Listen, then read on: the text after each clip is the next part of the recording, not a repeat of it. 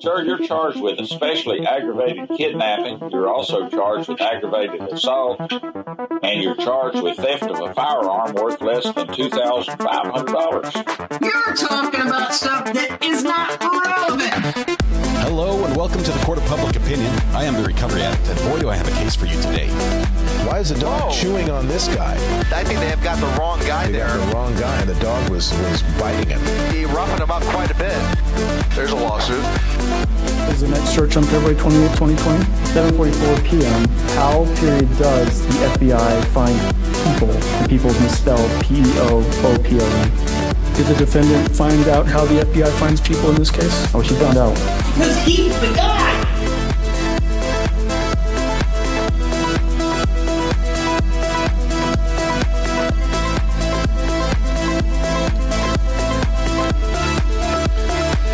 Welcome to the Court of Public Opinion. I am the Recovery Addict. I am excited to be here right after lunch, but I'm not so excited because the bread just barely came out of the oven.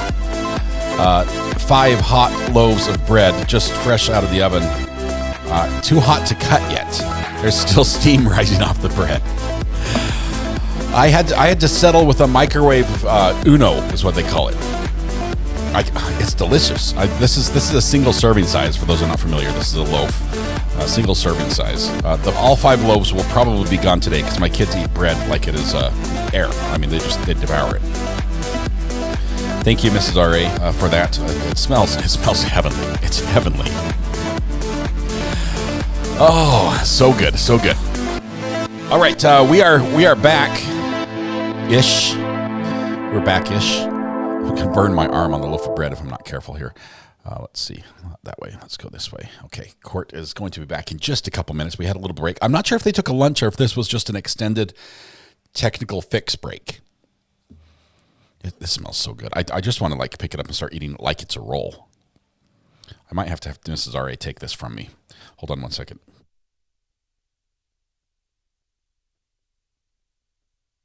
All right.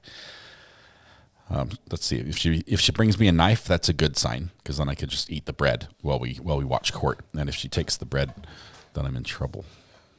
Oh, apparently it's going. So, thank you. Oh, yum. I'll have that to look forward to. All right, we have welcome Lee, one of our great court watchers. Lee is here. Lee, you were first in chat. Lee, a cameraman after my own heart, I might add. You know what the penalty is for being first in chat, and so we're just going to send it to you right now to internet ownership. It is all your fault today, so everything will fall squarely on your shoulders. I've been unbreaded. Yes, that's also your fault, Lee. It's for some strange reason, the internet owner is blamed for that. Thal is here in the house. Thal, long time no see. Actually, I saw your chat yesterday, and I think you said something inappropriate, so I couldn't put it up on the screen. But Thal, good to see you again. Wonderful to have you here. Hope you're doing well. All right. Yes, we're back. We had a brief break for lunch. The court had a little technical issue. I think it was with their court recorder. That's why they abruptly stopped. So we've had 3 breaks for the jury in a row with a couple minutes between. Can we change the channel to Bread Addict? I think that's appropriate. Picture perfect local. She's a pro. I'm telling you, I'm not putting this lightly. My wife makes the most delicious bread. And you heard this morning, it's from scratch. She was grinding the wheat this morning. We've got one of those wheat grinders. It's not like a hand crank. You turn it on. It sounds like a jet engine. It's like, once it spins up to turbo speed, it's like ludicrous speed. Then you add the wheat and it pulverizes it, makes this noise, and it shoots out into this little barrel. And then have you ever used hot wheat before to cook? Man, it's so good. It is so delicious. But she does a great job. Yes, she is a big fan of the Bosch. But the mill she uses is a whisper mill. So she uses the whisper mill to grind the wheat, and then she makes the bread with the dough hooks in the Bosch mixer. Which let me just say, I got that for her. That was my idea, and she loves it. All right, yes, you got the sound effects as well, Switchy Poo. It's great. We're going to be back from lunch here in just a moment. So let's see what court is doing. We have audio turned on. Of course, nothing's happening yet. Box source. We're going to switch to 3. And take. There we go. So we just get to see the wall. Nothing happening. Hopefully they've got everything fixed and we can continue with court today. You got the profits from the gift, so I don't know about that. The only thing we've done, the Bosch mixer. I'm not sure if you guys have ever used one before.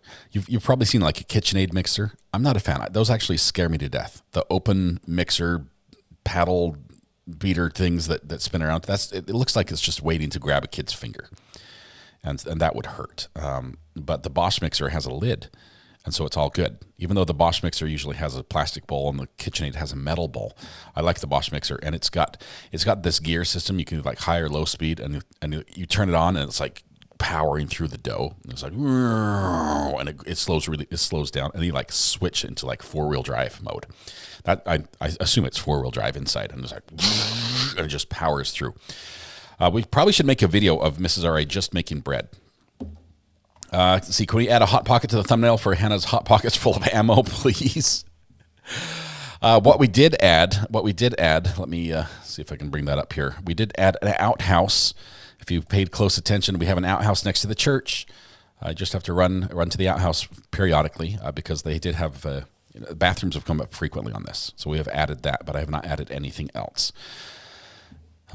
So that's good. All right, let's see where we are on our count. Let's go back to here. Our count, let's see, the Alec Baldwin counter, the ABC, is up to 172. Yes to the Hot Pockets. I was thinking a pocket full of shells.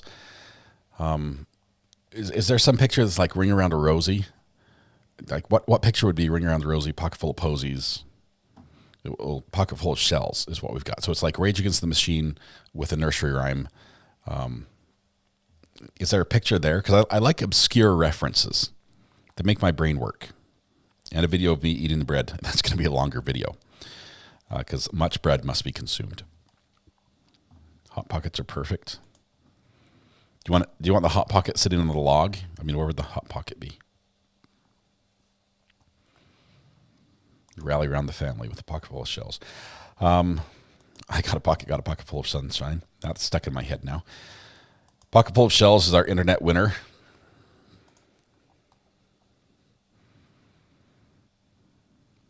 We need a backing channel, please. A pocket with flames. Where would the pocket go? I mean, the gorilla, the gorilla is facing us, and she specifically mentioned butt pockets.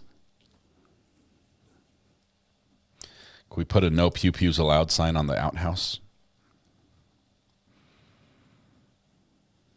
All good ideas. I'm waiting as I do with my wife. When I get a good idea that she has shared with me, I wait for a little while until I can claim it as my own, and then I reshare it. So you've come with great ideas. Give me a minute until I think of it, and then it will be my idea. Butte pockets, Jennifer, love that. Something up on the butte. Let's take a look again. What's the? Could we do like a butte, an outline of a pocket on the butte, just like stitching? Let's do a quick check here. Court's not happening. We're not missing anything, guys. We'll be there shortly. I will say I lost a bet over lunch. I'm still a little upset about that. I lost a bet to Mrs. R.A., and I don't normally do that. But, oh, wow, we've got good ones. Let's see. There's a nice little pocket right there. If we shrink that down and put it right over here by the, probably by the bathroom, on the butte. It's hard to see.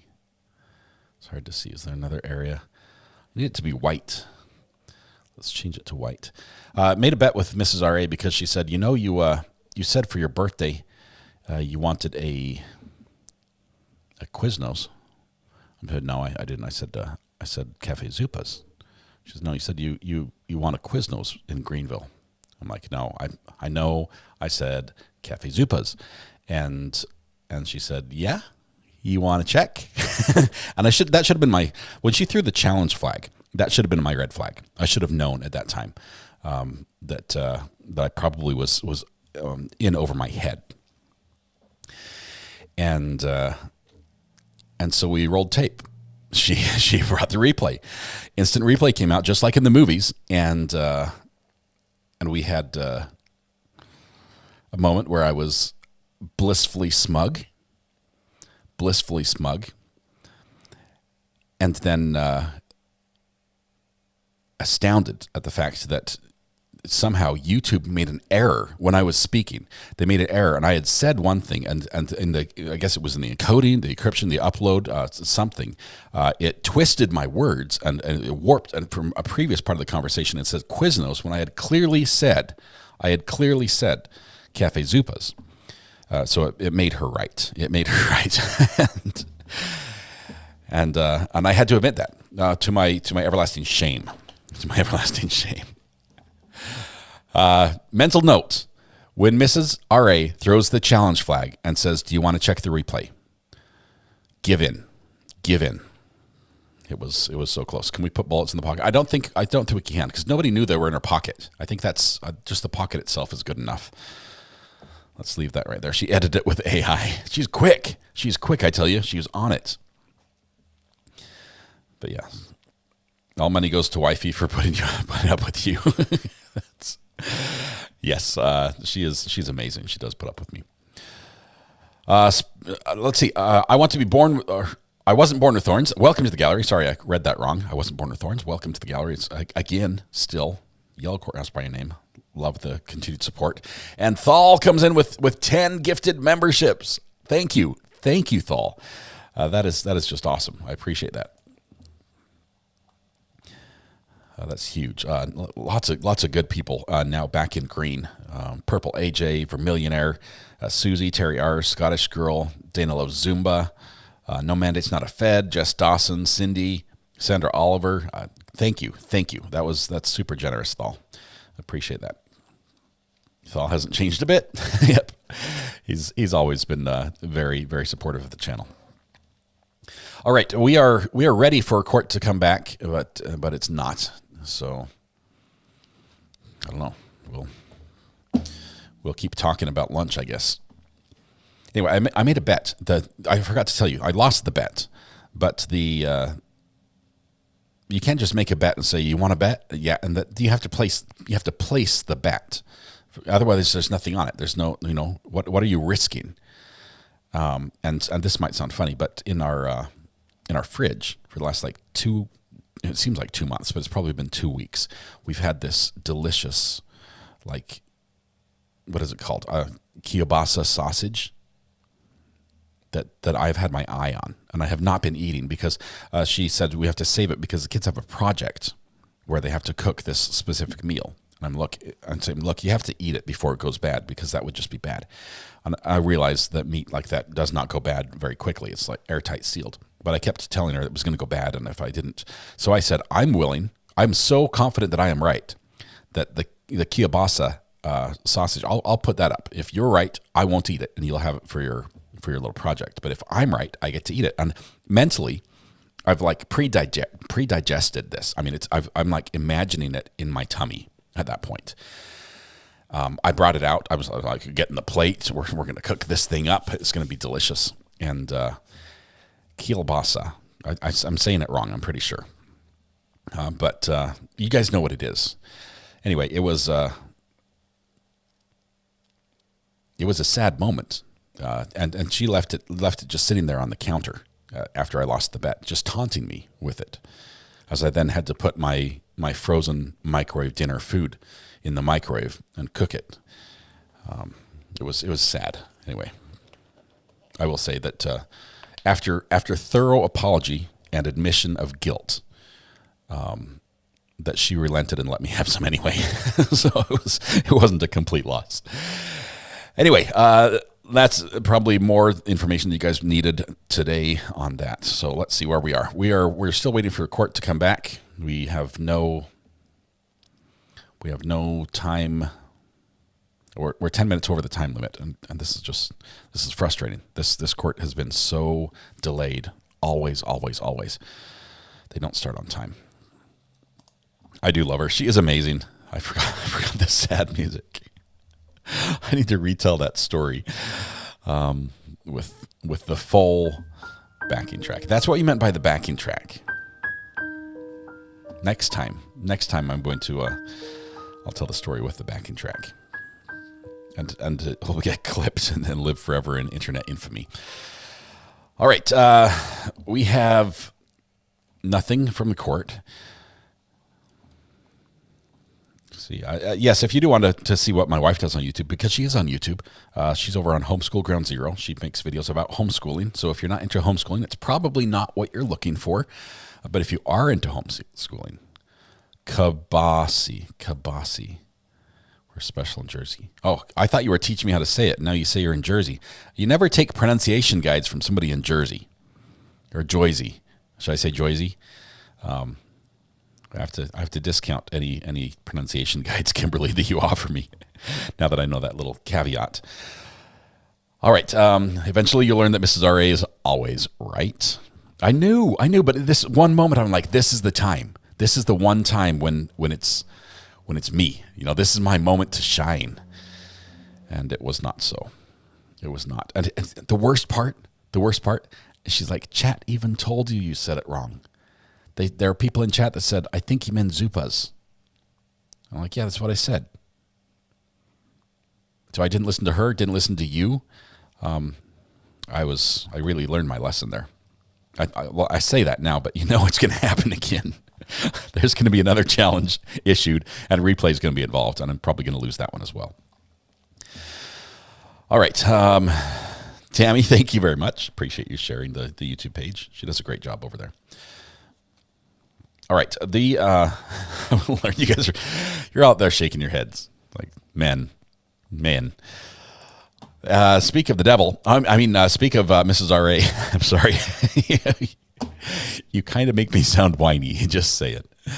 Oh, the smile on your face, Mrs. RA, when you won, when you won, and you knew it. You knew from the beginning. It's like you let me lose. You let me like dig myself into the hole to the point where there was no retreat. There was no surrender. There was no compromise. I had to see it through to the end of the battle, and I fell on my sword. It was terrible. All right. Yes, that was probably not the best words. By the way, we have a really, really comfortable couch. I'm looking forward. No, just kidding. All right. I love you, Mrs. RA. Thank you so much. I'm super excited. You make the best bread. I'm not just saying that. I would say that even if I hadn't just lost a bet to you.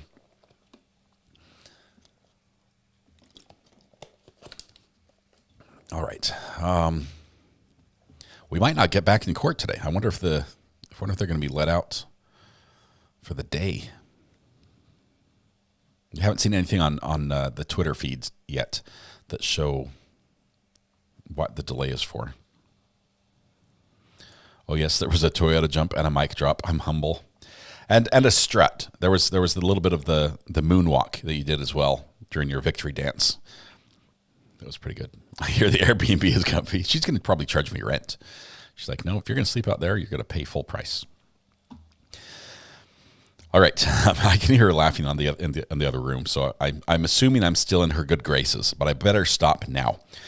Ariel, asking about the BK hearing. BK is going to see if he can have it his way at 4 o'clock this afternoon. That's, I believe that's Eastern time, 4 o'clock Eastern time. Judge is going to, anyone can watch this, as a matter of fact. Judge will be televising or broadcasting that hearing on his channel. He has his own YouTube channel. Here's the catch. There is no replay. It is be there or be square. Immediately after the live stream stops, the live stream deletes itself. I don't know why YouTube even has this. It's like the Snapchat of YouTube. And it's super frustrating because if you fall behind, if you pause, if you rewind, you're like, what just happened there? As soon as the live stream ends, the video is gone. So wherever you are, and Emily Baker figured this out, unfortunately, on her live stream this last time. Wherever you are, it's done. It's over at that moment. 1 p.m. Idaho time. Are they 3 hours? Is Idaho? I thought they were only 2 hours. I thought it was mountain time. It is bizarre. Some courts do that. It's probably more common in the courts and the live streams from courts than anywhere else on YouTube. because generally everyone else wants the video to stay up and continue to get views. Courts could care less, honestly. What if you can set up a DVR to record the live stream? Lizzie Dog, I thought about doing that. I've got a computer. Well, the one I'm doing my editing on for the thumbnail is available. The other one that is running this clock is not. That's already pushing out a live stream to the internet. I don't want to do a second live stream on that same one. And it's also going to Top Mark. I think I can run 2 live streams to the same channel, but I might use my instant replay machine and record it to that off of my laptop. But really, I think probably the best place to do it is just to go to Brandy Churchwell's channel, because she's going to be following that live, and see how it happens over there. So that I'd probably recommend the Brandy Churchwell's. I'm not sure if EDB is going to cover that as well. She's been covering that pretty well. Lawyer You Know, we're going live for 3 p.m. Okay, so JB and Lawyer You Know, those are some great choices as well. JB, Lawyer You Know, you've got Brandy Churchwell, a lot. Idaho time is Mountain Time, but it's usually 2 hours difference, BG. It would be 3 p.m. Eastern. Why did I think it was 4?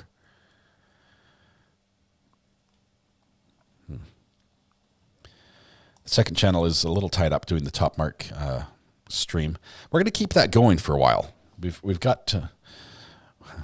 I don't know how much I can share, but let me just say we have plans for that, or there are plans for that live stream. EDB is not going to cover that one. Okay. Idaho covers 2 time zones, just to make it confusing.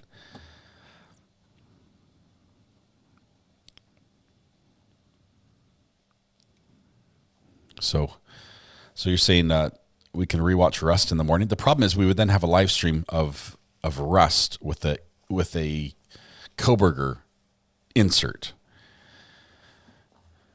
which is not the best. EDB is not covered unless the Rust trial is not streaming. Well, currently Rust is not streaming, and if they do drop for the day, then we will cover Koberger for sure.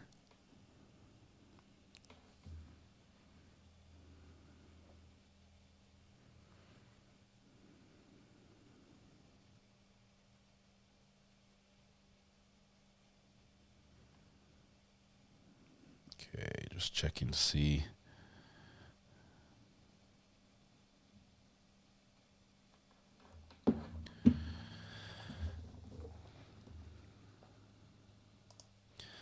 DK, yes, it is. As a matter of fact, the link is right here. Or if you just go to YouTube and search Top Mark Media, all one word, like what's right in there. Top Mark space media. I guess that's 2 words. Top Mark is 1 word. Media is 1 word. It's live on that channel, and we even have a couple of mods that are keeping an eye on the chat. So you have to behave over there as well. We've got Red Pen, Lois Cox, who are both over there moderating for us. Let's see who else has been in there. Lady Draconis has been in there, also a mod on that channel. So just a handful of people there. It's just a quiet place to chat right now. Current time is 12. So what time is the hearing? Do we have 45 minutes? Rita, we've lost days. I think by the end of this trial, we'll have lost like a full day of time just in delay.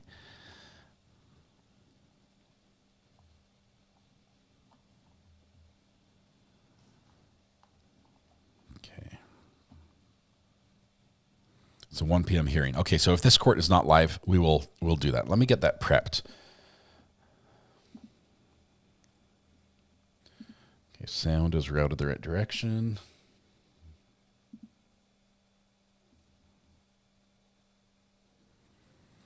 Audio's coming in on 7. We're good there.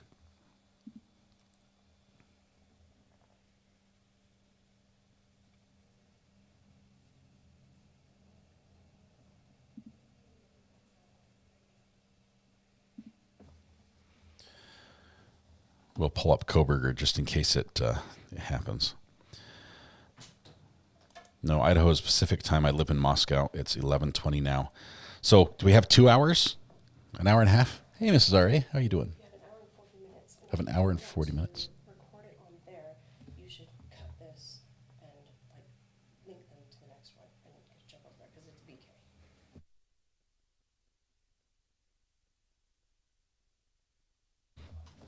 Let's see. Mrs. R.A. has some good advice, but I'm not sure if we're going to be able to do it just from because it's tricky. It's tricky. I should always follow her advice, especially after losing a bet to her. But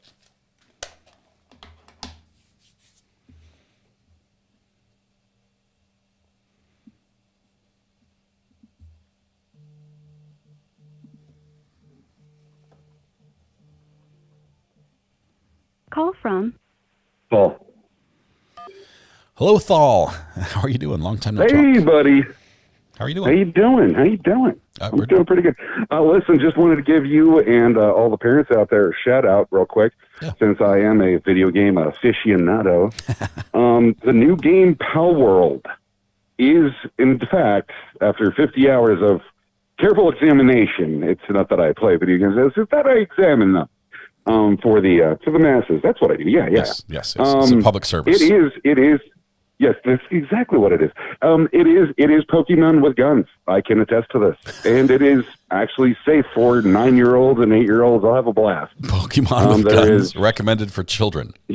This is a hot tip for all you parents out there wanting to score some points with the kids in the favorite column. Oh yeah, and I'm 46 and it's actually really fun. So yeah, it's safe for kids. It's a good game. It's a very fun game about enslaving and I'm just kidding. No, it's a really fun game. I couldn't find anything gratuitous or overtly violent or bloody or anything at all. It is the most milquetoast of milquetoast games. That's actually fun. Iris says, OMG, who is Thal? He sounds like a cool radio host. I learned everything I know, even my voice, from Recovery Addict. That, awesome. Ladies and gentlemen, is who you have to thank for this. Thal, at one point, you were a mod for us when you had time to be here a little more often. Those were good days. Mm-hmm. Love seeing you pop up in chat with the occasional recommendation for time-wasting games for our children. Because America. Absolutely. Yes. There we go. Exactly. America. So what's the game name again? People are asking. They're actually interested. Pal World. So PAL. Okay, it's just like a... And then World. Do you have to grip the controller with like a tight grip while you're playing Pal World? The reason I ask is because do you need like a gorilla grip to play the game? No, never mind. We won't go there. This court had some moments yesterday. Anyway, okay, Pal World comes highly recommended. Yep, and it's I think it's like $30 on Steam, so it's a really cheap, easy thing to give the kids to buy for them or to buy for yourself. It's an amazing time waster, and you will easily spend 50 hours in this thing and not even know it. So you sound like you've spoken from experience on that one. No. Deep research is what I did. Strictly for science. I'm over 40. I don't play video games. Are you kidding me? Didn't enjoy a moment of it. I analyze them. That's right. Pure misery. You're just constantly taking notes, I did this. Measurements. Exactly. Show me the video. Prove it. Paul, that's awesome. No. That's awesome. Thank you for your generous gift. You gifted 10 memberships. Appreciate that. That is just awesome. Not a problem. I did that in a celebration that remember, God, was it like a year ago, 2 years ago? Time flies, yeah. I was trying to get VRE to get help me get a Pokemon business going, right? Yeah. Did that work? Finally, we're moving forward. Awesome. So this is actually, it was not only just for research and for science and for parents all over the world, but it's also like a business investment that you spent your time playing this video game for 50 hours. I will take all the excuses. I mean, reasons why I was doing this. This is reasons. That is awesome. Oh, and you did say something earlier that was incorrect, and I need you to take that back. Only one everything thing? is everything is Weather Watch's fault. Okay, I thought we established this as a rule at all times. Okay, it's never anybody else's fault but Weather Watch's. He actually beat you to that one and threw out that this one was 100% your fault in chat. So now we have competing finger pointing, which is great because that's what this trial is all about. Listen, Weather Watch. One, I'm on the phone, so you can't type as fast as I can talk. So, I win. And secondly, I'm an analyst. Okay, I just report what's going on. I don't cause what's going on ever. I'm a perfectly pure Christian, through and through, clean white snow, as you can get type of guy. I never cause problems or trouble. You're an expert. You're an expert when it comes to Pokemon games. So, yeah. Yes. And bending the truth. for those that are wondering who Thal is a good friend of the channel. Been around for a long time. Busy. You're a busy man, which I understand. You're not always able to join us, but love it when you're able to pop in. He has running jokes and history with most of the OGs in chat. So that's why you might be a little out of the loop here. You'll get to know him soon enough. He's a wonderful guy. We'd love having you call in as well. And the thing is from what I've seen so far of this, what I'm wondering is that I think the prosecutors put themselves in a really tight position. They did. Because here's the thing: if we find her guilt, and it's the direction the prosecution's taking, is they're trying to say, well, she was in charge of the gun, she mishandled the gun, or whatever it was, you know what I mean? Therefore, her fault, right? Well, if we get to Baldwin's trial, and they try to do that, and if that can come in, that the prosecution pointed that way, then then Baldwin can't be culpable. He can't be culpable.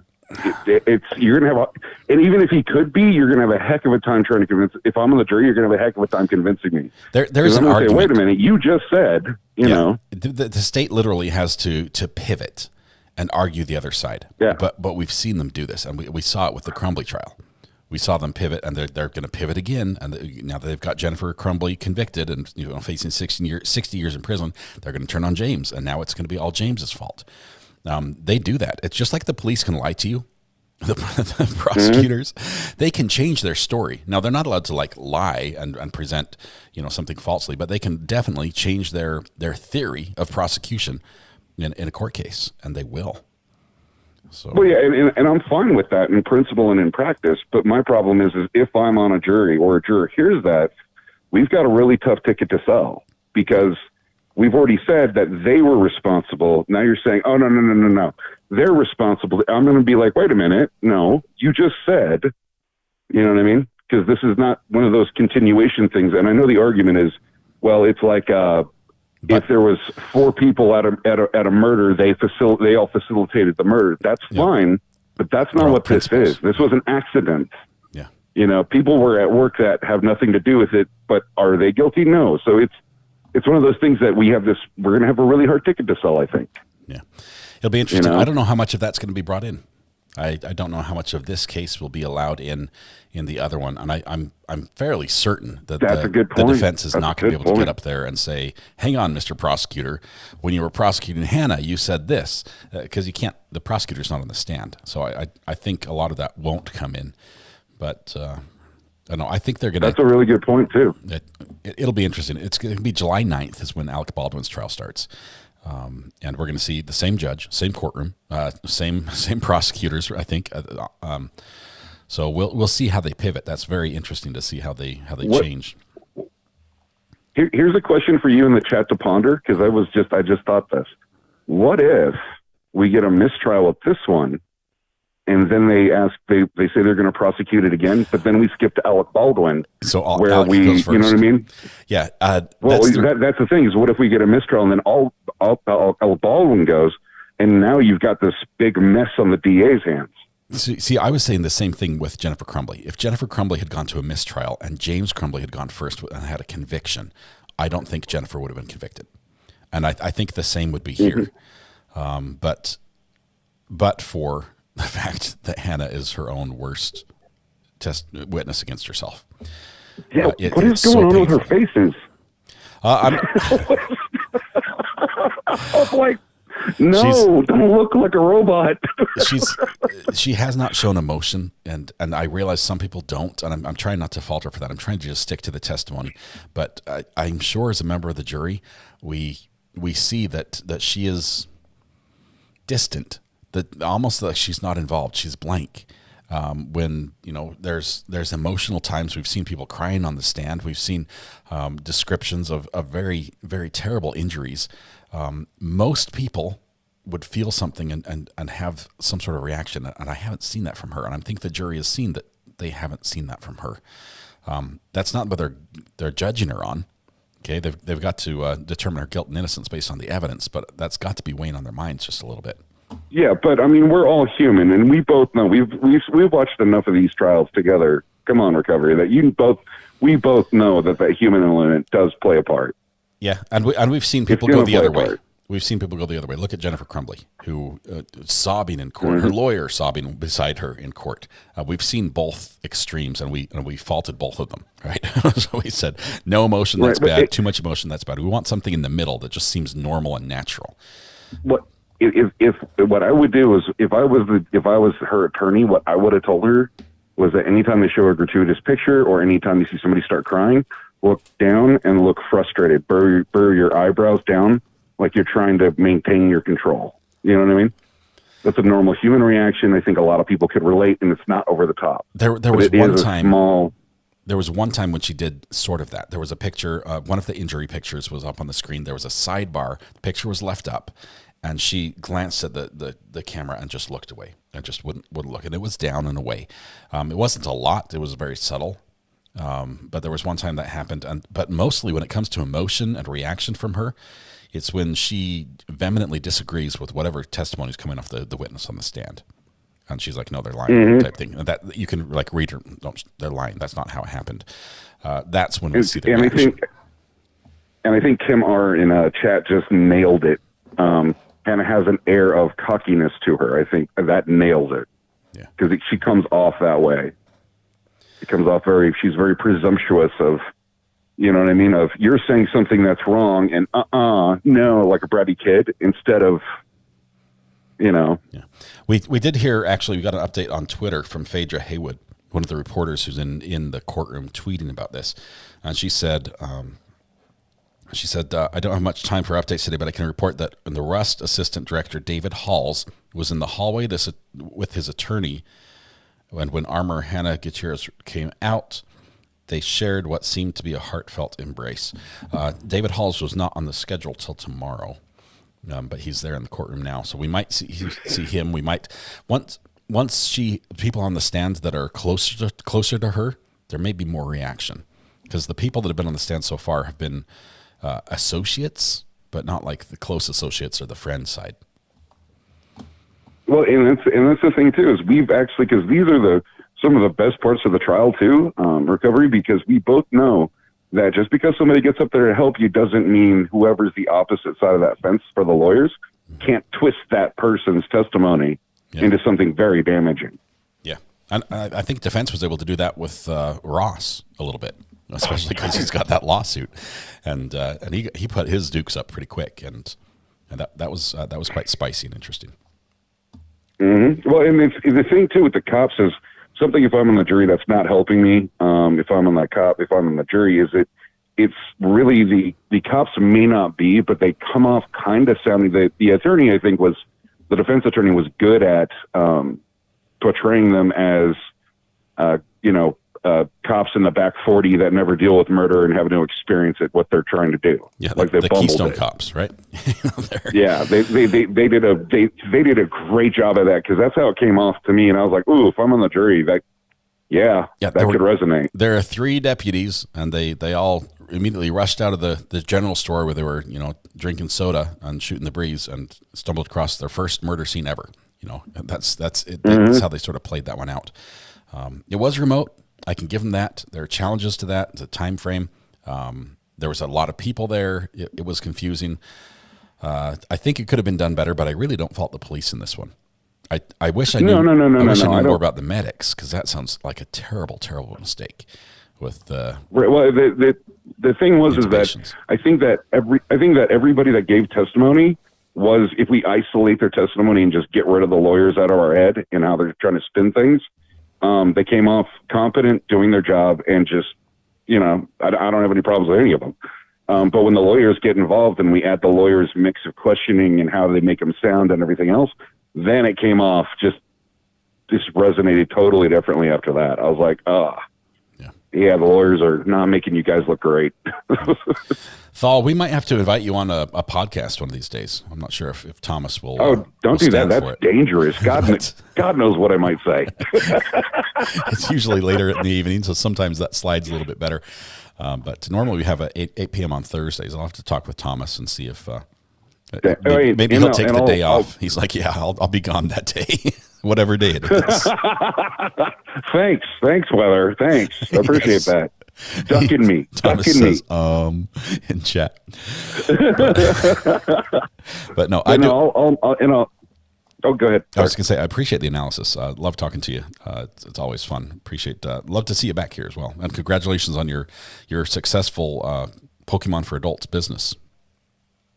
Thanks. I appreciate that. And I'll let you get back to grinding it down, and we'll get back to waiting on the beautiful people. One question for you, though, in the chat that you can kind of discuss later on is,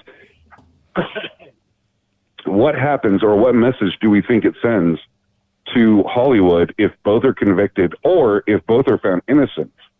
What message does that send to the industry, and what ramifications could happen from it? Because we got to remember, they spend millions of dollars trying to be as careful as possible so that this never happens. This is an interesting. So, before you hang up, let me talk about that a little bit, because Hannah really was not an insider. Okay, she was not in the union. She wasn't like in the Armorers Guild. She knew somebody who was on the inside. It was just her father-in-law, her stepdad. Father-in-law or stepdad, I forget which one it is. I think it was stepdad, was the armor. So she knew of it, but she wasn't on the inside. She was brand new. She wasn't in the union. I don't think Hollywood is looking at like, oh crap, we screwed up. Hollywood's looking at it like, hey, they are making us look bad.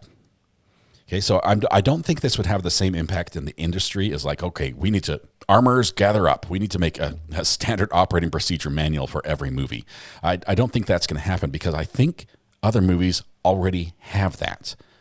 This was somebody who already was outside the rules, was not following the protocols, did not have the trainings that you would find in other movies. And because of that, I don't think it's going to be like the catalyst for change in Hollywood in general. Okay, but I mean, and here's another question too, is that since they're not union, this also brings up another question: how would have because there's people, and before anybody says conspiracy theory, like there's people in the media that deal with Hollywood all the time. That's how they get the inside scoops in the stories. But the thing is I wonder how the media would have spun it if this person had been a union member, and how all that would have been reacted to in the media and in the courts, because now you're dealing with a much bigger monster. Well, look at police officers when they're caught in a tough situation, like a shooting. Okay, when they fire the gun in the line of duty, a lot of police officers are members of a union, and generally some of the first people on the scene are the union lawyer. Look at the treatment they get from the get-go. You would have had a very different advice given to Hannah from the moment this started. And instead of so yeah, I think it would have been very different. After I said that there's not going to be change in the industry, I think the one place there will be change is insurance rates are going to go up, because insurance will take every opportunity to raise their rates and point their finger at, look what could happen, one of you guys, and it doesn't matter that it was somebody brand new. The insurance rates. And you bring something up, and you just brought something up that's really interesting. Remember when the deputy was given his testimony, and they talked about the lawyer that was on the scene for the studio. Right, I found that very curious. Her actions, animations, who she was talking to, how she was trying to take control of the situation, direct the deputies, everything else. They only touched on it a very little bit, but it seemed odd behavior. It seemed like, to me, that's behavior of someone who wants to, A, get a full grasp on the situation, and B, control it as much as possible. Yeah, and it almost sounded like she was like on staff. that she spends the day sitting on the set in case something goes wrong, and she's ready there to advise. But yeah, it was. I wish we did get more information about that. We saw her briefly on the body cam video, and we did hear that she was giving various directions. At one point, trying to clear people out. But yeah, interesting. They lawyered up for the union side pretty quick. Oh yeah, no, I'm sure. It's just it was, and I'm not saying she wasn't, doing her job.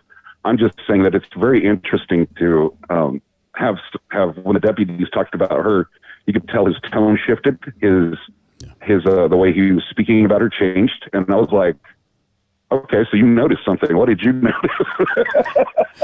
Yeah. Are you going through a tunnel? Different. Your phone's clipping a little bit. Oh no, that's okay. I'm gonna get off and let you talk to the chat though. All right, cool. Don't be a stranger. Call again sometime. Appreciate it. Yes, sir. Good talking to you. And tell Weather watch to stop ducking me. Okay. We'll see you. We'll see you, Thal. Have a good one. See you, bud. Bye.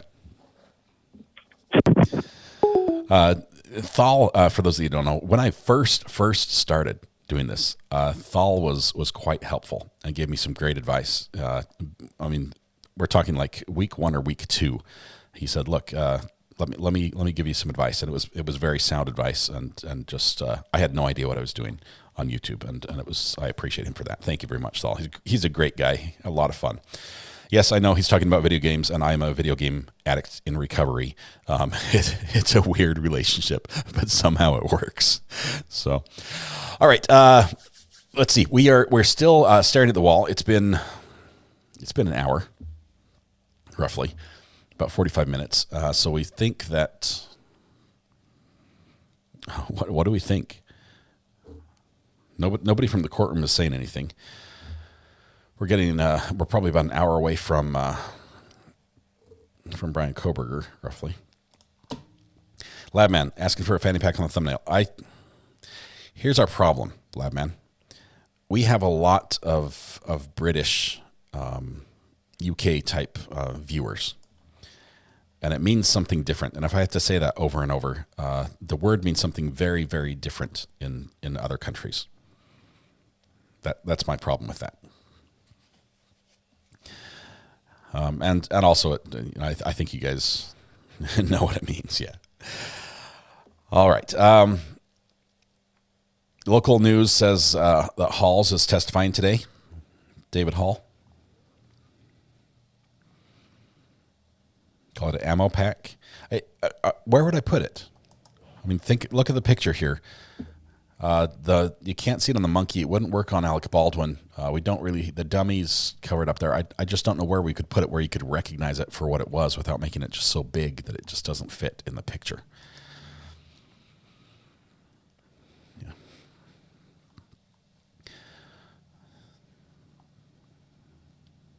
All right.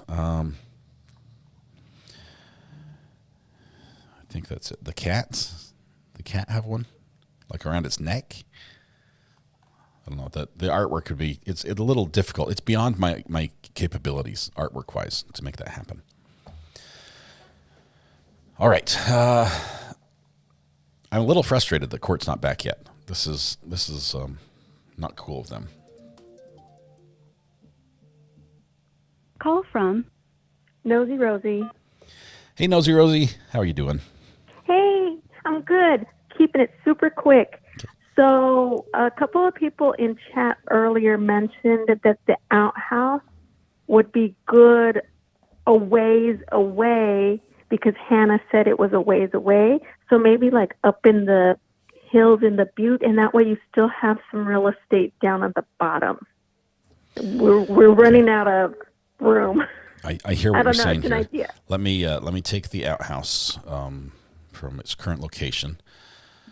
Pit and all. We're going to dig this up. Just 1 second. We're going to move this right back here. Okay, I have to get my iPad going because I had my laptop on, but I'm sure it's looking perfect because I'm sure people in chat are telling you it's perfect.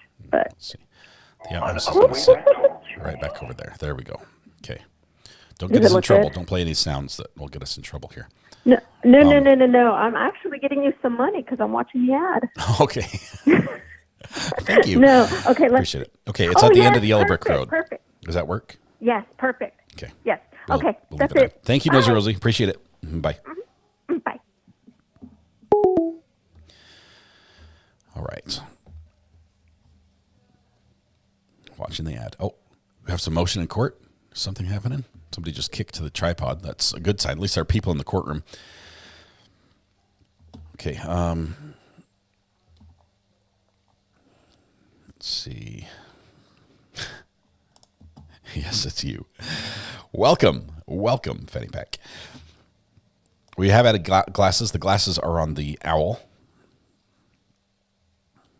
I think they did call a lunch break, but the word was they were going to be back at noon, which was 2:00, and now it's 2:45. So it's not happening. We're a minute or two behind. We have a buffer built in. So if you're seeing on another feed, you're seeing a stream come in, we'll be there shortly. We have a buffer just to catch problems. It's a safety buffer. Let's see. So we are going to be back in just a second. We're going to be back to interviews. Just hold tight and we'll have that here for you. Can you move the snow? Where would you want the snow to be, S. Forbes? There's the court. It's working. Here we go. And Sarah was leaving set to go get shit done, including some other stuff like with the knives and the knife holster and all this stuff.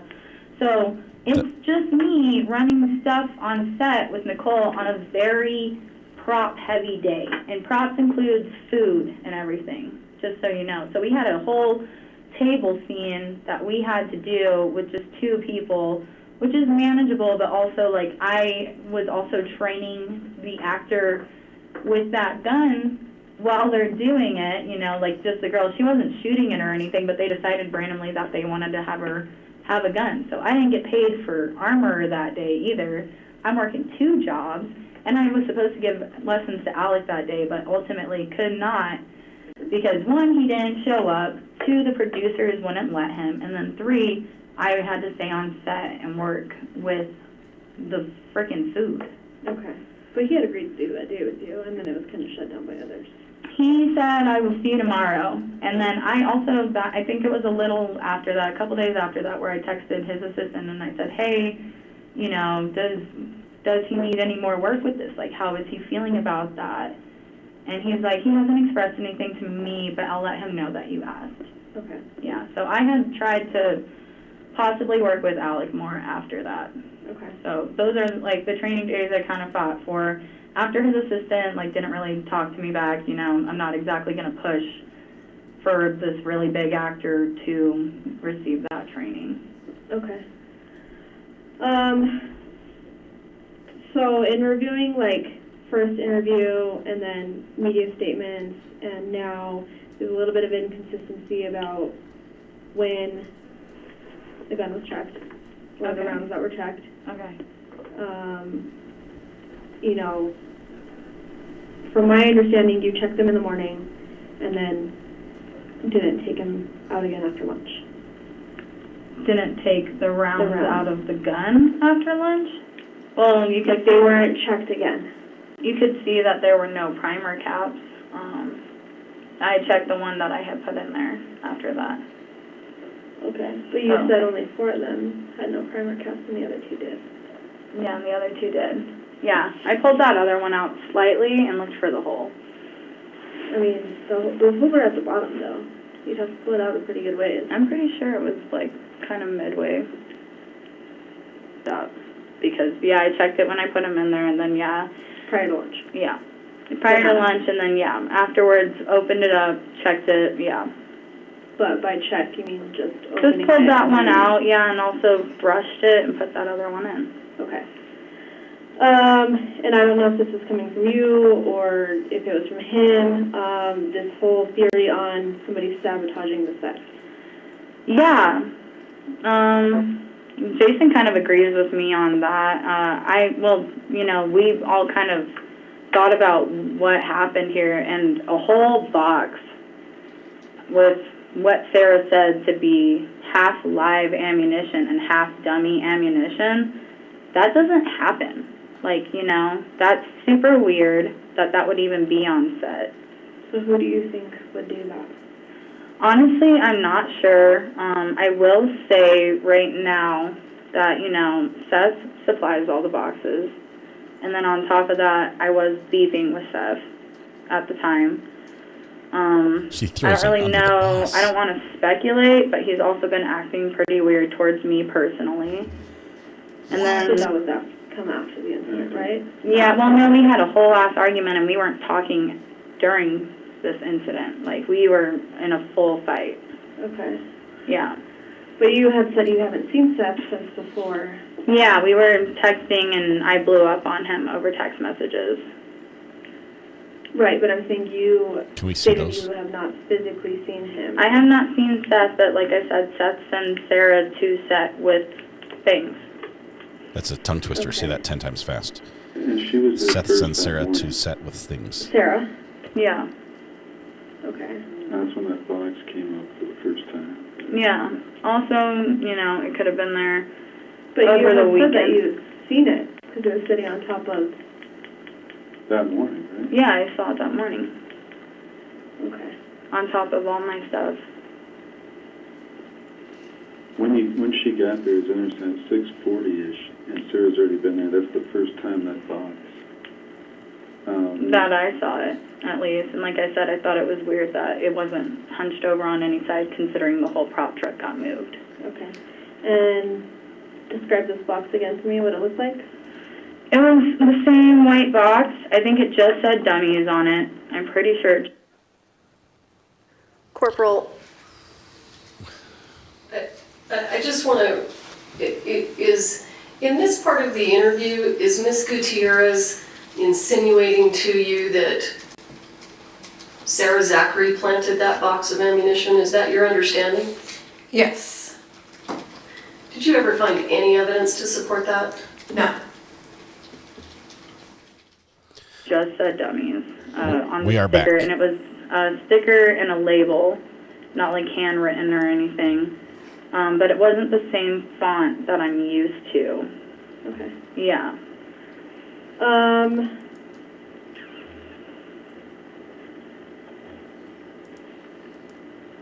So, obviously everybody has said, you know, no one ever suspected live rounds to be on the set. Yeah. That's a given. Live rounds aren't allowed. Absolutely not. And especially when it hadn't been brought to set or anything like that, too, either. Right. So the thing is, there are other live rounds that were found in other various places. Really? Not in that box. Really? Where were they found? Got defensive. I'll go really through the fast. pictures because I can't. There's like so many different areas, and well, I'm gonna go over that with you guys. Okay? Yeah, that's news to me. Wow. So they weren't all in that box. Okay. Okay. Oh. Do you have any speculation on that?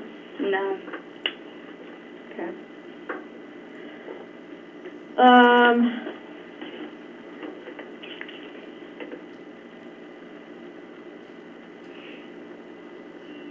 Do you think anybody else manipulated that gun, Alec's gun? I'm not exactly sure. Yeah, I'm not exactly sure, and I don't really care to speculate on it either. Well, I mean, there's really not a lot of time between you pulling it out. Well, there was time, you know, in the morning before that even. Well, yeah, okay, yeah. I'm not sure. She just did the math in her Yeah. head and realized it's all But about in her. between the time that you had it, you checked the round. Yeah. And then There's like 10, 15 minutes, yeah. I'm not sure if anyone else did. I wasn't in there. Okay. And that's okay if you don't. Yeah.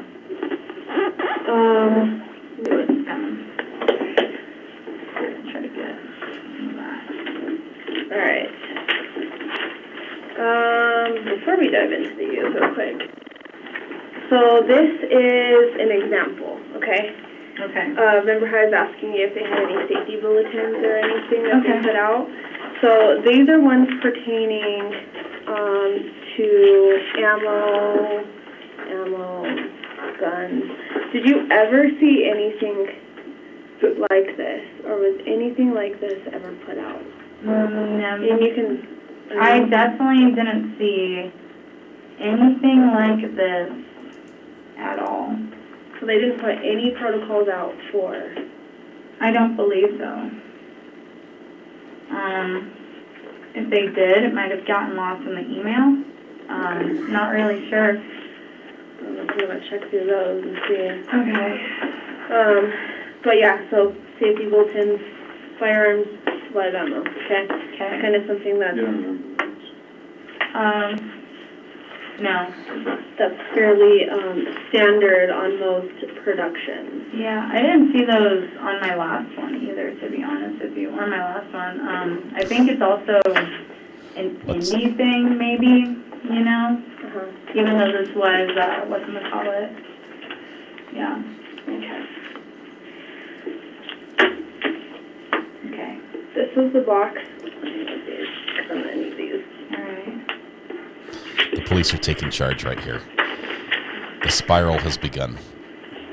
This is the box that was on top of the cart.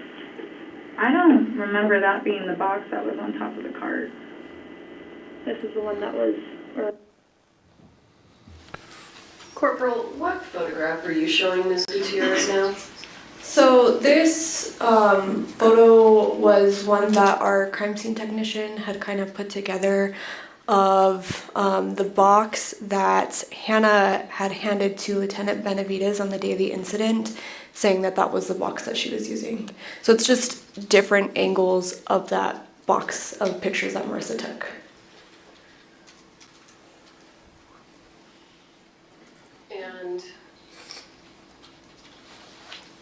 And let me ask you, are you showing her what we currently have entered in evidence as states Exhibit 63? Can you see that? Yes, that's it. Okay, thank you. The hand is that you guys had said that you had told from. I thought it just said dummies on it. Yeah, I don't remember this one being the one. I thought it was much cleaner than that. Cleaner in what way? Like, you know, just how this is kind of messed up right here. Like, these are all kind of dirty, and like the side right here is dirty. I thought it was pretty clean and new, the one that we were using. Okay. Yeah, because this matches the photo that you showed me. Yeah, I understand that. Okay. And you guys found this on the cart, or? Yeah, this is the one that was given to us that you guys had said that this was the box that you had pulled from. And this is the one that Sarah checked. This is the one that Sarah checked. Okay, and she found multiple live ones in there. Just one? Suspected. Until it goes to the lab, we can't confirm. Okay. Yeah, she definitely said that there were multiple in there. Yeah, this is it. Okay. I don't know, I kind of think it's strange that these ones are missing out of here when I'm pretty sure, like, we had only really touched these first couple of rows there. And then What, this? There's also a hole there. Yeah, no, I think that's weird. I don't remember that. Okay. I don't know if maybe one was taken back to the truck or something. What do you mean? I don't know. I don't know if Sarah went back to the truck at all with anything. So that was her idea, that Sarah went back with the But truck you didn't? box. No, I didn't. I was there with Brian the whole time. Sarah, I don't know exactly. I think she might have went back to the truck. So, these two were on the top of the cart. Okay.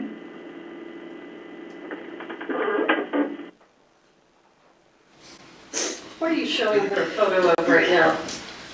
The two live rounds, well, suspected at the time, rounds that were on top of the cart. And they were later confirmed to be live? Yes. Oh,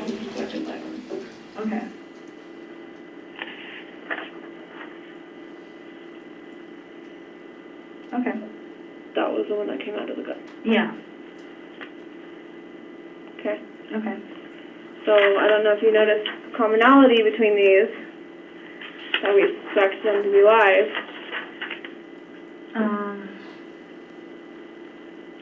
The silver? Okay. All right. That didn't stick out to you when you loaded that gun? No. That the rest of them were not the same color? No.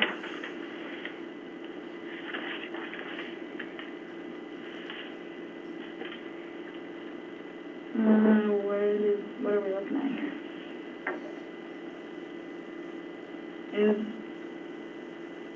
Oh, okay. I'm sorry. I thought that was messed up right there. I thought that was a different kind of loading gate. Okay, yeah. Was this one pulled out after lunch? I can't really tell if, is that it? I would have to see the bottom of it to really tell if this is Russ's gun or not. Other than that, the only other two, if this isn't Russ, they should have the 2 stars on them. Okay, the Marshall one? Yeah, the 2 Marshall ones should have been out there after lunch. Okay. So I'm not, is that the Russ gun? Mm-hmm. Okay, I can't really tell unless I see the bottom of it. You said it had like markings on the bottom, Yeah. right? Mm-hmm. Okay. This is your guys' prop truck, correct? Yeah. Okay. Back of it? Cool. Okay. So there's 2 access points to this truck. Yeah. One is here on the side, it's on the passenger side, and then this back gate, okay? This is how we found it. Yeah.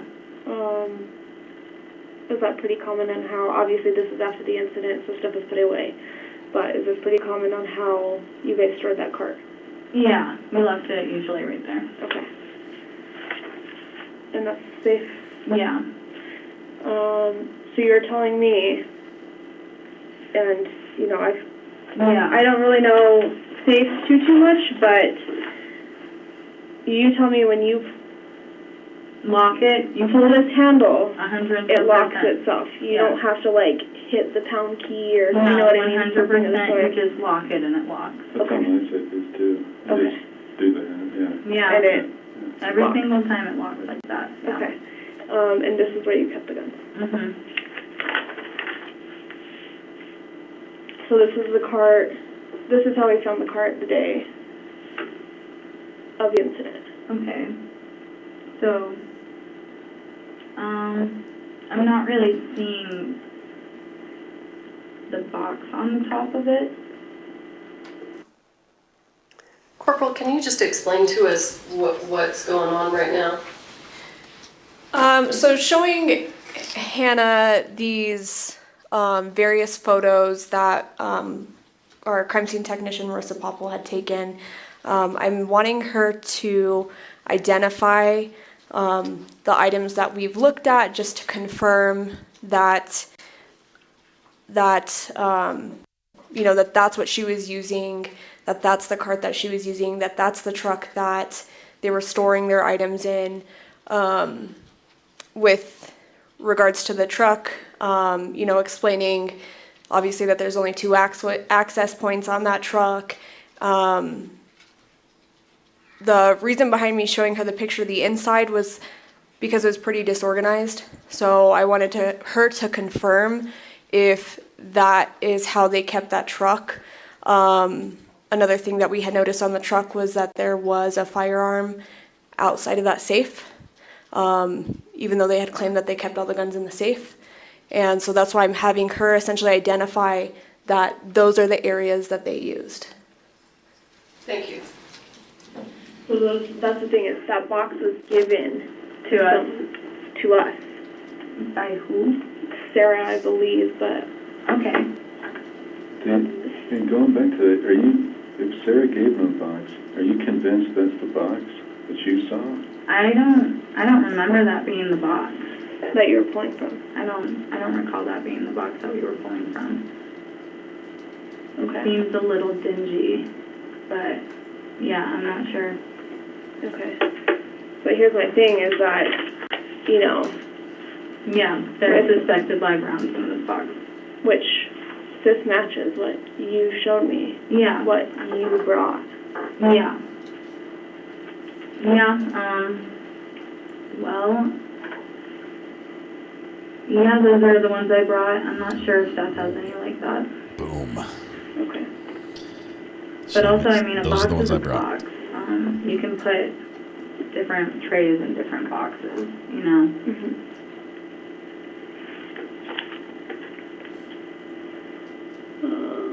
Let's see.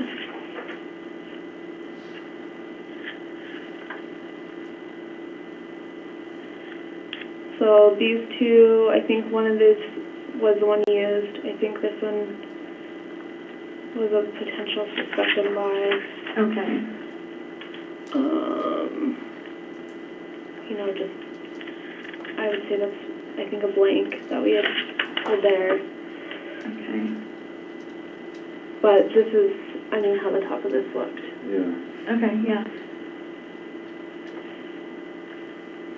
Were these already on it, or were these on actors? These were on actors. That one was Swim, and this one's Jensen. So did they just drop them on the card after the incident? They gave them back to Sarah. Okay, and she put them there. Yeah. This belt was on that card. Also suspected live. Okay.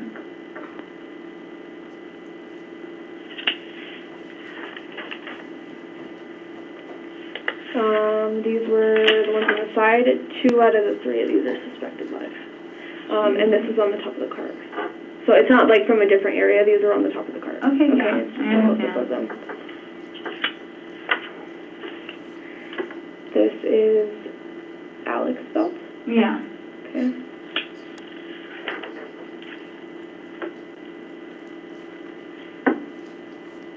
Also a suspected live. Okay. One of these two. One of them rattles, one of them doesn't. Okay. Now, I think you explained this to me earlier. I was curious on what these horsey rounds were. Yeah. What's up? What are the horsey rounds? Oh, the horsey rounds. Okay, yeah, I thought you were saying that there were live in those.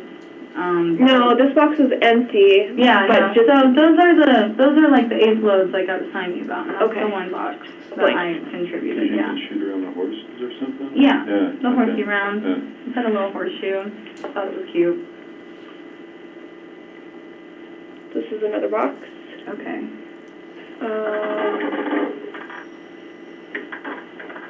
With 1 suspected live.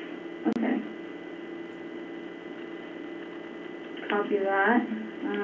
Yeah, I'm not really sure about this box, the writing on it. I've definitely seen it before, but yeah, I'm not sure what the writing is. Cause that came from Seth.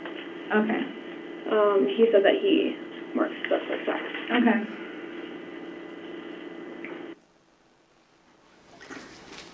Just as a point of clarification, what photo are you showing Ms. Gutierrez at this point? So I'm showing her, again, it's different views of that box and I think inside the box, photos that our crime scene tech had taken of the other box of 45 long Colt dummy rounds. That's how it was labeled on the box. The difference with this label is it was the one with white tape and it was handwriting in blue Sharpie, which was identified to come from Seth Kenny. And then in that box, we did have 1 round that did not shake, which we sent to the FBI to be tested, as we had suspected that it may have been live as well. And it turns out that that round was, in fact, a dummy.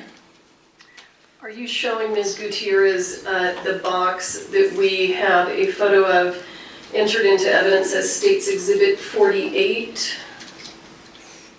Yes, that's it. Is it your understanding that that is the box of dummy rounds that was provided by Seth Kenny? Yes. Is it your understanding that that is the only box of dummy rounds that was provided by Seth Kenny? Yes. Thank you. At least for 45 long Colt. I appreciate the distinction, thank you. These were found. Some other things from Seth that weren't marked like that, but. Yeah, he said he does different kind of ways. Things, yeah. So, these are loose rounds found in one of your bags. Okay. Okay. Just different calibers. The thing that sticks out is that this. Yeah, you always want to keep these on set. These are, basically you put those there in order to, like, if you have a gun scene, you know, and the person is reloading it, they would be, if they shot the gun off and everything, they would be dropping those out of the cylinder. And so I have a couple of bags. Okay, so that's why you keep you bring ones that don't have. Yeah, you bring those so that way, you know, you can litter the ground with shells to make it look like people have been shooting there. Okay. Yeah. That makes sense. Yeah, you definitely always need to have, like, at least a couple of bags of ones that have no thing on them, yeah. What do you know about the manufacturer of what you guys received? I'm not entirely sure. Are you saying, like, Joe Swanson? Because I don't know exactly where all these come from. Like I said, a lot of these came from Seth. Do you know, okay, so brands, you know what a Winchester is. Everybody knows Winchester makes live rounds. Yeah. Okay, so one of these was a Winchester round. A Winchester, like, live round? Well, it was one of these, I think this like one a was 45? a Winchester. Like a 4440? It's not live, obviously. Okay. But at one point, it was. Yeah. Okay. I'm not saying for this set particularly, but Winchester doesn't make this up.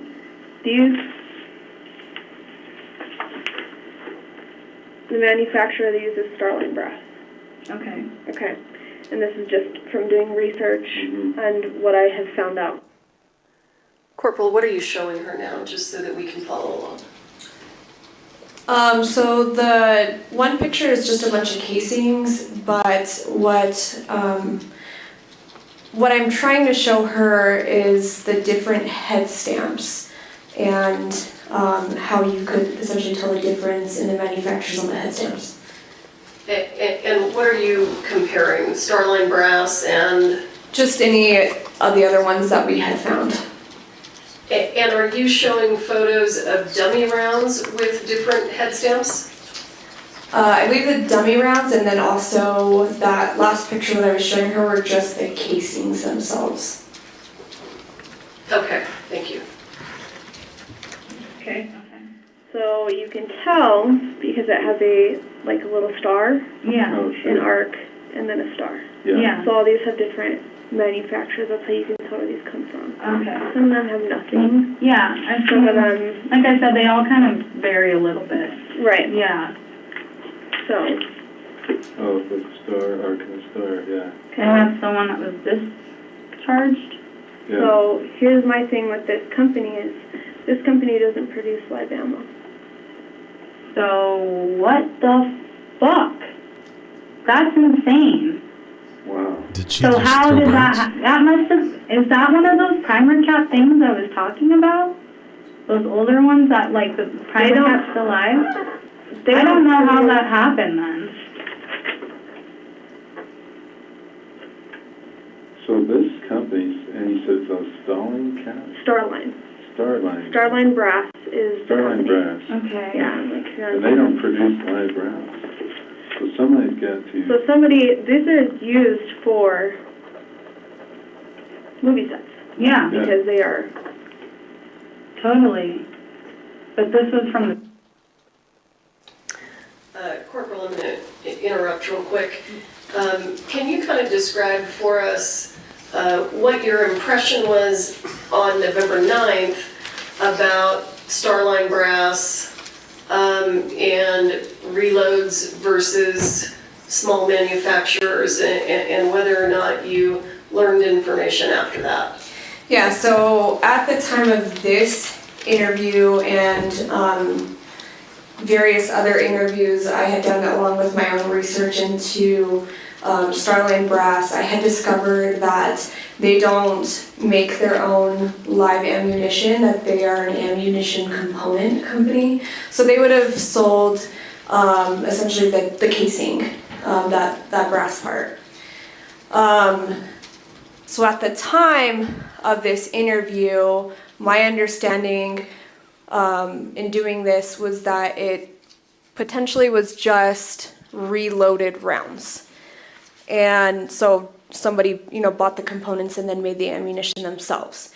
And later on, I had actually discovered that there could potentially be, maybe manufacturers elsewhere that use these components to make their own ammunition.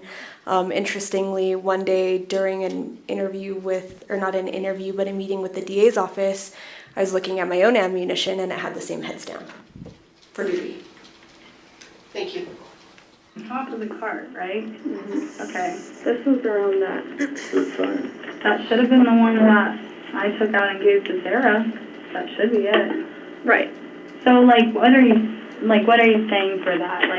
Somehow that one that should have never been able to fire was able to fire? Made it into a live round, or Are you serious? That's speculation. Oh my God. Because if they don't make live rounds, somebody had to convert it, or it was a dummy that just went haywire, I guess.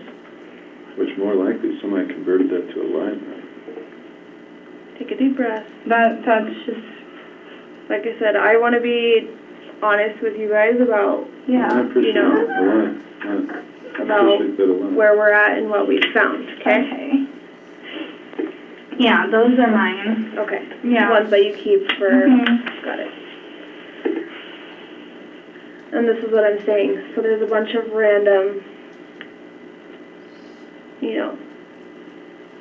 dummies that fly out of places and that are left places. Well, what's weird to me is all the different brands. Right.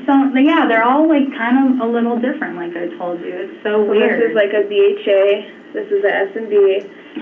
The rest of these are Starline. Yeah. So I mostly have noticed the Starline ones.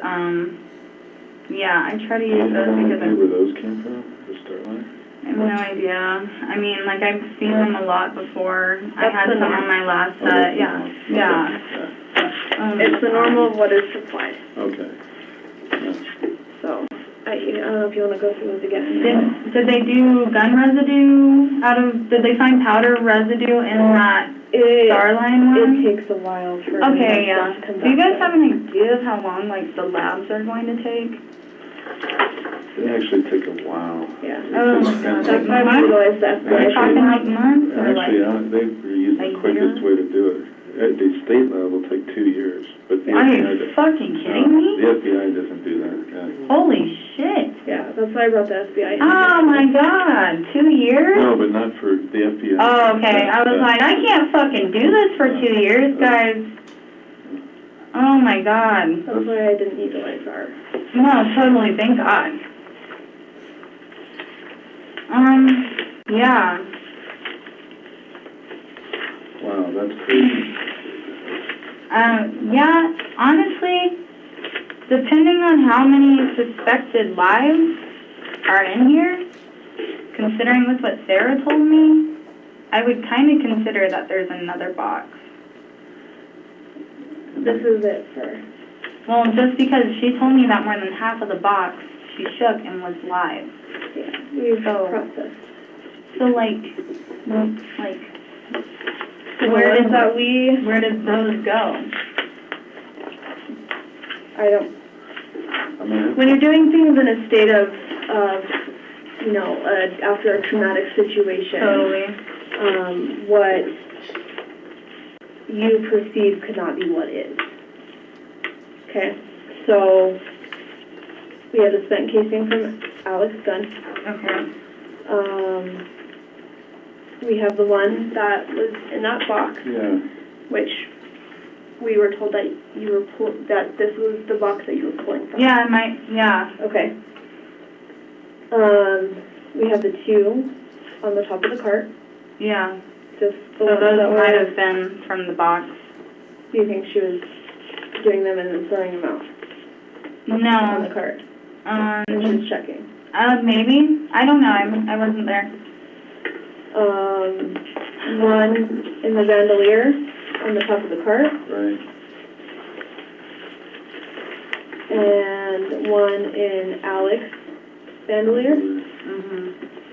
And then the one that's unsure that was in that blue Sharpie box. And they, looks like they're all Starline? Yeah. They're all that type. Wow. That's crazy. So my thing is, I mean, these boxes, obviously, I mean, you can just, even though these are dummy rounds, you know, a majority of them, obviously, you can see that they are different kinds of dummy rounds. Totally. So, you know what I mean? Yeah. Why would there be mixed boxes of this stuff? So usually, like, you know, the only thing that I try to keep consistent is if there's no primer caps or if there's primer caps. And so most of the time, just try to keep the primer caps, the ones without primer caps, together, so that way I know where they are. Okay. And then, you know, this box, why would there be live ammo on the set? I have no idea. At this point, it's kind of seeming like somehow these were mixed in. Okay. Did you ever do gun practice on this set? Never. Not once. Never took the guns out for target practice, anything like that? No, and I think there would be, like, videos, pictures of that, or anything. You know, everyone would be pretty stoked if we were going shooting on set. Okay. Even on the weekends, there would at least be something. You wouldn't suspect anyone to tell me that you were out there? I don't know why people would say that. Okay. Because 100% I was not, and I guarantee you people would probably have pictures and be stoked about it. Okay. Is there any reason that you can think of that your DNA or prints would come back on these?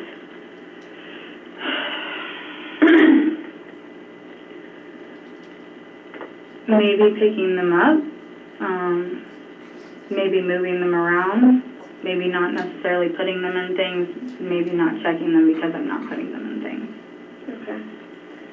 And, you know, I did open the box as well. So, yeah, I opened it. Okay. I'm not sure, I still don't really remember this being the box, but, yeah. I'm pretty sure, I thought it just said dummies written on it. Did you find any box that just said, like, dummies on it? So many boxes that... I'm just saying, like, you know, if there was a box... I'll look further into it. And, yeah, I'm just saying, if there was a box that, like, just had dummies straight across on it, you can switch boxes around, you know? I don't really know. Yeah, and for... This was all found on the cart, or was in the truck? Yeah, these were on the cart. Yeah. On the top of the cart. I mean, this is one on top of the cart.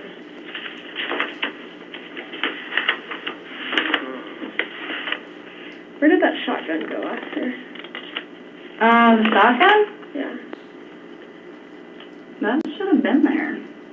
Where? That should have been probably on the bottom of the cart. Okay. After the incident? Yeah, unless Sarah moved it. What about those two other guns? Those should have been on the cart. Like I said, given to Sarah. I'm not sure if she put the guns away or something, just out of, like, you know, wanting to keep them locked up. Because, yeah, I definitely didn't put anything away, and I was with Brian the whole time, kind of freaking out.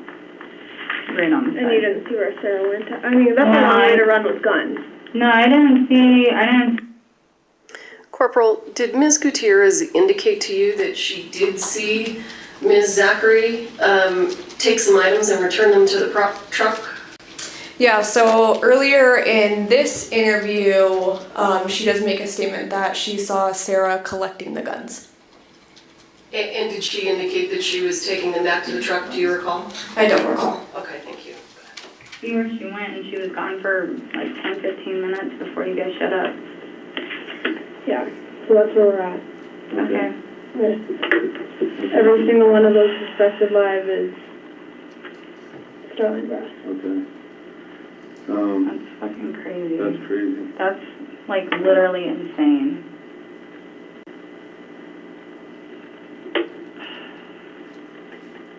Do you have any questions? No. A lot to... Yeah, a lot to... Do you have any questions? Are you finished? No, not really. Okay. You can always call me. Yeah.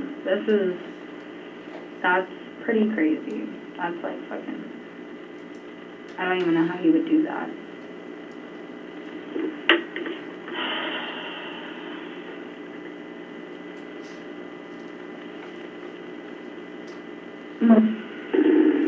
Okay, well, let's get going. Yeah. Finally, the attorney does what he should have done about an hour and a half ago, which is like, we're out of here. We're done. We're done. See ya. Okay, thank you.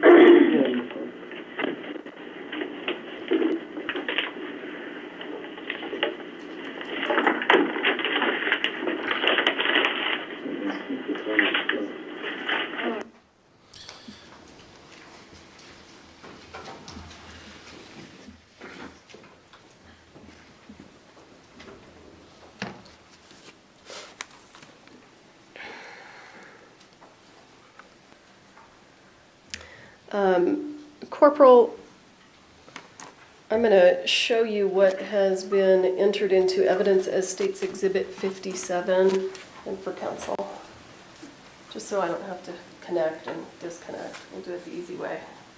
Do you recognize that? Yes. What are those? Those are rounds that we had collected from Rust. Are these rounds or casings? Casings. Okay.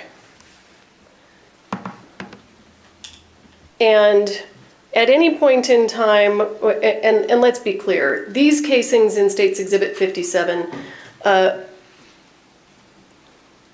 why are they noteworthy? Because they contain the same head stamp and then same color primer as the live rounds on Rust. And when you say that they're casings, they're spent casings, correct? Yes. So they're not dummies and they're not live rounds, they're just spent casings. Yes. And at any point in time were those spent casings sent to the FBI for fingerprint testing? Yes, they were. Who requested that? You did. And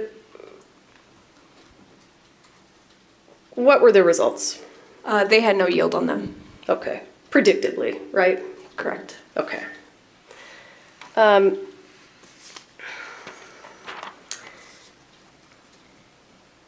I want to go back just briefly to, you remember Mr. Benavidez's body-worn camera footage?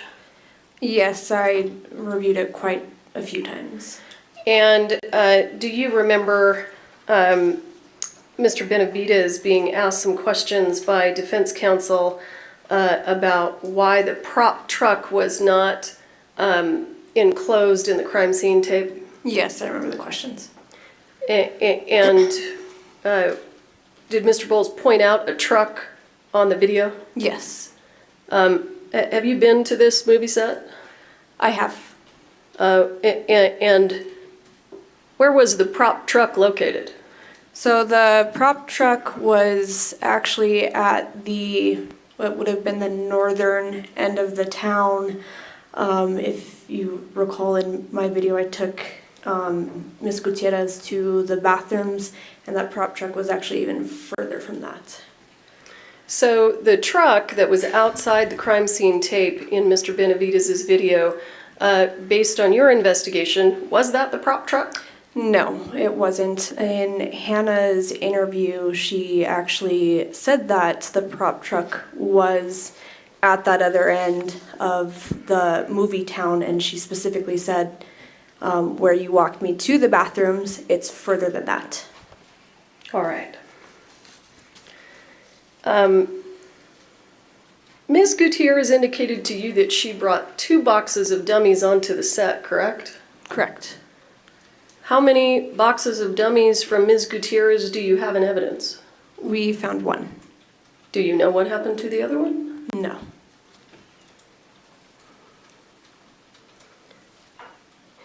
And for completeness, did you ever find any evidence that Ms. Gutierrez was engaging in any kind of target practice or plinking, anything like that? No.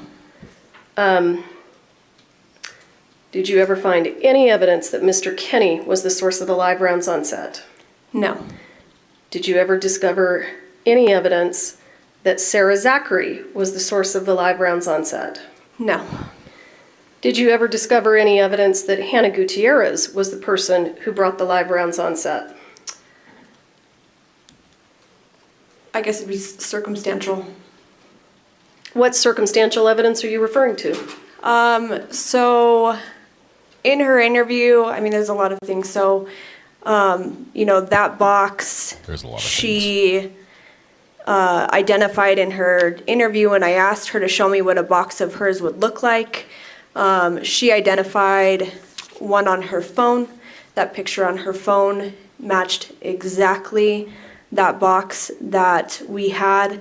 She was the one that handed that box to Lieutenant Benavides, stating that that was the box that she was pulling from, along with, the various bandoliers that we collected with that live ammunition. She identified as bringing from her previous set that she worked on.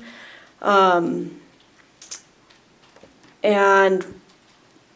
the other box of dummies, it didn't match the box that she had brought. It was identified as one brought by Seth Kenny. The rounds inside that box did not, even just the dummies themselves didn't match in the way they looked. So all of this in totality is what we used in our investigation. Did you ever discover any evidence as to who loaded the live round in the gun? In Hannah's interview, she told me that she was the one that loaded Alec's gun. All right. I'll pass the witness. Thank you. Here we go. I don't know how forceful he can be because this is a very good witness. I'm not sure if he's going to be able to rattle her at all. Thank you, Your Honor. Good afternoon, Corporal. Good afternoon, Mr. Bowles. So, in your direct testimony, do I understand that you said you did not do the prop truck warrant until the 27th because, and I'm still going, because you did not have information from Ms. Gutierrez Reed about the prop truck?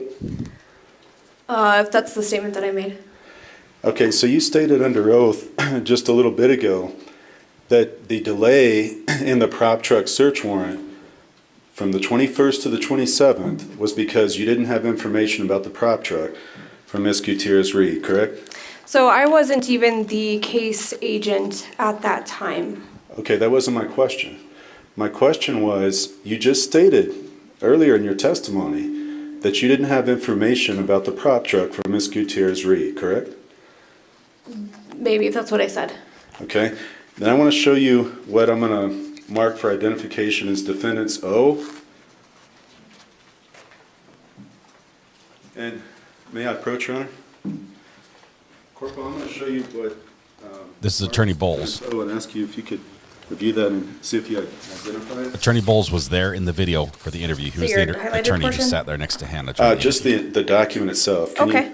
Do you know what that is? Yes. What is that? So this is the search warrant that I wrote on October 27th to search the prop truck. Your Honor, I'd move admission of Defendants O. I will have an obvious objection to pages and pages of inadmissible hearsay. Would you like to approach? Or? Yes.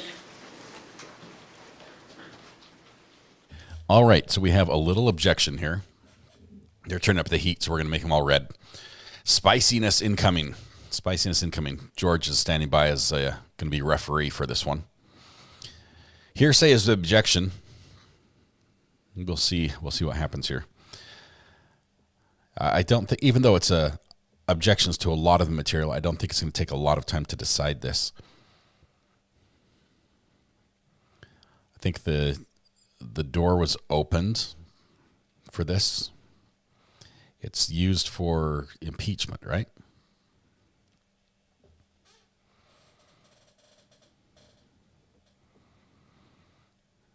Interesting body language. Everybody turns immediately on defense, so he's having to argue his case right now. Might not be allowed. So, Corporal, do you recall yes, it is. that you were the affiant for a search warrant for that prop truck? Yes. And when I say affiant, I mean that you swore under oath to the judge to get this search warrant that these statements you made were true, correct? Yes. Now, do you recall making a statement to this judge to get a search warrant for the prop truck that, due to the information received from Hannah, affiant would like approval of a search warrant for the prop truck on scene due to the statement received about firearms and ammunition being stored in the truck? Do you remember making that statement? Yes. Okay. Do you also remember making the statement to the judge that after conducting an interview with Hannah Gutierrez Reed, she advised on the day of the incident that the crew broke for lunch, firearms were taken back and secured inside a safe on a prop truck? Recall making that statement? Yes. So, this statement under oath, don't you agree with me that it conflicts with your statement you just made under oath in testimony? In what way? You told this jury earlier that you did not have information from Miss Gutierrez Reed about the prop truck. That's why there was a delay in doing this search warrant. But in fact, you told the judge you did have information from Miss Gutierrez Reed, didn't you? Yes, I did.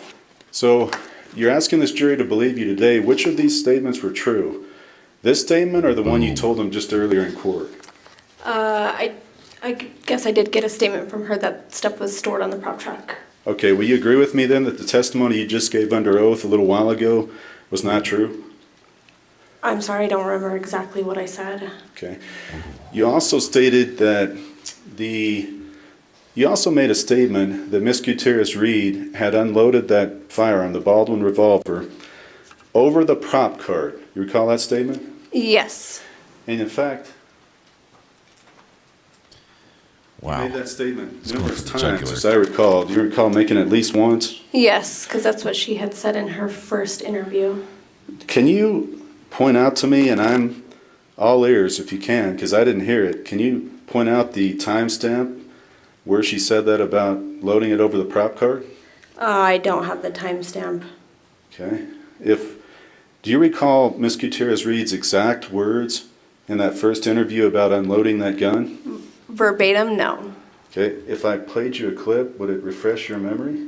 Yes. Okay. This is a trap. This is a trap, and she fell into it. Do you want me to turn this down? Anybody going to look at what he's showing her? Well, I'm happy to look at what he's showing. I'm happy to look at what he's showing, but I also think probably the better and more complete way of handling this is to review the transcript, and I think we have numerous copies of that. So I'm not going to tell Mr. Bowles how to do his job. So show me what you're going to show her. Well, I'm refreshing recollection. I know, but Sure. show And us. you show me what you're going to refresh with.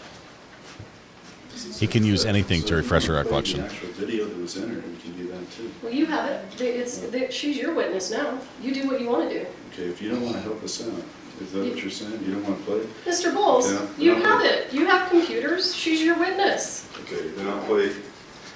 Your Honor, Chad's better at operating. refresh her memory. I still don't know what he's going to play. Okay, all right. I have no idea what he's showing doing. her? Yeah, I'm just gonna Wait, play you're her. not listening to what are you showing her? I'm playing her a clip of that video that was entered into evidence. Which one, the first one? The first one. So I The think first clip, I think which Miss- took 50 minutes? But it's just a short clip. It's like 20 seconds. So he needs to show it to me. Can we just step in the right outside the And then you don't courtroom want the and he can show jury it to me? hear it again because you're refreshing her memory, not It's already- Judge, it's entered into evidence. They That's can not, hear it. that's can not hear it. true. You're refreshing her memory. No, but I could play it as if it's in evidence already. So And play the exhibit. they've heard it. May we approach for a moment just Yes. to clarify this? Okay, so they're going to approach where the heat is turned up here. Wow, I did not expect this. I thought that the detective would not be rattled. And immediately she fell into the trap. She had to admit that one of the statements she made under oath was not true. And she did it with, I guess, this one. And then he made her walk her all the way back, and then finish with the big. So which time under oath are you asking the jury to believe you? Are we supposed to believe you now or before? Which time are you telling the truth now, or were you telling the truth then? Because they can't both exist. That is like there's the chef's kiss at the end. Him using that line and having her admit, disregard my other thing, I lied. That was good. That was very good. And he's not done. He's got another, and she's already rattled now. She's rattled here. And so he's going and saying, okay, now you also said, and she's like, just inside, she is mortified. She is melting down like the Wicked Witch of the West right here. And she's hearing this, and she's like, oh crap. And then he throws her a lifeline. And instead of trying to make her remember what she says, would it refresh her recollection? She's saying, yes, we're going to play a soundbite that puts her back in the same spot she was in before. And one more time, he'll get to say, now which time was true? Is it what you're telling us now, or what you told the judge under oath then? And this is great lawyering. And you know it's good because the prosecution is blowing their top over it. They're refusing to play the video off their laptop because they know what's coming. They don't want to be any part of this. And so they're like, you play it. It's your witness. I'm not going to help you at all. Oh, man. This is good. This is incredible. So it's the witness is going down in flames. And they're two little bits. Okay. Honestly, most of what she had was completely good. And I think the jury will still not disregard this witness and say, oh, she was lying. But man, when you can say the sworn statement you took out to the judge to get a search warrant was a lie, or whatever you just told the jury right now was a lie, that is incredible. That was really good. That was great work. And they have to impeach her. They can't. The actual evidence she's brought in, the testimony that came in under this witness, is terrible for Hannah. It was Hannah telling the truth. It's terrible for her. Or possibly it was Hannah lying. And either way, that's also terrible for her. Dana says, it seems inconsequential to you. Maybe so, but it's this is big points in the lawyering world. Corporal, while we were kind of dealing with that,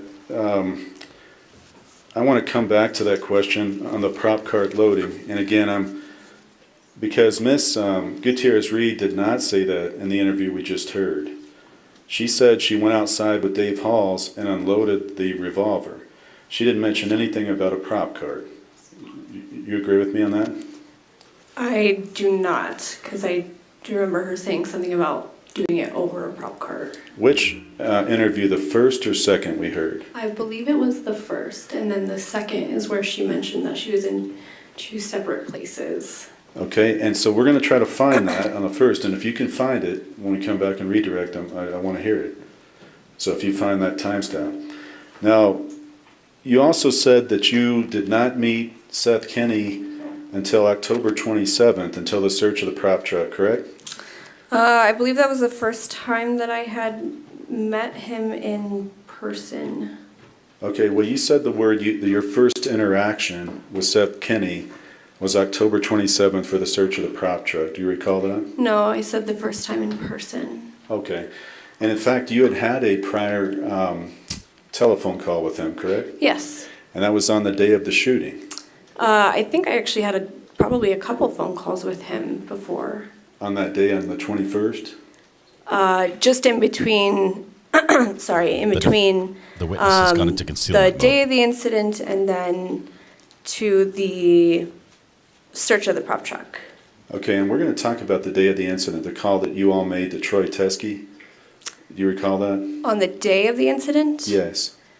I don't recall a phone call on the day of the incident to him. Not that afternoon around 4 p.m.? To a Troy? Troy Teskey? No. Okay. I don't recall. I'm sorry. Okay. And you also said that Miss Gutierrez Reed said she saw Sarah collecting guns. Recall that? Yes. And again, I'd like to see if you could point that out, where that is in the interview, because didn't she say instead that Sarah took stuff from the prop cart and she may have took a gun she never saw? She said she saw her. I think the phrase that she used was that she saw Sarah collect the guns. And then later on in that interview, she kind of changed her answer. Okay, and the jury will be able to hear that too, but I'd like to know where that is on the, if you know. I can't point timestamps out to you, Mr. Bowles. Okay. Now, you are the case agent in this case, correct? I was not at first, but a couple weeks in, yes, I was. And so for 2 years, you've been the case agent, correct? Yes. Now, if you can tell the jury, that means that you are basically the lead agent on the case, is that right? Yes. And you collect all the information, you do all the investigation, you read all the reports, is that right? A majority of it, yes. And then because this case was rather large, I had assistance from other detectives and the district attorney's office. So as part of that, you collect various sources and maybe people are helping you, but you're ultimately the ultimate person with all the information in the case, is that right? With what's pertinent, I would say so, yes. Okay. But considering how many people were involved and how dynamic and everything this case was, it is kind of not essentially feasible for me to know every single piece of information. That's why people helped. Sure. And let's start with the first interview and the day of the shooting. That sure. Now, you recall from your direct and from the videos we saw that you actually walked Miss Gutierrez Reed to the bathroom? Yes. And you were walking her to the bathroom from when she had been detained in Mr. Benavides' car, correct? Incorrect, because she was not detained at that point. Okay, well, legality, a legal word, but she was sitting in Mr. Benavides' car, correct? Yes. Now, while she was sitting in Mr. Benavides' car, you knew as case agent what had happened that day was Mr. Baldwin had been allowed to walk around and talk to people. I do not know anything that had happened with him or where he was prior. Well, do you know, as we sit here today, the case agent, having reviewed the pictures of Mr. Baldwin on the cell phone, are you telling the jury you don't know he was out talking to people? Well, I'd say he was out, but at the time that I was there, no. I'm talking about your knowledge today. Do you know today that Mr. Baldwin was not put in a police car like Miss Gutierrez Reed? That's correct. Okay. And you know today that Mr. Baldwin, there's a picture of him on his cell phone talking to somebody on the day of the shooting? Yes. Okay. And you know that there is a video of him talking with David Halls and some other people on a truck area. I'm sorry, you said a video with him talking with... To David Halls? I don't know of that video. Okay. In any event, she's in Mr. Benavides' car, and you're walking Miss Gutierrez Reed to the bathroom. Yes, sir. And, ma'am, we saw that you went inside the bathroom with Miss Gutierrez Reed, correct? That is correct. And one of the reasons you did that was you said that you felt like she might harm herself. No, I didn't say that I felt like she was going to. It's just typical for us, especially because she had requested me to go with her. You know, at the end of the day, my concern is, on that day, my concern is her well-being. She was obviously very distraught at that time. I wanted to make sure that she wasn't going to have some sort of medical episode or something happen in the bathroom where I would have to step in at that point. Did she actually ask you to come in the bathroom with her? No. Okay. But she went ahead and went in. Yes, and I turned the opposite direction from her to give her privacy. And would you agree with me that she'd never met you, that that'd be fairly intrusive to go inside the actual bathroom with her? That would be a question for Ms. Gutierrez. Okay. Now, you felt like you were wanting to make sure she didn't hurt herself, including in the bathroom. And so you must have felt like she was very distraught. Yes, I do feel like she was distraught that day. And you also heard her say, did you not, that this was the worst day of her life? She didn't want to live, words to that effect? I don't recall hearing her saying anything that she didn't want to live. Or she said, my life is over.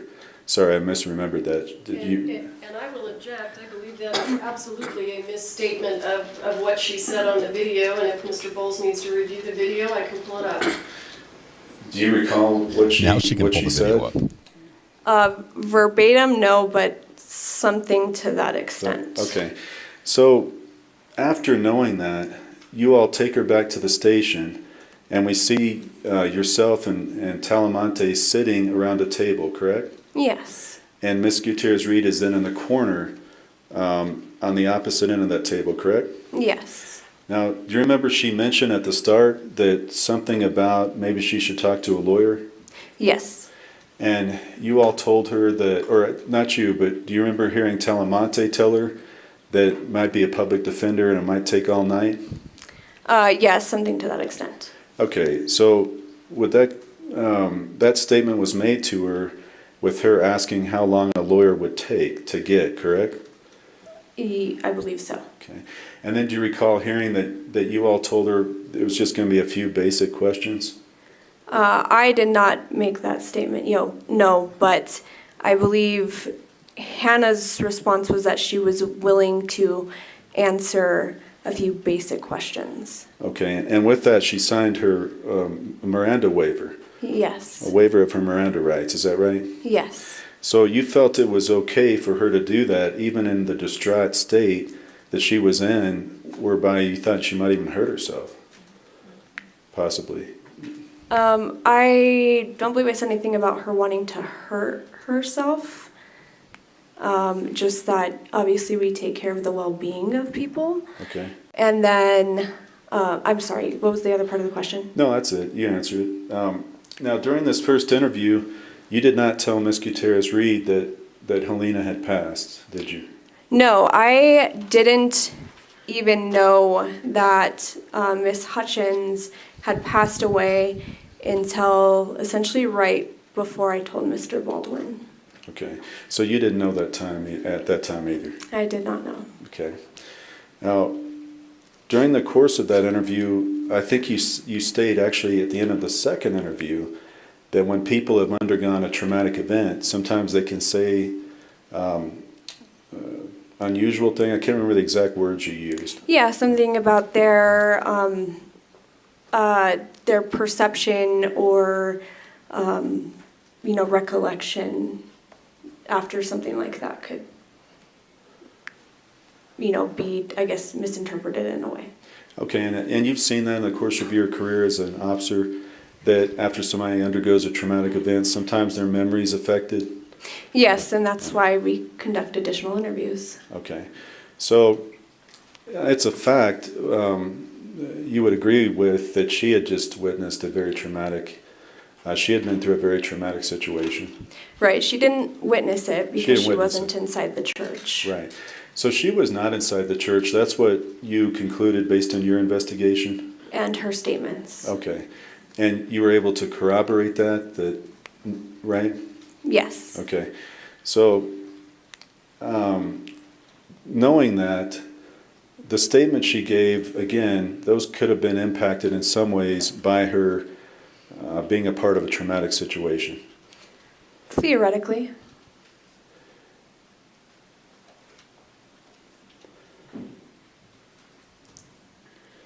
Now, would you also agree with me that you asked different questions in the second interview than the first interview? Yes, I asked a lot of questions in the second interview. Yeah, it was a lot more comprehensive, correct? That is correct. Now, you also know that when you take an interview of somebody, that you can use that in court against them, correct? Their interview? Yes. Yes. So while you were doing that, while you were questioning her and you all were talking to her and looked like kind of being friendly with her, you knew that you could later use that one day in court.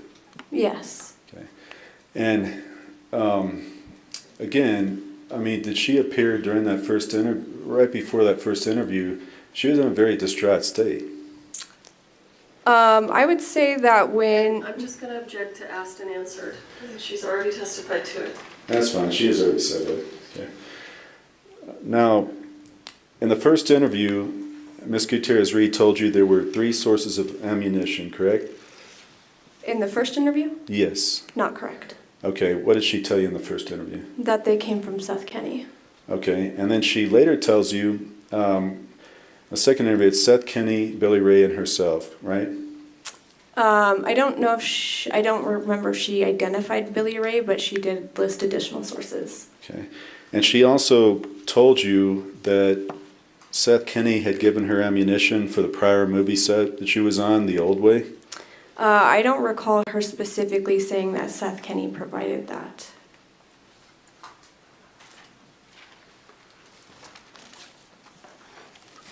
Breakout. And again, you don't remember from the first interview a statement that she got ammunition from Seth Kenny? I just said that she did say that she got it from Seth Kenny. Okay. Did you try to corroborate that to pull invoices to show that Seth Kenny had brought ammunition from to the Old Way set? Not to the Old Way. Okay. Now, there was talk about the idea of sabotage, and you mentioned that this came to your attention as part of this investigation, correct? Correct. Do you recall seeing in that first interview that Officer Talamonte brings up the idea to Ms. Gutierrez Reed that the camera crew walking off, does she think one of them might have done something? She, Detective Talamonte, did present the idea to Ms. Gutierrez about the camera crew, and Ms. Gutierrez's response was no, that she didn't think it was them, and that she wouldn't want to think that way of anyone.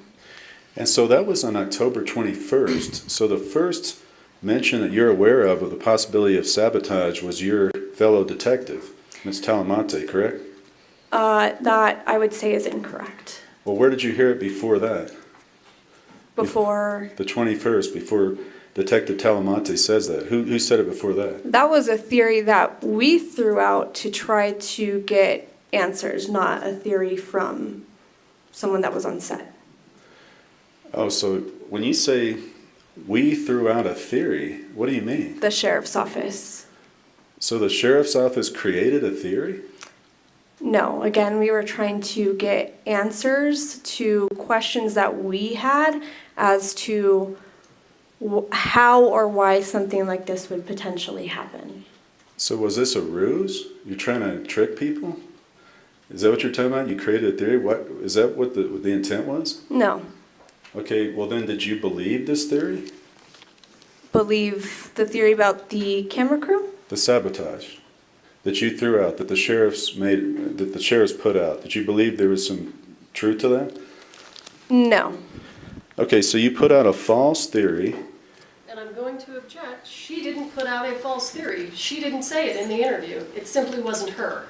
Okay, well then Talamonte put out a false theory. Again, it's an interview, so we can discuss things, bring up things to, again, try to get questions answered and figure out how to or where to go with our investigation. Okay, and trying to get answers from people through a false idea. Did you ever actually investigate the camera crew? Did you interview any of them? I did not interview them, no. Did anybody in your team interview any of them? I believe Detective Joel Cano did. How many of them did he interview? That would be a question for Detective Joel Cano. Okay, and you as the case agent don't know that? No. And you don't know what the result of those interviews are? I would have to read his reports. And also on that idea, you brought up the idea of Starline Brass in the second interview, and that these were appeared to be reloads because Starline Brass doesn't make live ammunition. Do you recall that part of the interview? Yes. Now you heard the the special prosecutor's expert, Mr. Haig. He talked about those rounds appearing more to be reloads, the live rounds. Did you hear that testimony? Yes, I did. And do you agree with him that or that those appear to be reloads? Well, and obviously I have have to object. It's so far outside the scope of what she could testify to. She's not an expert in ammunition. That's why we called Mr. Haig. And, okay, I'll ask you another question. Do you have any reason to doubt Mr. Haig that he's correct? That's his. Relevance? Well, I'll overrule. Go ahead. based on your investigation as a case agent and everything that you reviewed in this case, do you have any information to dispute your own expert, Mr. Haig? No. So if those are reloads, and you know what JS means, Joe Swanson, right? Yes, sir. Okay, so you had known from talking to Thel Reed that Thel Reed had delivered live ammunition to Seth Kenny on the set of 1883, correct? From his statement, yes. Yes, and you knew that you had talked to Troy Teskey and that he had first been holding these and giving them to Thel Reed, correct? Correct.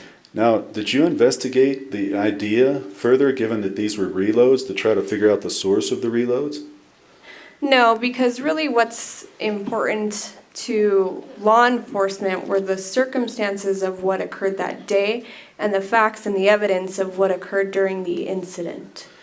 Okay, well then, Ms. Morrissey asked you earlier if you had any information as to Seth Kenny bringing live rounds on set, but what you just said is you were more focused on the events of the day. Is that correct? That was our main focus, yes. So is it fair to say, would you agree with me, that you didn't fully investigate the circumstances of these reloads? I would say that we investigated it. But you did not fully investigate it because you were more focused on the events of the actual day. Is that fair to say? Yes. Okay.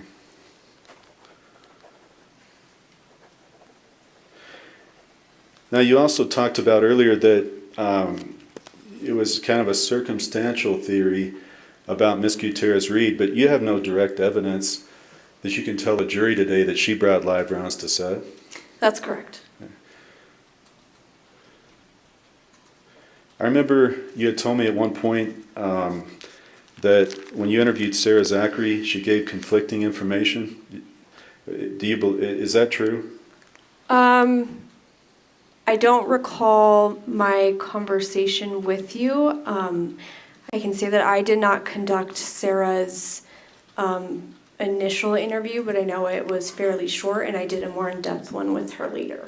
Did you find in the course of those interviews, the one you did, her statements to be conflicting?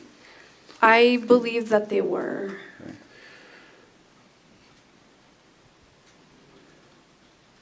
In the course of your investigation, did you also conclude that Seth Kenny had wanted Miss Gutierrez Reed fired?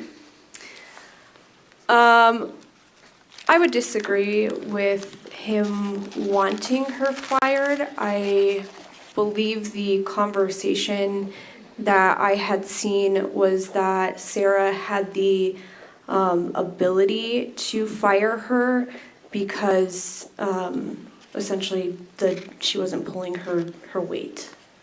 Well, did you ever corroborate and try to investigate that with the statements of Troy Teskey and Sarah Zachary? Corroborate. I'm sorry, I'm just confused about the question, if you could. Okay, sure, I'll reword it. Did you interview or talk to both Sarah Zachary and Troy Teskey, and did they give you information about whether Seth Kenny wanted her fired? I don't recall. Okay.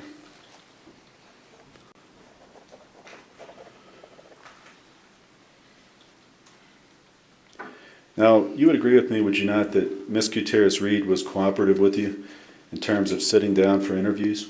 Yes.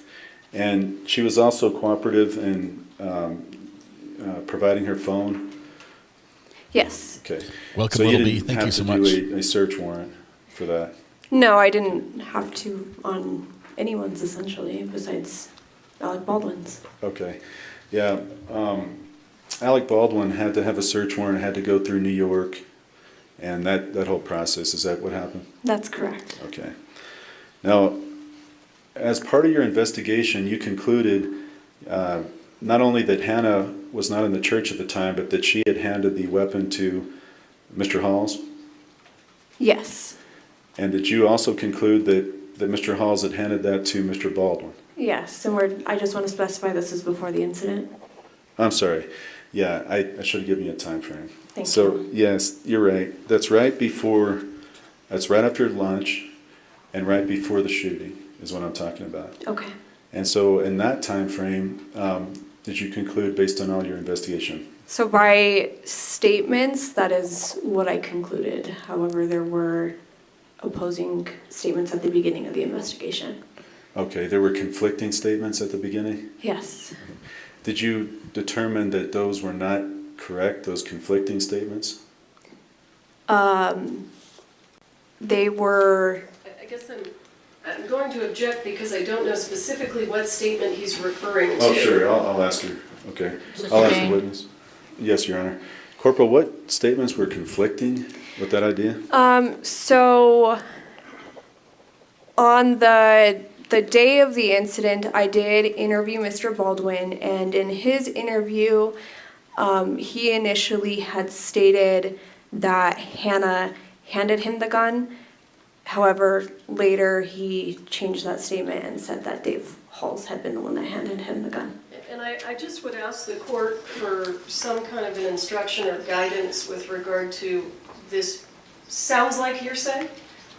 So if it's not being offered for that, then can we kind of iron that out? Sure, and counsel asked to know those statements, but Counsel what? asked to know what those statements Well, were. that doesn't mean that she opened the door for hearsay. No, and I understand, Your Honor, and I'm just, based on her knowledge of these, the effect on her and what she did investigation-wise. So, Well, already asked it that way. yes. So, and I'm not trying to get into the core of the statements unless people want to hear it. But I do want to ask you what certain things had impact on you and your investigation. So that's why I asked that. How did you reconcile, and when you got those conflicting statements, what did you do to make your ultimate conclusion? Did you review additional information, talk to more people? What did you do? Yeah, so that was, essentially the purpose of re-interviewing and gathering people's statements. Okay. Did you also learn and conclude that Miss Gutierrez Reed, when she handed Halls the weapon, had shown him the rounds? Her statement was that she showed him what was in the cylinder, not that she took the rounds out. Okay, and you also heard her say that before she put in the last round, that she had shaken it in her statement. Do you remember hearing that? Yes. Okay.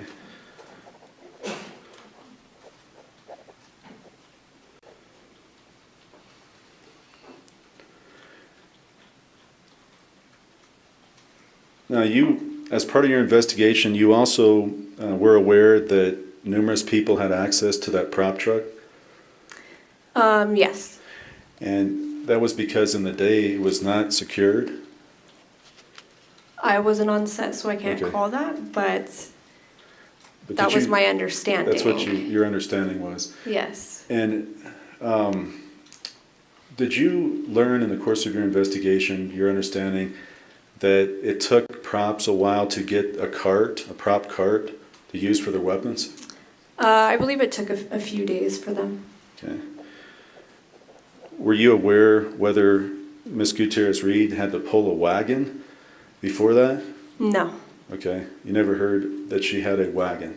No. Objection asked and answered. Okay. Sustained. You knew as part of your investigation that Miss Gutierrez Reed was performing 2 jobs and had to support props, correct? That's correct. And she also made statements that she had requested additional training with Gabrielle Pickle. Do you recall that? Yes. Okay. Did you also, in the course of your investigation, conclude that there was a lot of rushing on the set? From statements provided to me, yes. Did you also learn that whether safety meetings had occurred every day on set? From the interviews that I conducted, it seemed pretty apparent that they were not conducted every day. Okay.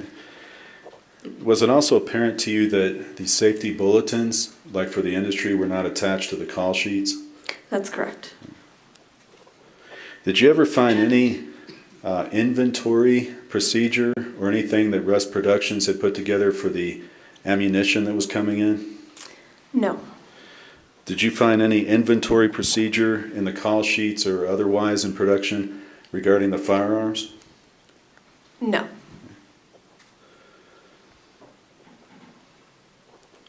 There was a gun safe on the prop truck, correct? That's correct. And was that that safe, who had access to that safe? It would have been Miss Gutierrez and Sarah Zachary, and it was a little unclear about Nicole. Okay, and Nicole, again, for the jury, she was the prop's assistant? Yes. Okay.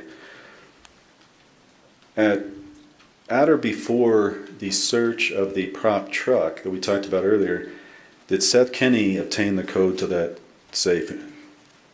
Yes. Because he was the one that let you all in on the 27th into the prop truck, correct? That's correct. Okay. In the course of your investigation... Well, I'm sorry. Yeah. I'm going to back up. He did not... Did you say the prop truck or the safe? The safe, I'm sorry. I misspoke. It was Okay. the safe I meant. Yeah, he did not let us into the prop truck, but he did let us into the safe. Okay. And prior to that search on the 27th, between the time of the incident on the 21st and then the 27th, there was at least a few days in there where that prop truck was not secure, correct? I wasn't on scene, so I cannot say definitively. Well, do you know as case agent that sheriffs were stationed there the entire time? They were not stationed there the whole time, but I know they were there at least for a couple days before I obtained the search warrant. Okay, so at least from your knowledge as case agent, law enforcement was not present at that prop truck for at least a couple of days. Yes, correct.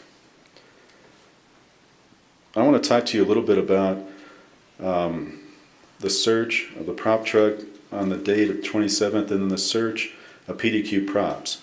What date did that occur on, the search of PDQ props? November 30th, 2021. So November 30th, 2021, that was approximately a month and 10 days after the incident, is that correct? Yes. Okay, sure. And I might be off a day if I am as close. It's about a month and 10 days, right? Okay. Yes. Okay. Now, during that time frame, from reviewing phone records, did you have a call with Seth Kenny on October 25th that lasted about 20 minutes? I probably. Do you recall that call, which would have been 2 days before the search of the prop truck? I don't.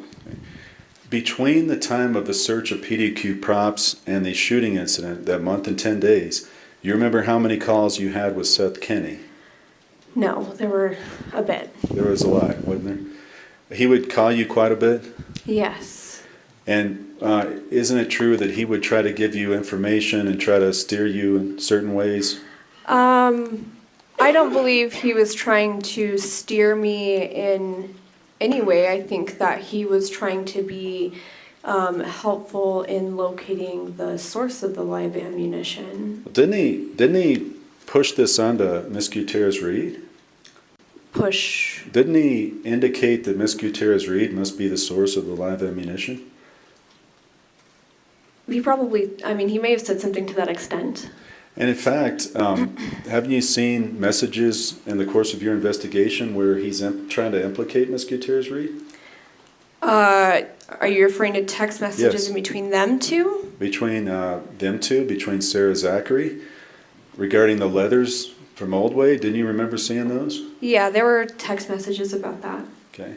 So you would agree with me, would you not, that Seth Kenny is calling you a lot. He's trying to implicate Miss Gutierrez Reed, whether that's by providing information, what he's doing, but that's what he's doing, isn't he? I can't make that assumption.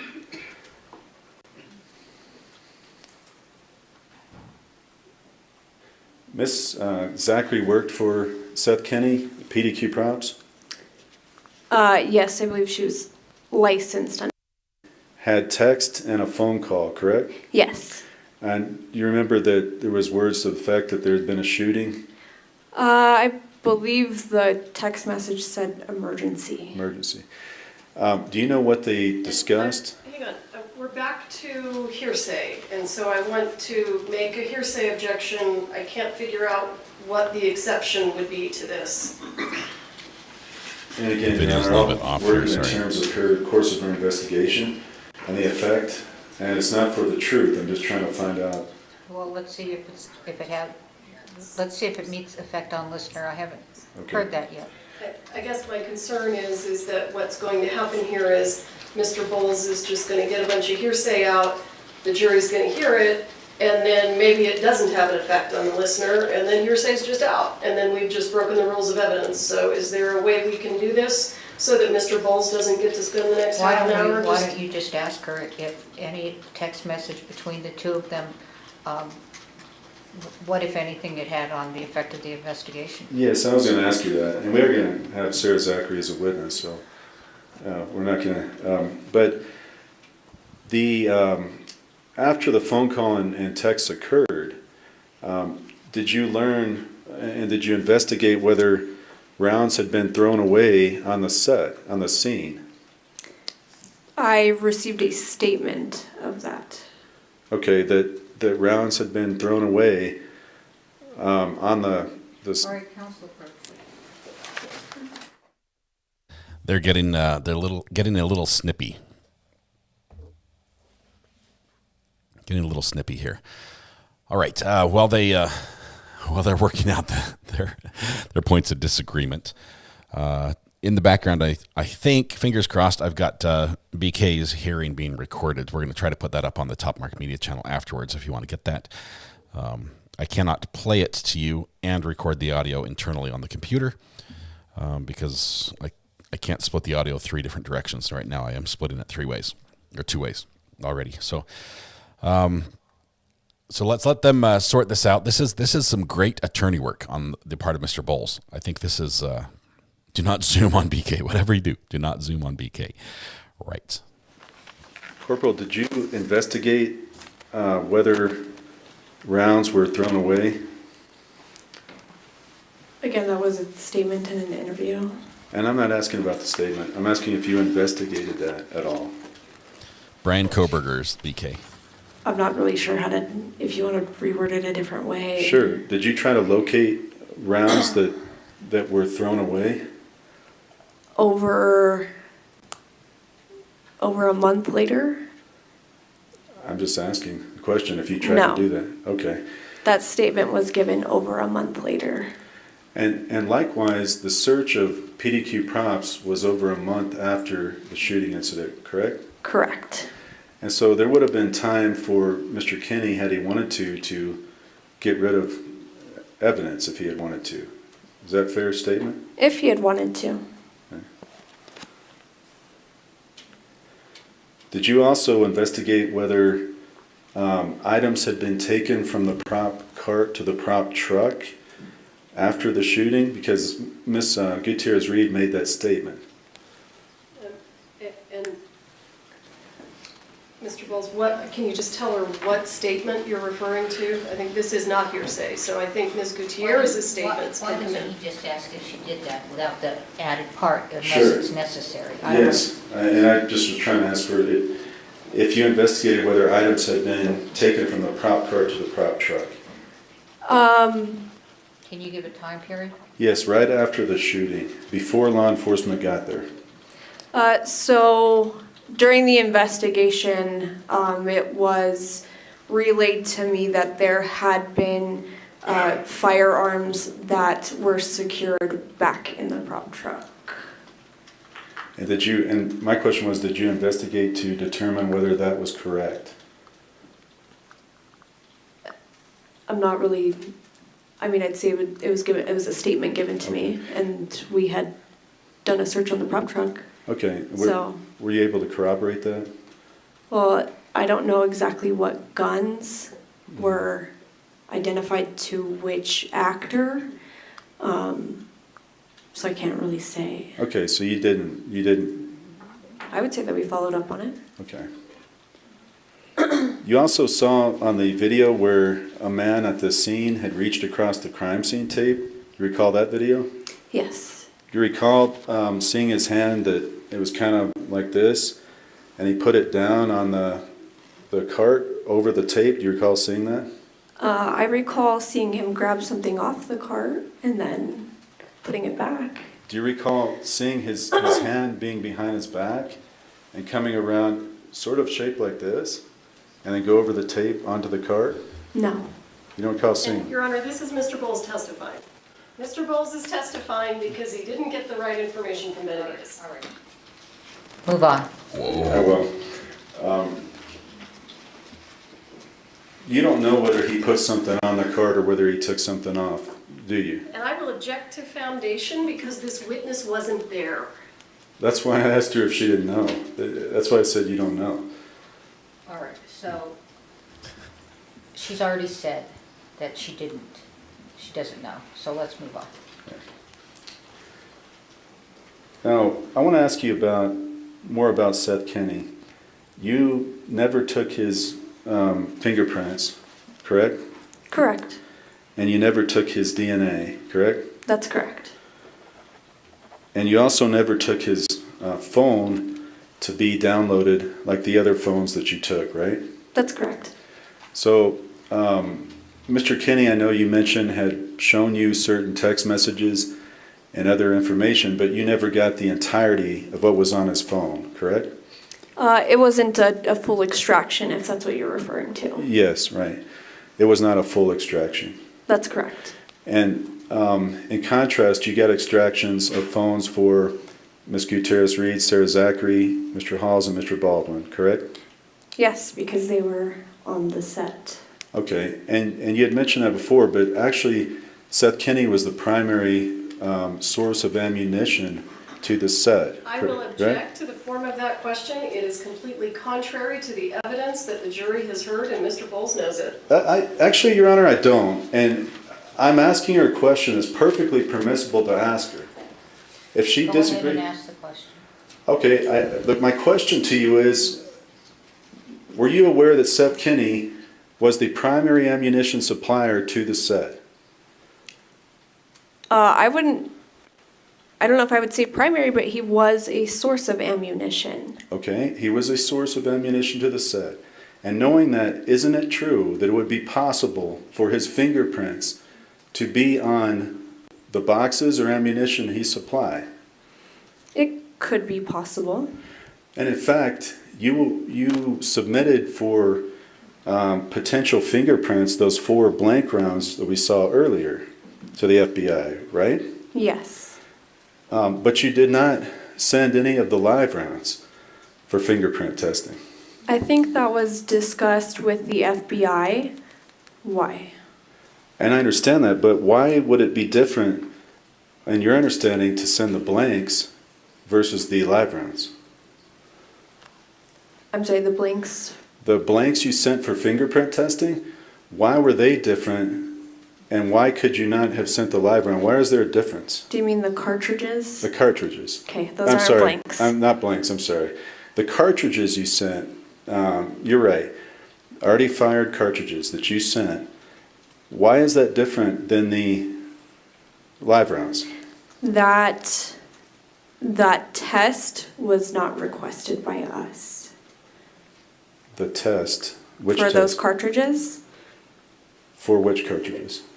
You're talking about the 4 casings. Yes. Right? Yes. Yes. So that test came from the request for it came from Miss Morrissey. Okay, so the special prosecutor decided that she was going to try to test the cartridges for the fingerprints, is that right? Yes. So, given that, I'm just trying to figure out why the live rounds couldn't have also been tested. I had that discussion with you several times, I believe. Right? We did. We talked about it. And yes. I just still wanted to ask you why those weren't submitted, because wouldn't it have been possible? I think you heard testimony from the FBI that they wouldn't. There was I don't think they said they wouldn't. I think they said a very low percentage. Correct. So that, again, I had this discussion with the district attorney's office, with our crime scene technician, along with our FBI Albuquerque representative, and I believe we took it back to the lab representatives as well, as to DNA and latent print testing on the live ammunition that we had found on set. So the reason why we did not proceed, which I had discussed with you, as to why we did not do that testing, was because there were several statements throughout my interviews and investigation in general that these live rounds had already been touched, handled. This wasn't day 1 of filming. I believe this was day 12. So we had already had statements that these rounds, one, may have came from other movie sets, which were the ones in the bandoliers. The ones in the box had been handled by Sarah Zachary, along with, the ones that were in the weapon handled by Hannah and Dave. And there's just a lot of handling of those rounds that to us and the discussions that we had, it didn't make sense for us to do testing on those when we already knew that there were numerous people handling them. It didn't make sense, which I discussed that with you, and I also referred, if you had any issues with that, going further to discuss it with the district attorney's office. And you had no idea when those rounds appeared on set? You don't have any direct evidence of that? Of when they did? Yes. No. So you have no idea if they appeared on day 1 or day 11? Correct. So given that, the statement you just made about all this handling, you really don't know that, do you? Because you don't know when they came onto set. Again, there's a lot of people handling that stuff on set. Well, if they appeared on the day in question, if that box had just appeared, then you have no idea how many people handled those, do you? If that box had just appeared. Yes, right. If. Right. You don't know. Right. Okay. And so you also heard Ms. Gutierrez Reed state that they would frequently use dummies, and then they would mix them out with other boxes. And I asked Popple that. Did you hear that testimony? Yes. And so you don't know one way or another, because you just saw the boxes as they were in the 21st, whether those were the same rounds in the same box on the 18th, for example. That's correct. Okay. And you wouldn't know if they had used them before and then changed them out in a different box, correct? Who are you referring to? Ms. Zachary and Ms. Gutierrez Reed. If they use them in the course of a day, you don't know which box they would have put them in. That's correct. Okay. When you went to Mr. Kenny's business to search, that was pursuant to search warrant again, correct? Yes. And so a judge again signed a search warrant on probable cause to search that business, correct? Yes. And you were looking for certain evidence of live rounds, is that right? Yes, that's correct. Okay. Did you take a series of photos at that search warrant? Did I? No. Okay, Ms. Popple did? Yes. But you were present to see the various things that were there and that were being photographed. Yes. There was a picture that I want to show you in a moment of a box of ammo that had a steel wool in that picture. Do you recall that? I do not, I'm sorry. Okay. I want to show that to you.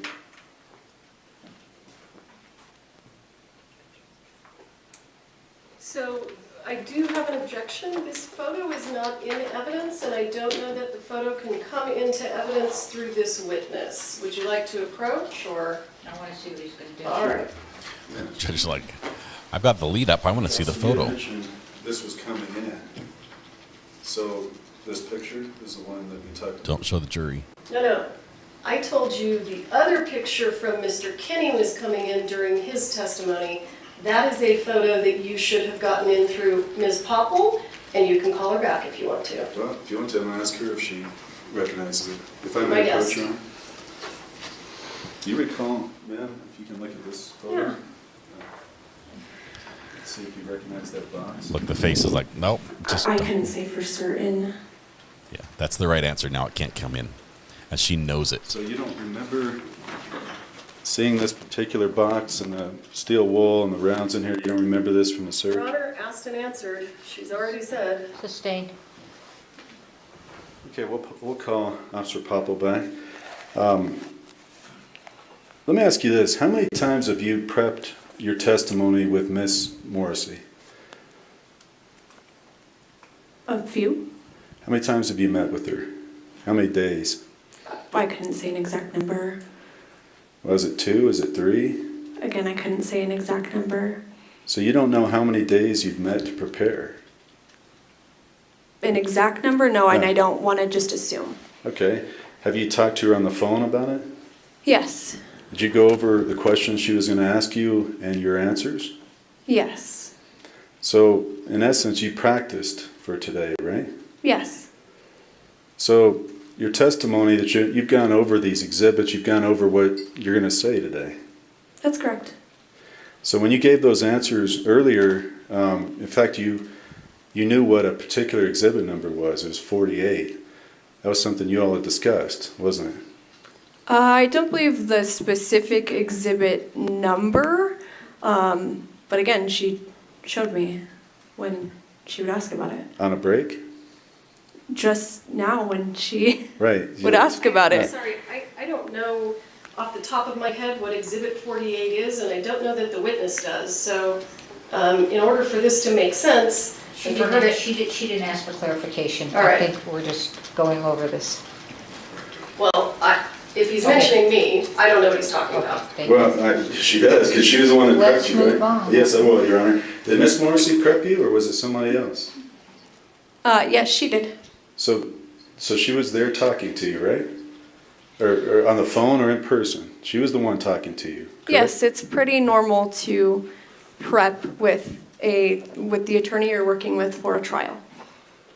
Did you help prep other witnesses in this case with Miss Morrissey? Were you present? No. Okay. As a case agent, I'm not accusing you of anything. I'm just wondering if you were present during other interviews. Asked and answered. She already said no. Move on. Okay. Now, Mr. Baldwin, I want to talk about him. You and Mr. Baldwin had 2 phone calls that you recorded. You recall that? Yes. And did you have other phone calls that were not recorded? There may have been. Would that be unusual for, in your standard operating procedures, to have a call with a suspect that you do not record? So it was a phone call, so no, we're not really required to use lapels to record phone calls. Okay, is that true though when you have a suspect in a shooting case? He's the one accused of shooting. If that person calls you, you're saying you don't have to record that? By policy, no. I've had numerous phone calls where I potentially didn't have a lapel near me. They take time to turn on. So it's possible. There were probably other phone calls in this case that weren't recorded as well. Do you remember the substance of the unrecorded phone calls? Can you point them out? I don't. I don't know because we don't have them recorded. I'm just wondering if you can remember any of the substance. No. She loses either way. In the recorded phone calls, do you recall a call of 13 minutes with Mr. Baldwin, approximately, in which he was driving to Vermont? I'm sure that there was one. Okay. And do you recall that he was... Come over here. Okay. Okay, so that was a interesting question here. We've got... okay, we're up to, what, 95? Sorry. We're at 94, 95. I think we're at 94. It'll be on the screen as soon as the break is over. That was a great question about, do you recall the contents of the phone calls you did not record? If she says yes, Okay. Then she has to divulge something that they have not already because it wasn't in discovery, it wasn't turned over. If she says no, then they say, well, clearly we don't have that because you didn't record it. And so there was this long conversation and something happened. I mean, you didn't just sit there and just hum and haw and talk about the weather. So there's something out there. So it was a no-win situation. It was a catch-22 and he got her in it. But he is fishing a little bit. And yes, this is a tactic that in discovery, when the state turns over evidence, they tell the defense how many times they met with the witness. They tell them it's all out there. They know what went on. Okay. And so he's using it as like surprise, like, whoa, she told you what to say. If he did not meet with his witnesses and talk and go over their testimony beforehand, it would be ineffectual lawyering. It would be, a very poor defense. Anyway, so it's good stuff. I like this. You can tell these two, no love lost between, I guess, these three. You could say all three of them because Mr. Bowles has been involved with this particular witness since basically, 2 or 3 weeks after the shooting. He knows. He's mad. He is mad. Mr. Bowles is mad because his client said, attorney. And the first interview went on anyway because they kept talking to her until she admitted, yes, I'll answer some questions unless she signed the waiver. Boom. Yeah, he is peeved. He is peeved. Oh, man. Yes, this case is fantastic. It's got some good lawyering here. Good lawyering. She allowed it. His client put him in a bad spot. All right, the counter's a ghost. It'll be back in just a minute. We're just waiting for the break in the audio.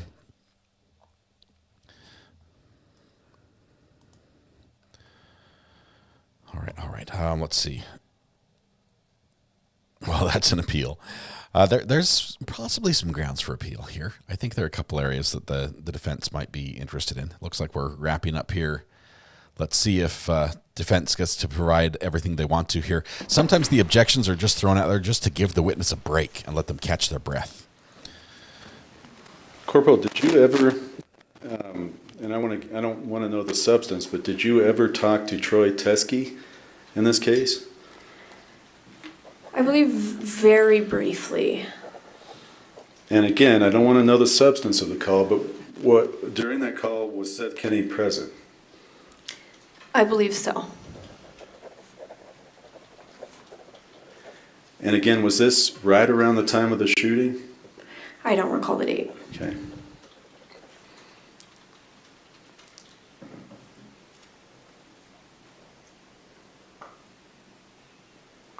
You, again, not getting into the substance, you did talk to Thel Reed in the course of this case, correct? At your request. And you did talk to him, though, right? Yes. Okay. Did you ever talk to Joe Swanson? I don't believe so. On those boxes, the JS, I think you confirmed those stand for Joe Swanson? That's what I was told, yes. Okay.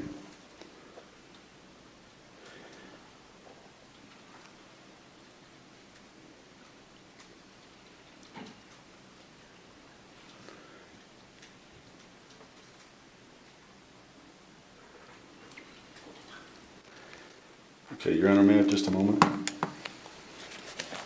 Okay.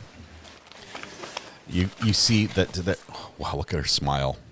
She's looking at the plaintiff's, or excuse me, the prosecution table.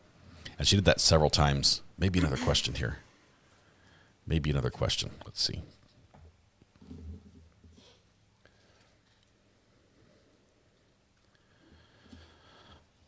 Oh, man.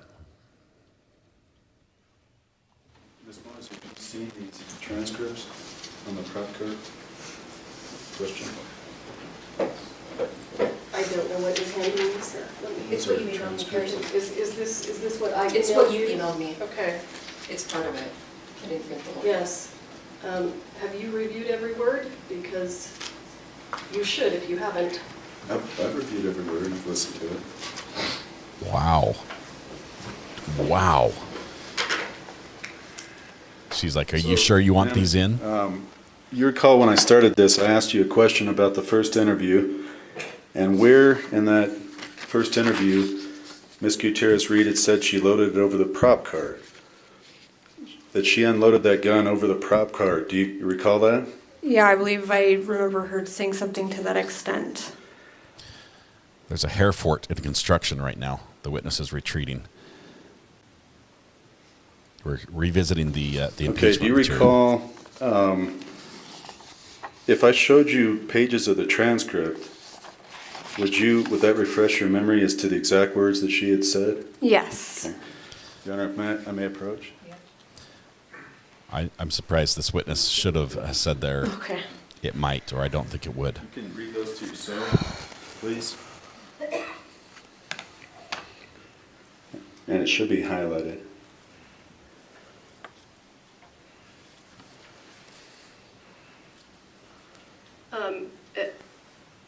I would request that the witness read the entire thing.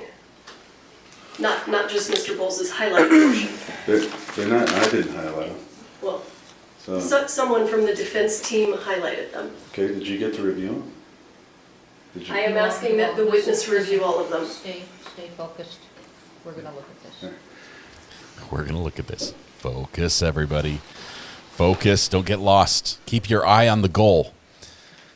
Why does it look like a halo of light has descended down on the prosecution table there?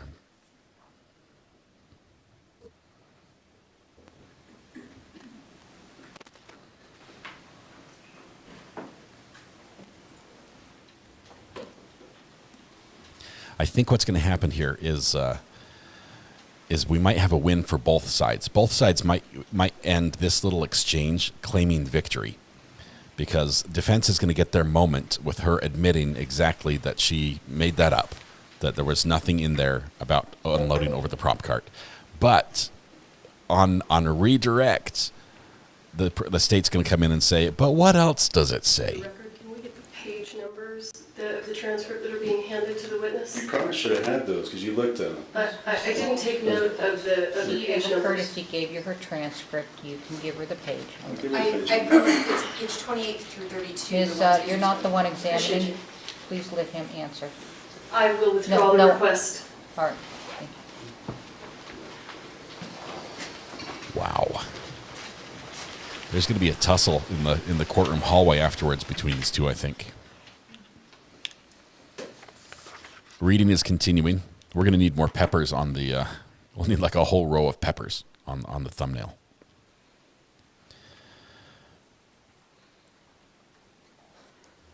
If everything went right on the recording, which is still taking place on the BK thing, we're going to have it on the Top Mark Media channel shortly.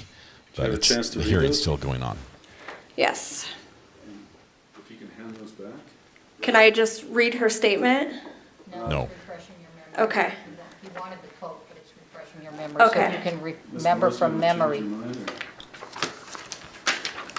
What are you saying, Mr. Bowles? Are you speaking to me? Yeah, I'm saying. What would you like, sir? We're trying to get to the truth. That's what I'd like. All right, you all.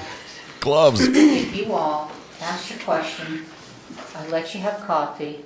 Let's Maybe that's the focus here problem. with our caffeine and ask if she remembers what was said to her. We have a coffee-fueled cat fight.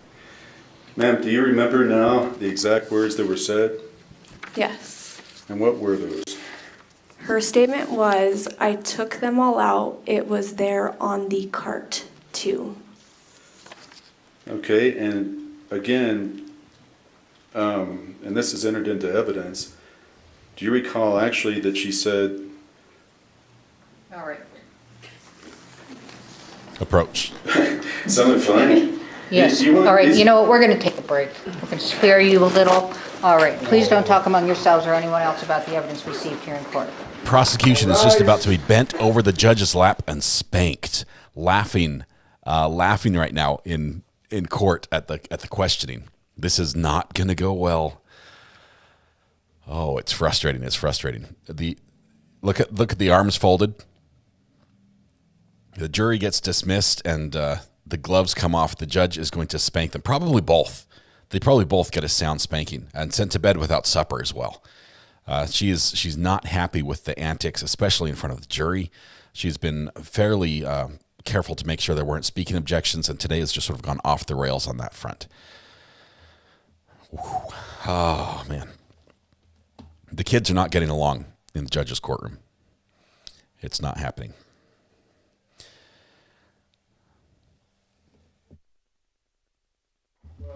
I guess here's my problem, Judge. This has been entered into evidence. So I did refresh your memory. Well, the transcript hasn't been entered into The evidence. transcript, but the actual words of this should reflect what was said on the tape, unless there's objection by the government. Come on, let us hear, please. The judge is here. Let us turn the mic on. She looks like a linebacker. She is wearing so many layers to try to stay warm in this courtroom.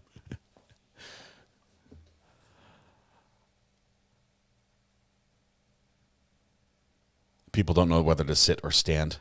The judge is standing. No, no, no. Bad form. Boo. Bad form.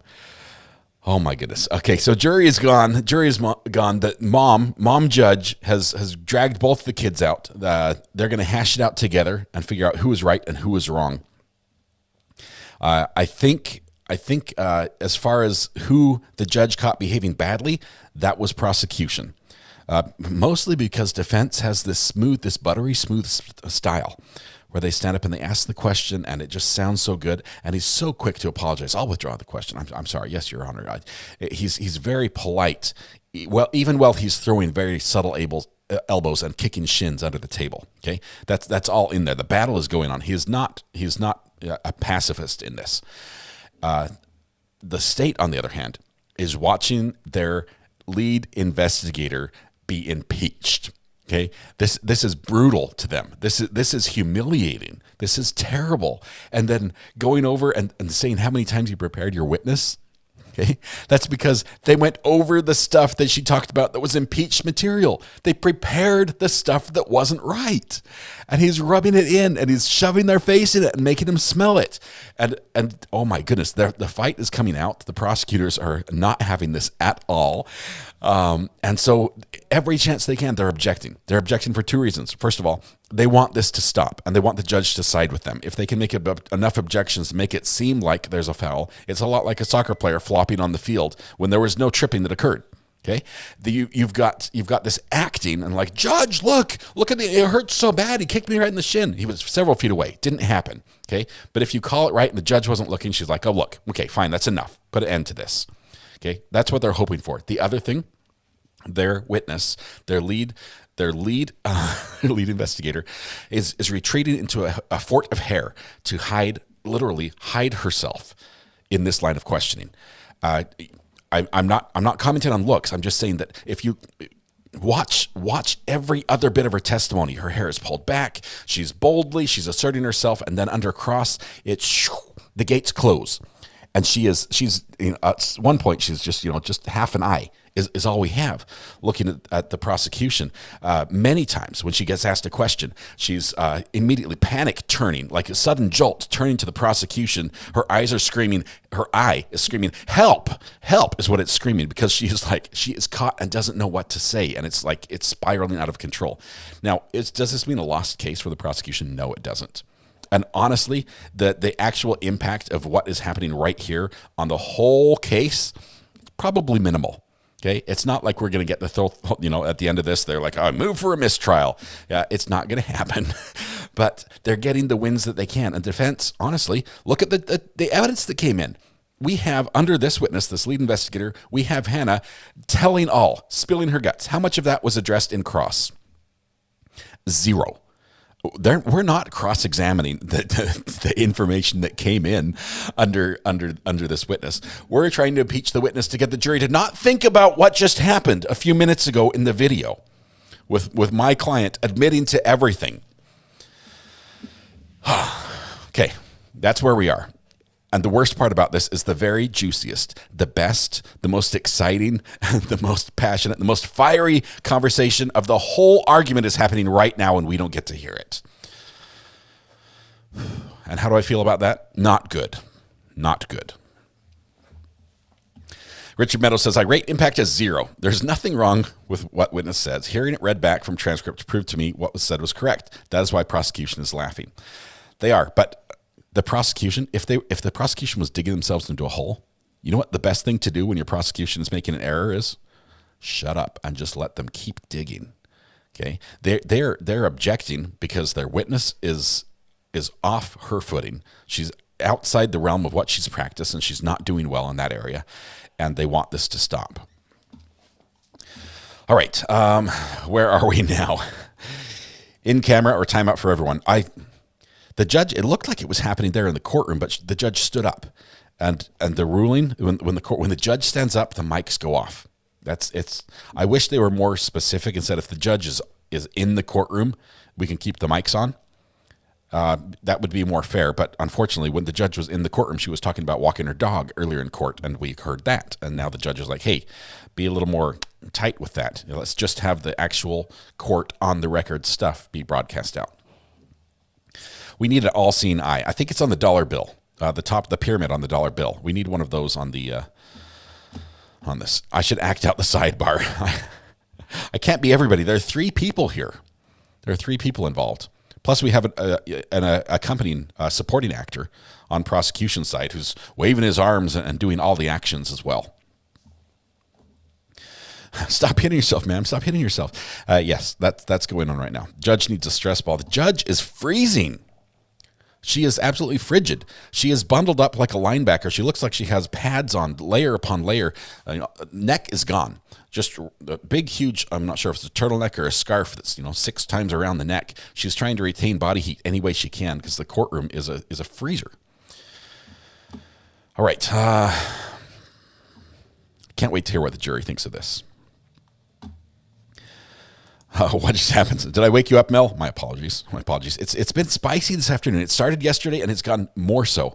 And what's funny is it's between the prosecution and the defense. Now, in this case, this one case, the witness is like also involved because she's been involved from the get-go. And Mr. Bowles was involved from the get-go.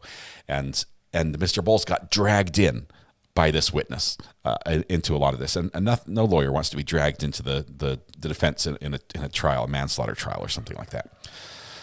But I don't know. My family is laughing like crazy. I'm not sure what they're watching. I'm pretty sure it's not this because this is not funny. This is intense.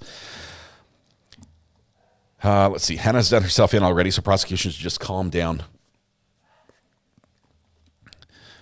All right. Let's see.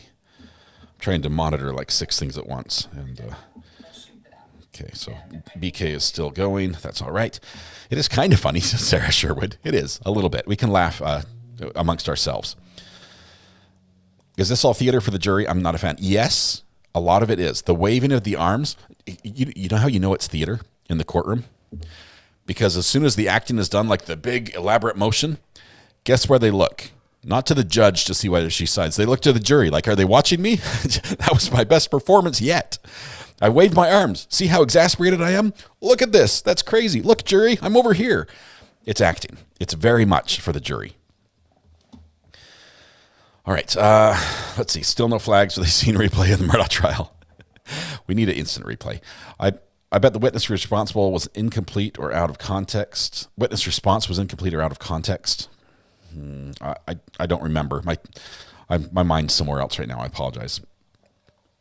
Let's see. The first day of court, she said she couldn't do anything about the temperature in the courtroom. Everybody knew. There's like a comedian show happening in my house, and then police. We have all the extremes happening right now. Tara says, watching RA get so hyped up is the main reason I love this channel. I don't get hyped often, but I love good lawyering. And this is good lawyering. Even in the frustrating moments when we're like, oh, I wish he would just sit down, or would she just shut up and not let this. Even in those moments, this is good lawyering. These are good lawyers, and they're doing well at this. I would say that Mr. Bowles did not do well in the interrogation. I think he should have said, you know what? I just remembered that my client and I have an appointment washing our goldfish. We've got to go. we've got to go. And that should have happened earlier, because really that testimony, I think, really sunk her. She provided way too many details that were not consistent, that conflicted each other, and just in trying to explain them, she got in deeper and deeper. AOL says, Recovery Addict, I didn't know someone who can be a color commentator. Oh, I didn't know someone could be a color commentator for a trial. This is why you're the best. I feel like I'm watching a UFC fight. Round 2, begin. We're about to kick off round 2. If the judge can get these people to calm down, and by that I mean prosecution, they need to dial it back. The objections, the judge has said several times, look, this is not your witness. Okay, you're making objections, several of them. Look at, if you go back and count, we haven't been counting this time, but several of the objections have been overruled over in a row. Boom, boom, boom, boom, overruled. Go on. We're going to hear this. We're going to hear this evidence. Just let it go on. Calm, sit down. Several times. The judge is not siding with the prosecution on this particular line of questioning right now. So they might get their hand smacked a little bit more than defense, because defense has been playing sneaky ball. They only throw elbows when the ref isn't looking. Let's see. We have. Do we have eyes in court today? Says Bug Dugger. We do not have eyes in court today. We should have eyes in court tomorrow. Maybe. Well, I think Bree said tomorrow. I think it's going to be tomorrow. I think we're falling behind schedule. I can tell you that. I'm not sure if March 8th is still going to be the finishing date with where we are right now. We have some big witnesses that have yet to testify that were scheduled for today, that we knew were in the courtroom, but already we're approaching the end of the day. The end is in sight. This recess, let's see, it's 5 o'clock here, so it's 3 o'clock there. This is the regular time for an afternoon break. So this the little spat in the courtroom just early instigated our recess, I think. We have one eye in court. That's true. We have one eye. I think the prosecutor's glasses flew off somewhere in the courtroom now. I'm surprised she hasn't thrown them by now. Hang on, let me...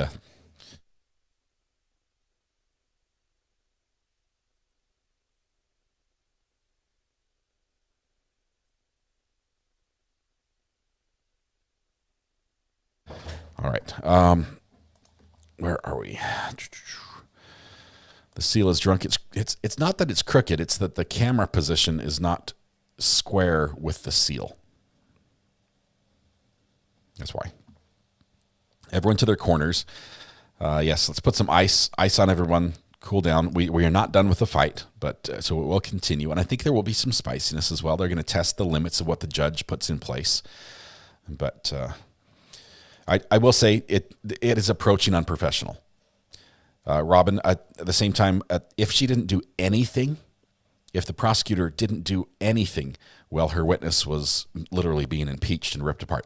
Not just witness, lead investigator. This is the investigator that's to stay in the courtroom for the entire trial long, that's not excluded from hearing everything else. They should know everything. Okay, this is their star. If they can often turn to them and say, "Hey, what about this?" She should know everything about this case. And having them impeached, yeah, it's not a good look. But it doesn't kill the case. She is getting a little unprofessional. She does need to interrupt though and give that witness a little breathing room. In my opinion, a mistake by the defense was asking a why question of the witness on cross-examination, which let her give a very long run-on sentence answer, which basically did not say anything. It was a long time for her to just be in control the narrative, just take a breath, relax a little bit, regroup, and then get ready for the next question. I think that was a mistake. It should have been a yes or no. How long to the break? Usually the breaks are about 15 minutes, and then however long it takes for the jury to get to and from the outhouse. Whoa. Okay. Camera 7, what just happened? Huh. Not sure why that crashed. My Canva crashed.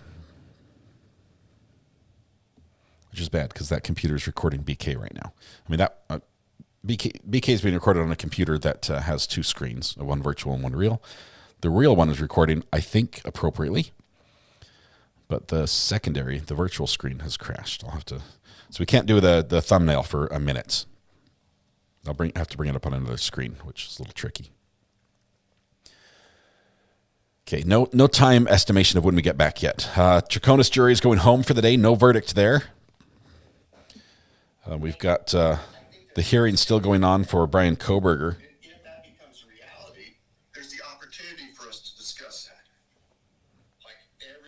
That'll be fun to see how that goes forward. We will have that up on Top Market hopefully soon. All right, thanks for the update. Been following that too.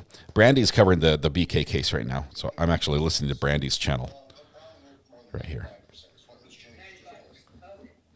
Okay, I'll keep that going right there.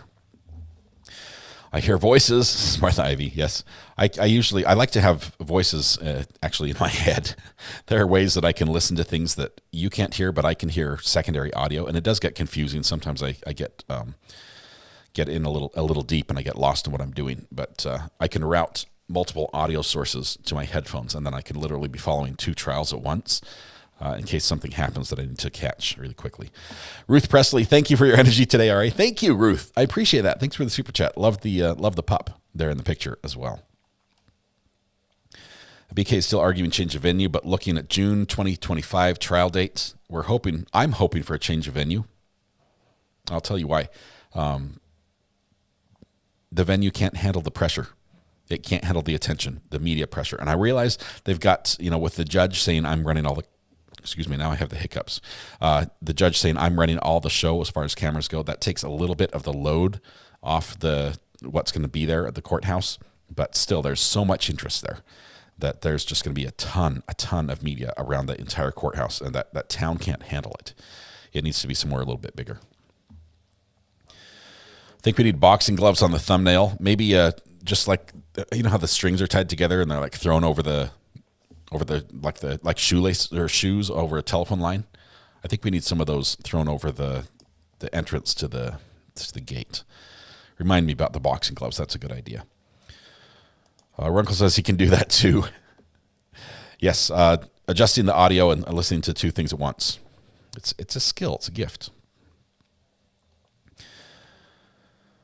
I need a breath. I need a drink. I need to. You know what we need? We need some relaxing music. Let's see. Can I use the podcast music? Is that all right? That's too upbeat. We can't do that.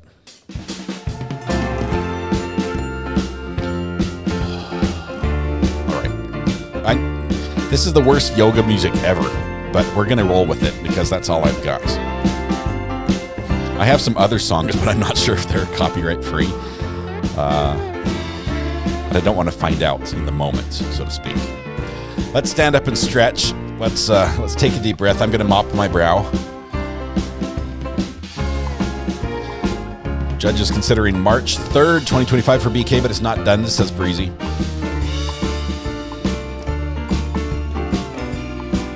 This is straight off the Rust soundtrack. This is Jinx. All right.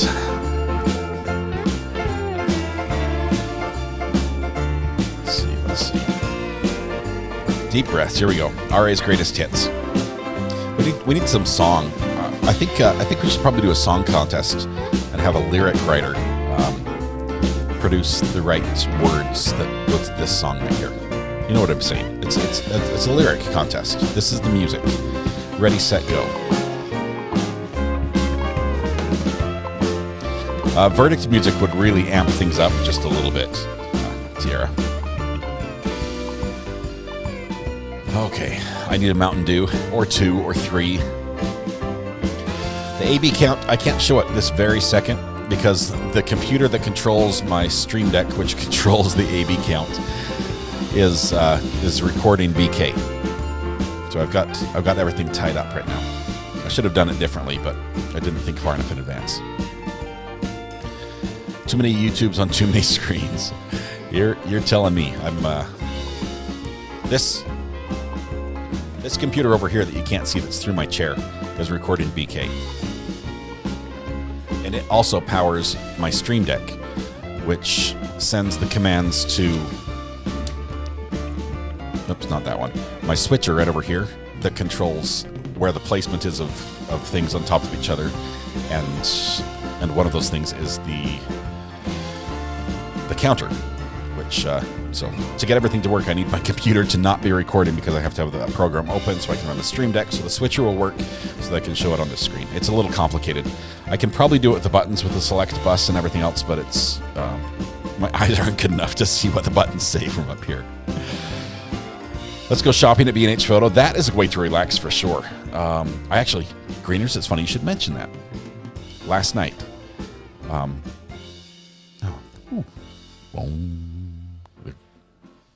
it's a good ending to that song. Last night I was going over the gig that I've got coming up, and in my head I was building all the pieces, putting all the cables together and plugging everything in my head, which I do a lot. And I concluded that I'm missing one more little device, and I'm missing an HDMI splitter, a powered HDMI splitter. I already have two. I have a 1x2, which means HDMI goes in and then two video signals go out. And I also have a 1x6, but I need a second 1x2 and the power supply and everything that goes with it. So shopping, I will go. All right, Vern, welcome.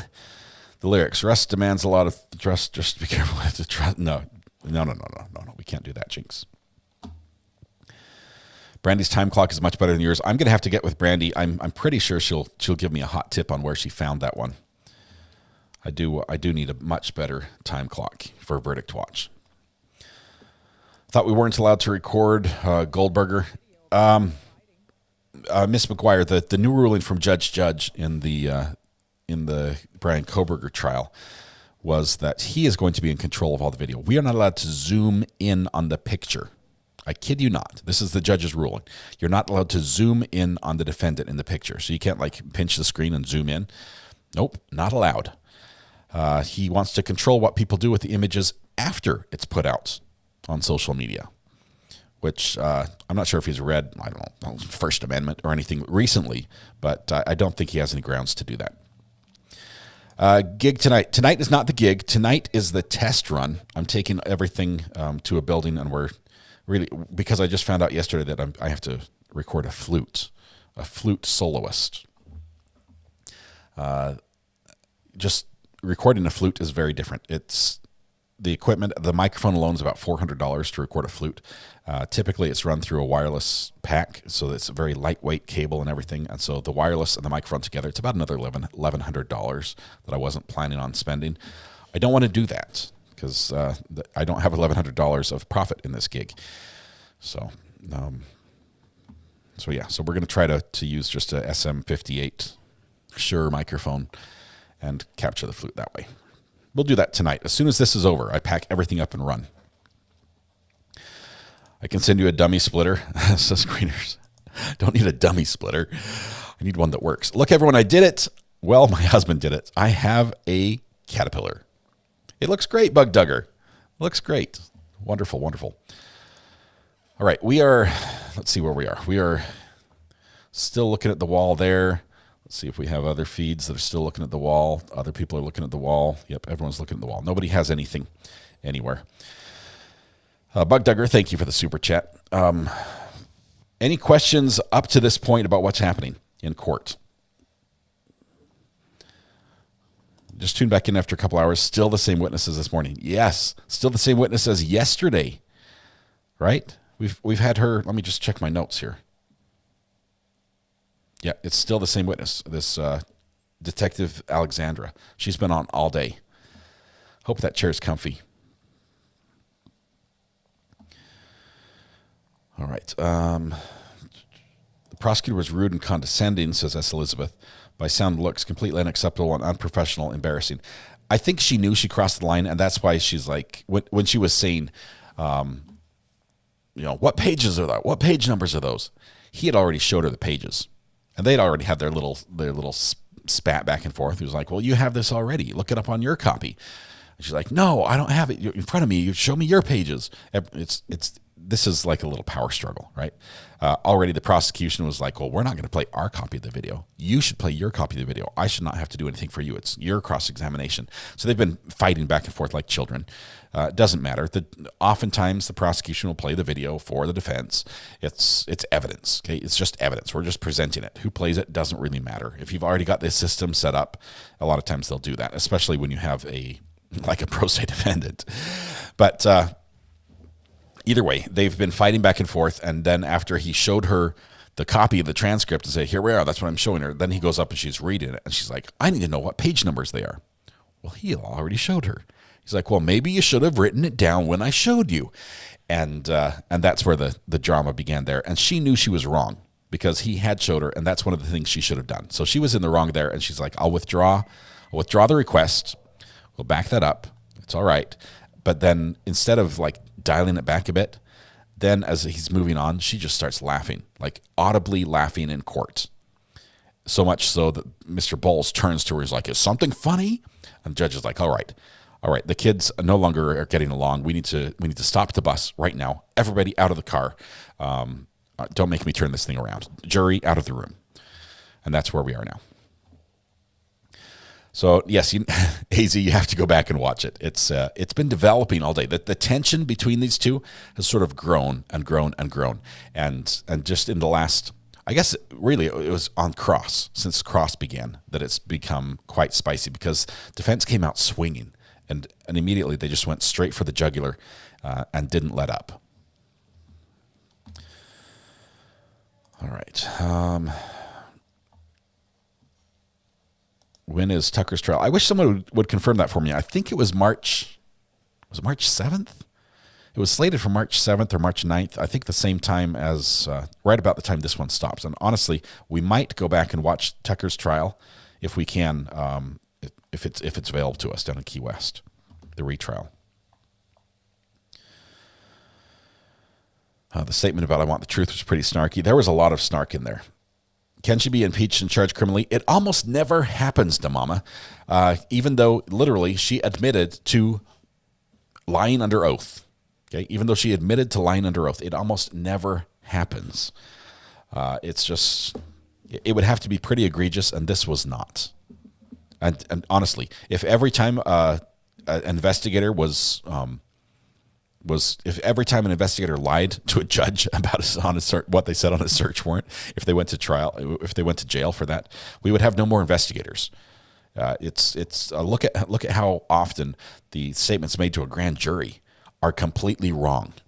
Like not just like a little off, but like completely wrong, just blatantly wrong. Yeah, it doesn't happen very often. There's very few repercussions for that. I think it should be different. I don't think that's the right thing to do, but it's in practice, we rarely see it. Judge was like, don't make me come back there. Yeah, she's getting ready to bop him on the head for sure. Treehouse trial is scheduled for March 9th. Well, if this one ends on the 8th, that would be a smooth transition. The New Mexico chili is spicy today. Spicy. Greeners, are you saying March 7th, or are you rating this trial as a 3 out of 7? I'm not quite sure. Maybe both. Brandy is watching the BK hearing. I'm watching as well. It's still going on. I really hope the audio is being recorded. Last time I missed it. He came out with all the secret combos. Remember when you had to buy the books to get the secret combos? I actually turned the car around once in the parking lot of King's Dominion Amusement Park. Kids were pissed, but behaved well the next week. AT1, they remember that missed vacation. Defense for BK is calling for 400 witnesses. That's like the entire student body that lives in the neighborhood. Everyone who was out getting a taco at the taco truck and saw his car go by, they're going to call everybody. They're not going to do that. They're not. This is a delay tactic. They're using this as ammunition. I would say they have 400 potential witnesses, and they're using that as a delay mechanism. Oh, we might be coming back from court. Let's see. No, still brief recess in progress. But they're using this as a delay mechanism to say, look, Judge, there's so much we have to do. We can't, there's no way we could go as soon as you want it. And when it comes down to it, you'll see that witness list get whittled way down, because that's 400 witnesses they have to prep for. No lawyer wants to do that. The detective lied and admitted it. Yes. Well, she said, yeah, she lied. Well, she made a statement about something and then was confronted with a previous statement that she had made to the judge to get a search warrant. And the two statements, only one can be true. And so the defense had the wonderful privilege of asking the witness under oath in front of the jury, which one of those two sworn statements should we believe? And she had to discredit one and credit the other. So yeah, it was good. You have to go back. Will Treehouse trial be pro se? I'm not sure if he's going to do it pro se again. He has had lawyers all along counseling him, even though they're not in court. He's representing himself, but he has had lawyers advising him. All right. I'm sick with the whole Seth Kenny thing during investigation. It seemed fishy. Yes, it did, but after yesterday's testimony, it really, in my mind, if what we heard yesterday is true, we don't have anything to hear from him. There's nothing that we need. Mathis, yes, in the Brian Koberger case, the defense has said is like 50 terabytes of documents.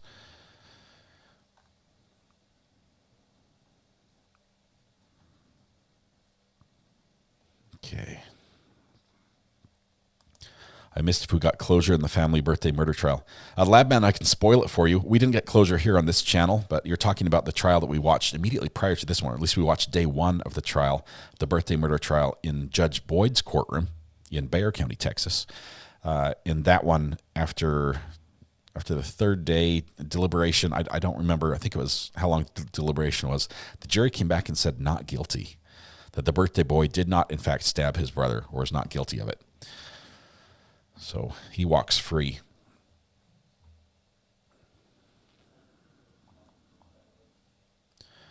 I have to be careful of the YSL trial. We took one day of YSL, and that was the day that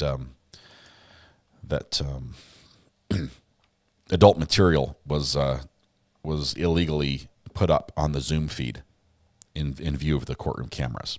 And sure enough, that's when we were live. So we had to immediately take that down. I was surprised at the Judge Boyd birthday boy verdict. I was as well. I didn't hear the whole case, but from what I had heard, it seemed like a pretty easy one. But the jury just wasn't convinced. They didn't prove it.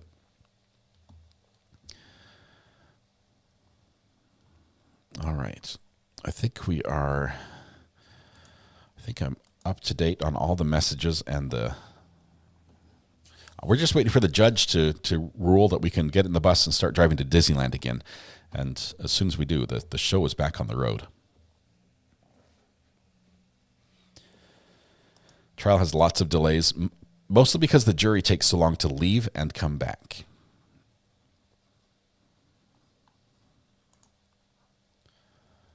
I think the corporal is a really good witness, is doing a great job, and seems like she did a perfect job. Eva, I think there's some times, I'll say this, she's experienced, and there are times where she knows, and you can see the snark in her face when she's responding, and she knows if I respond this way, it shuts you down. And she has loved every moment and just locked eye contact with Attorney Bowles when she does that.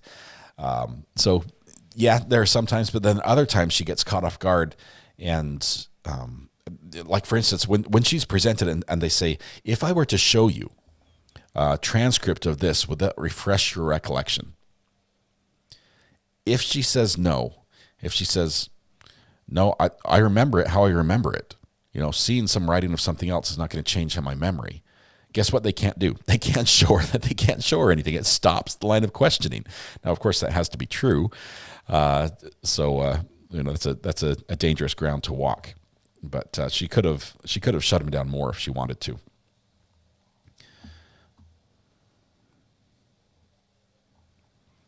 Toby's mom says, thanks to whoever gifted me a membership. I'm sorry I didn't catch your name. Woohoo, my first membership. Toby's mom, welcome. Let me tell you, while you're here, Make sure you type !seat because all the members get reserved seating on the front row. Ooh, is court done? Is court done? Is court done for BK? Laws that are set. I hear Brandy talking, and it looks like it is done. Good. Perfect timing because we're coming back to this court right here, or this court right here. Let's do this one. George of the jungle. Sorry, I shouldn't say that.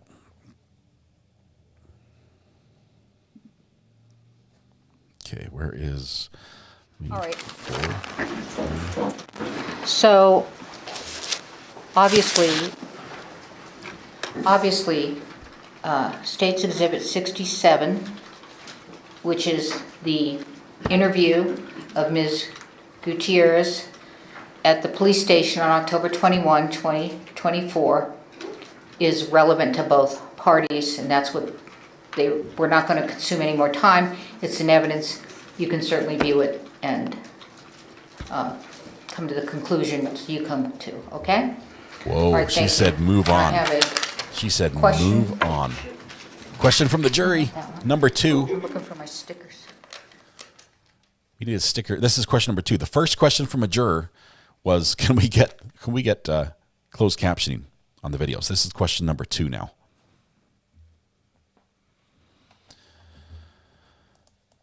Bug Dugger gifted 5 memberships. I'm not sure if that was new or not. I just barely saw that. Thank you very much, Bug Dugger.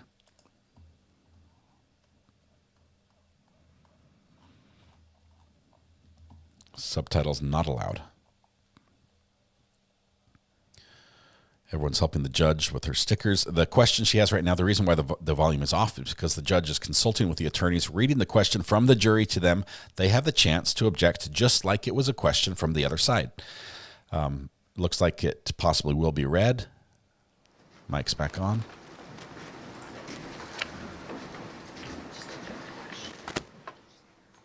All right. Welcome back. Corporal, I want to take you back to the 4 spent casings that we were discussing. It's not read. Do you remember where those spent casings were found? I do not. Do you have any information about where and by whom they were fired? No.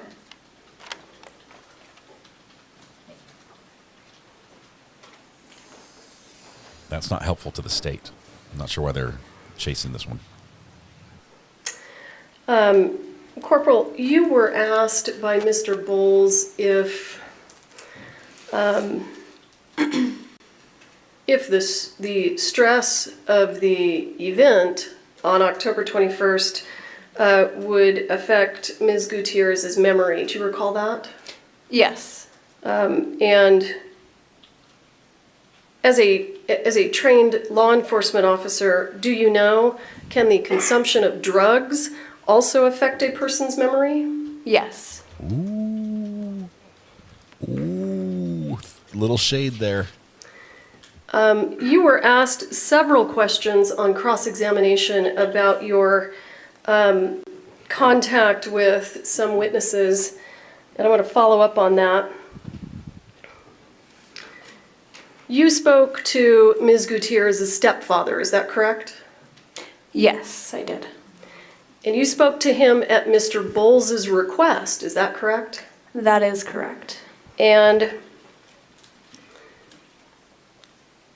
when you spoke to Mr. Reed, he told you that the ammunition... I'm going to object this hearsay too, if that's what we're ruling. Well, but it came in through him.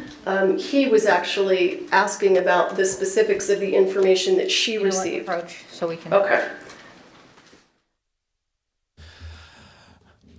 Defense is like, hang on. If you said it's hearsay and I can't use it, how come she gets to use it? Because it's still hearsay.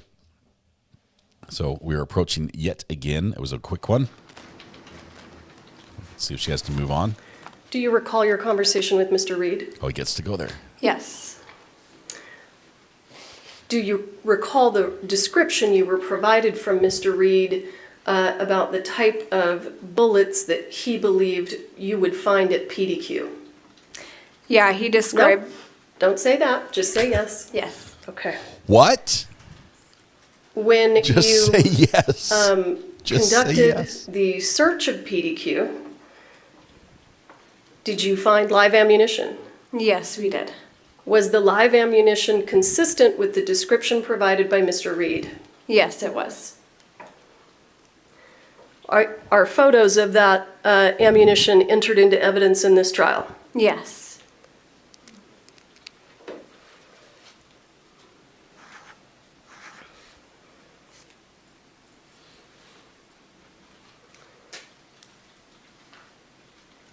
Now,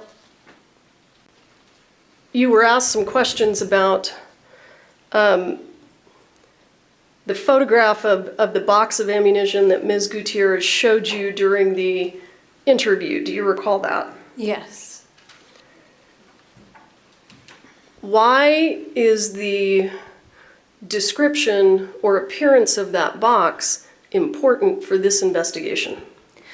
Because the photo that she had shown me matches the box that we found on Rust that she identified as the box she was using.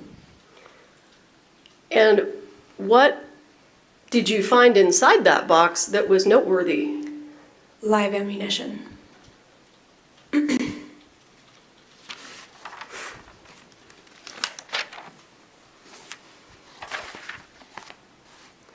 Mr. Bowles asked you some questions about whether or not there were safety meetings on set. Do you recall that? Yes. In any of the conversations that Ms. Gutierrez had with you, did she ever indicate that she was concerned or that she complained about lack of safety meetings?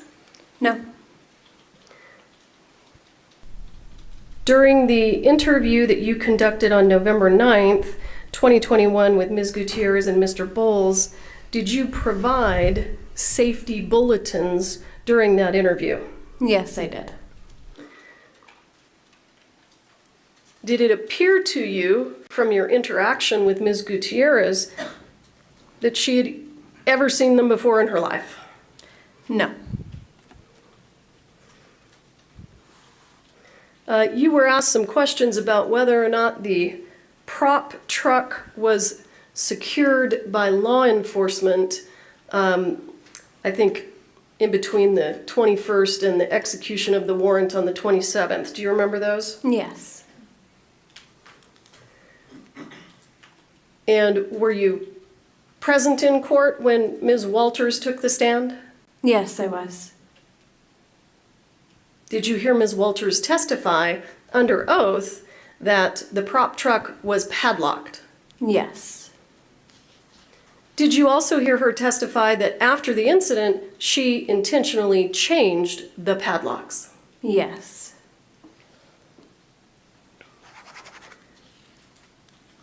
Did you hear Ms. Walters testify that the only person who she permitted to get into the prop truck in that time frame was actually the defendant? Yes.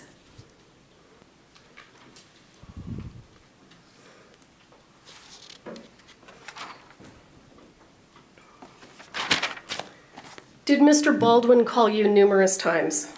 Yes. Did Mr. Kenny call you numerous times? Yes.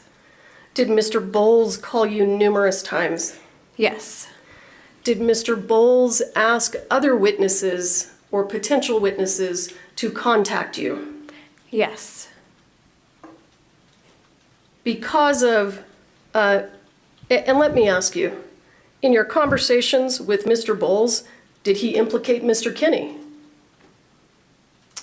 That seemed to be the direction he was going. And did he put you in touch with Mr. Reed? Yes, he did. And did Mr. Reed implicate Mr. Kenny? Yes, he did. And did he put you in touch with Mr. Teskey? I don't believe so. Okay, I don't remember. That? Okay. And based on the information that you received from Mr. Bowles and Mr. Reed, what did you do? I followed up with the information that they provided me. Did you petition the court for a search warrant? Yes, I did. Did you execute the search warrant? Yes. Did you seize items from PDQ? Yes, I did. Did that investigation lend any usable evidence that Mr. Kenny provided the live ammunition to the set of arrest? No. At some point, did you stop pursuing that lead? Yes. Why? Because I had no evidence that supported the information that Mr. Bowles was giving me. Annie Dog, welcome to the gallery. Thank you so much. Good to have you Do here. you have any information that Mr. Kenny was on the set of arrest prior to the death of Ms. Hutchins? None. You were asked whether or not you sent the ammunition boxes that were provided by Mr. Kenny for fingerprints and DNA. Do you recall that? I believe so. Would you expect Mr. Kenny's fingerprints and DNA to be on ammunition that he provided? Yes.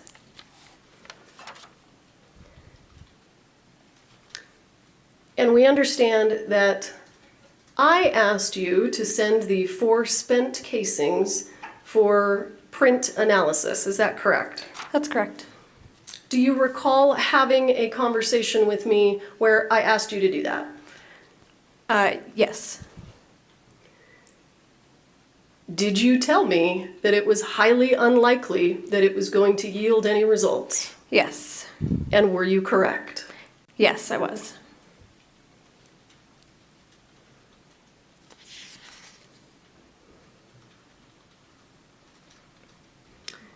Do you know, and if you don't, just say so, when that box of the dummy rounds with the tape and the blue Sharpie writing that came from Seth Kenny, when did that arrive on set? Do you know? I don't know the date. Did you see that? Do you know? And if you don't, just say so. Do you know? That's a little... Preparation for your testimony, did you meet with me? Yes. Did we meet over Zoom? Yes. Is that the only time that you met with me to prepare for testimony in this case? I believe so. You met with me on another occasion to prepare on another case. Is that correct? Yes. The Alec Baldwin case. Why is it important for you to meet with the prosecuting attorney before you testify? A lot of it is to refresh myself with, parts of the case and what I need to focus on, especially because this is such a big case. As you can see, I have a large binder and a large box. So it helps me to narrow down facts that I need to focus on. And have you given truthful testimony today? Yes. When you met with me, did I tell you what to say? We talked about what was going to be discussed. She's like... Did I tell you what testimony to give? Yes. But what did I tell you to give? Did I tell you to tell a lie? No. Oh, okay. That's funny. That just You're sounds telling so the bad. truth? Yes, I am. Did I tell you to tell the truth? Yes. There we go. That saves it. That saves it. And we know that you had an interview with Ms. Gutierrez on the 21st of October and again on November 9th of 2021. On November 9th, did it appear to you that Ms. Gutierrez had been prepped by her attorney? Yes. I don't have anything further. You're excused. Are they going to allow? Next witness. Is he going to reserve to recall? The state calls Gabrielle Pickles. Give us just a quick moment to track her down. Paging Pickles. Paging Pickles. Okay, the lead attorney does not have to leave the courtroom. She can stay there. She has been here for all the other witnesses. So she just goes back and sits back by the prosecution table. Oh, man, that was good. That was good. I love it. Here she is. For Santa Fe, I was expecting fewer coats and scarves. I guess the desert can be cold. Do you swear affirm under penalty of law that the testimony you'll give in this case will be the truth, the whole truth, and nothing but the truth? I do. All right, have a seat, talk into the microphone. Ma'am, go ahead and state your name for the record, please. Gabrielle Pickle.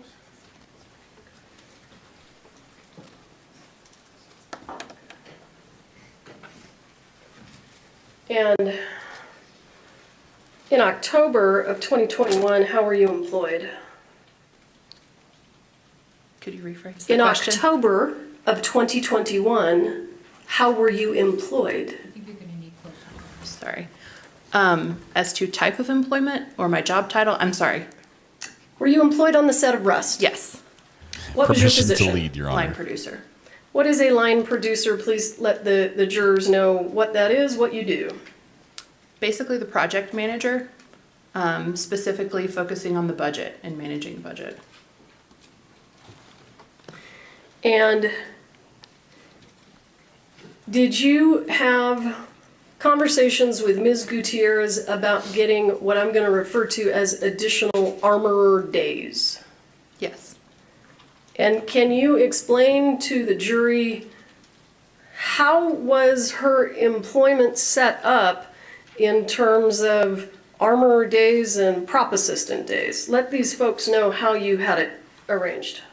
So we had originally, it all depended on the schedule, and we had originally scheduled 5 days with blanks on set. And so we had 5 armor days. And then as the schedule changed due to other departments and us filming, it expanded, meaning that we would need to split up some scenes and whatnot. And so it became 7 armor days, I believe. And then she requested different ones for different reasons. And I believe by the end of it, we had 10 armor days, if I remember correctly. And so let me stop you. So when she asked you for additional armorer days, you gave them to her? Yes. Did you actually double the number of armorer days that she was originally scheduled for? Yes.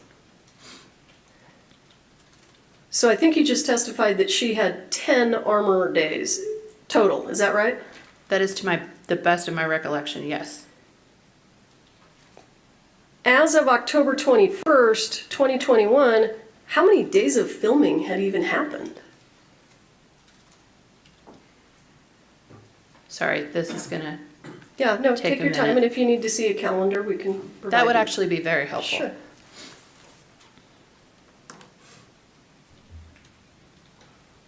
It was 2 weeks and 2 days, I believe. That'd be 12 days. Is that 21? Of course. All right.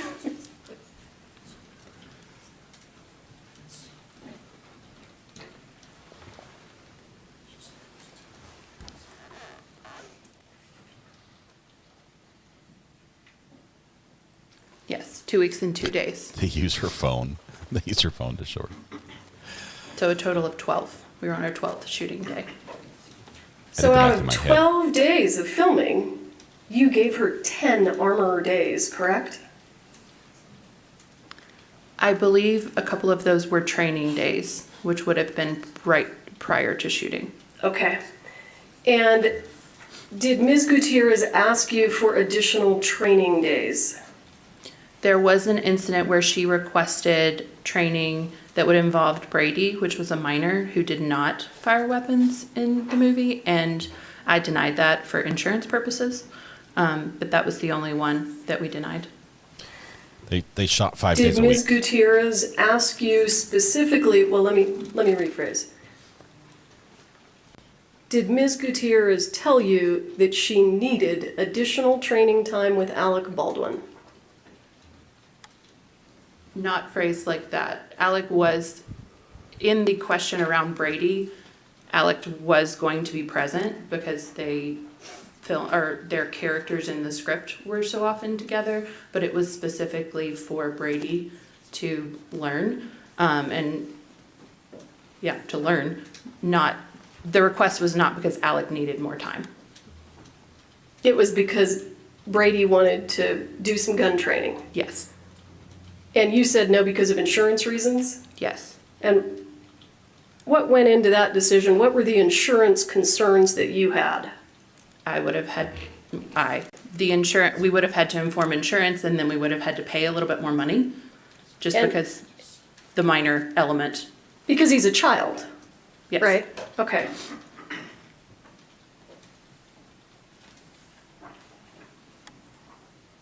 Sorry, I think I missed one there.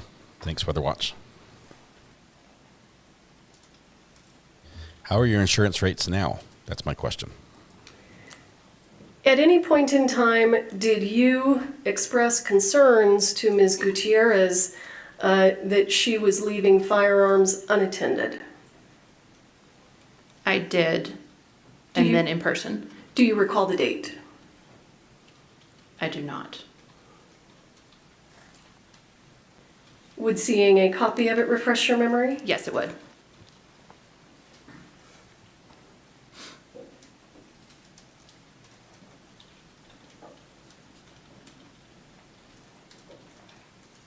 May I approach?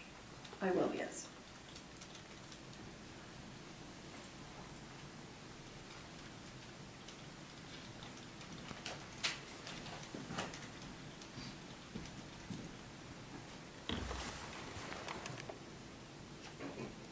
I'm sorry. No, do you need Eyeballs. glasses? No, October 14th. Okay. I'm sorry. October 14th is the date. Did that refresh your memory? It did. Thank you.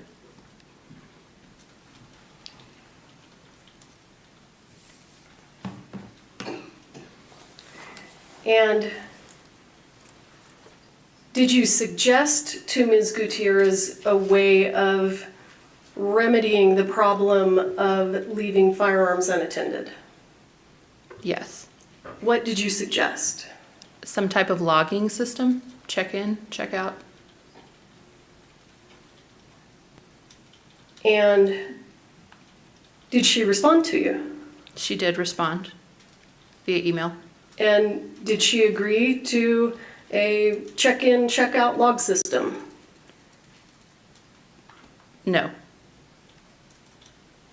Why not, if she told you? She said that it was too complicated to do in between scenes. And they had a system that they were working with, and I'm trying to recollect, that was end of day, I believe.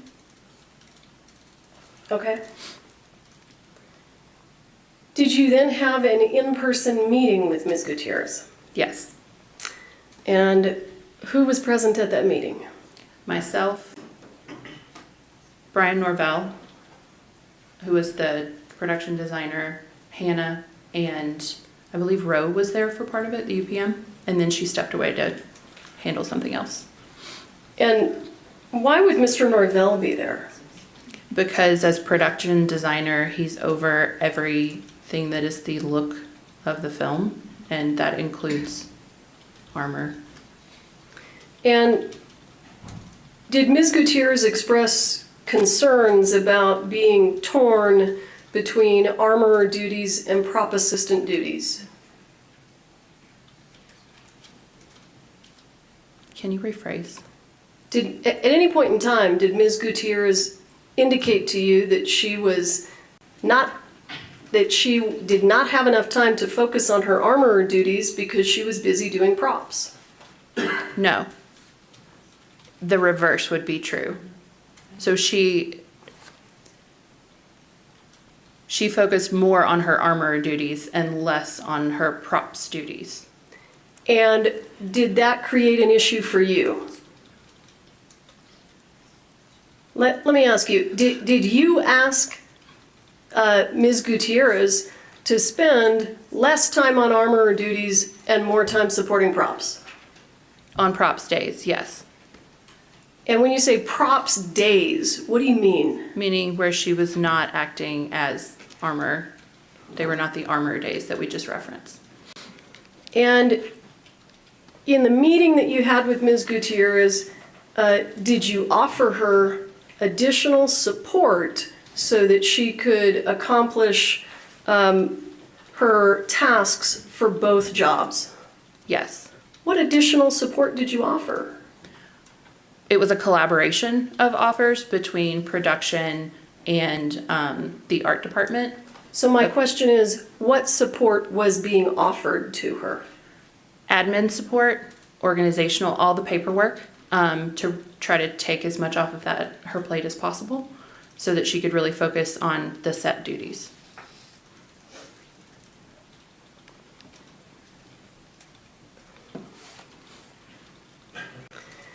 After the meeting where you offered support, did Ms. Gutierrez again tell you that she was spread too thin? No, we seem to have a plan to move forward.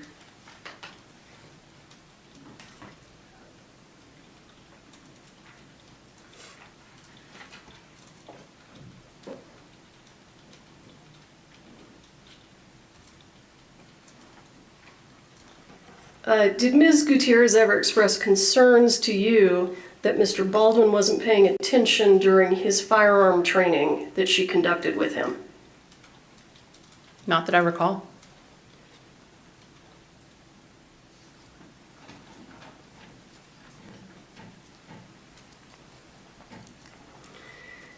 In terms of the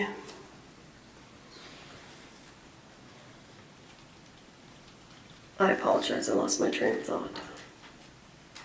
I'm over 50 and it's getting late in the day. Is there a difference in pay for armorer and prop assistant? Yes. Which pays more? Armor. And did Ms. Gutierrez also express, perhaps not concerns, but desires to you that her armorer days be something that would be recognized by the union? So she and I had a conversation early on in her hire about the production once we had wrapped, and I can't remember the exact procedure, but basically writing down her days to submit them to the union to count toward her qualification. I don't remember it being armor specific. I thought it was all days, but that is my memory. Okay. And do you know what union she was attempting to become a part of? It was the California local union. I cannot remember the number off the top of my head, the number of their specific local. Are you a member of that union? I am not. Do you know whether or not you have to be a resident of California to be a member of that union? I do not. All right. I'm going to show you what I have marked as States Exhibit 148. Let me confer.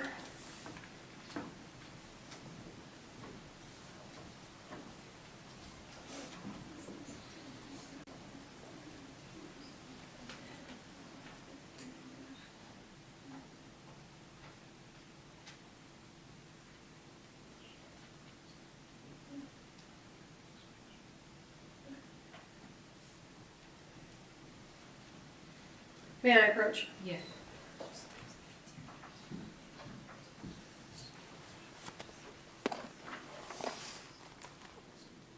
Do you recognize that document? Yeah, it's a union start. Sorry. Okay. Yes. She's eager to answer.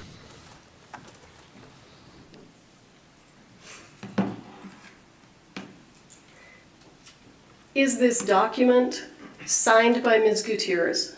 Yes. Is this document also signed by you? Yes.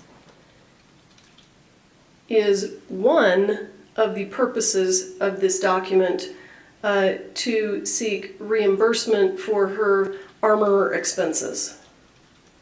Yes. I move for the admission of State's Exhibit 148. I think the document's still hearsay.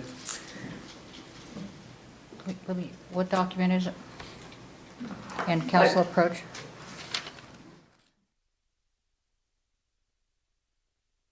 All right. As they approach and fight this over, I'm trying to upload the hearing video, which I have a clean copy of right now, to the other Top Mark channel. It'll take a minute because it's pretty good resolution.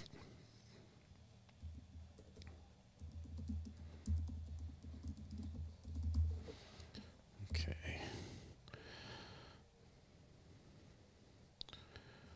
There we go. Video elements. No, it's not made for kids. Playlist goes to playlist Brian Koberger.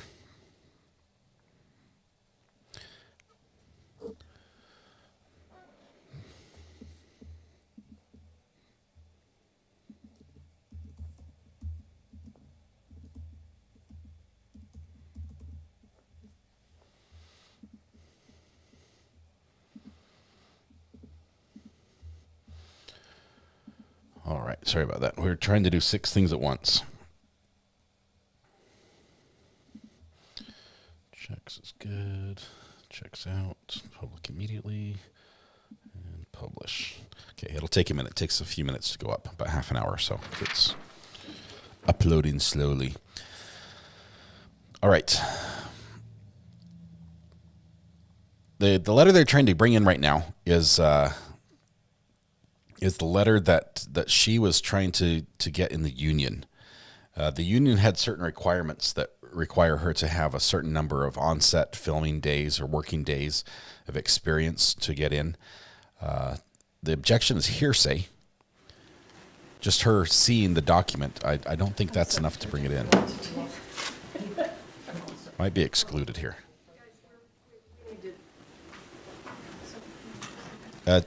It's hearsay anytime it's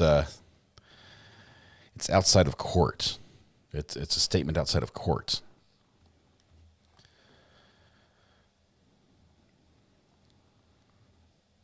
Do they have a paper shortage in New Mexico? They may. Chris, the other channel is Top Mark Media. If you search Top Mark, Let me shift gears real quick. space and we'll media. go back. TOPMARK. That's my channel that I do a lot of. Just On the days playing that, court that feeds there on. was not blank gunfire on the set of Rust, were there prop guns being used by actors that were in fact real guns? I don't know. Okay. I appreciate that. Rather than introduce the exhibit, Which she was shut down on. have you reviewed this exhibit? Yes. And was it submitted to you by Ms. Gutierrez? It was submitted to my team, who then submitted to me by Ms. Gutierrez. Okay. And you signed it? Yes, I did.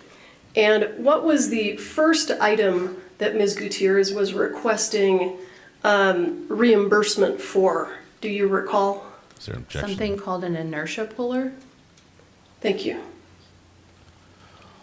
Oh, this is bad. Inertia puller is for reloading, for separating bullets. Remember that little clear plastic device? Let me just review my notes real quick. That separates the tip of the bullet. It's used for taking live ammo and making them into dummy rounds. I'll pass the witness. It would be one of the parts that would be used for that, without firing them.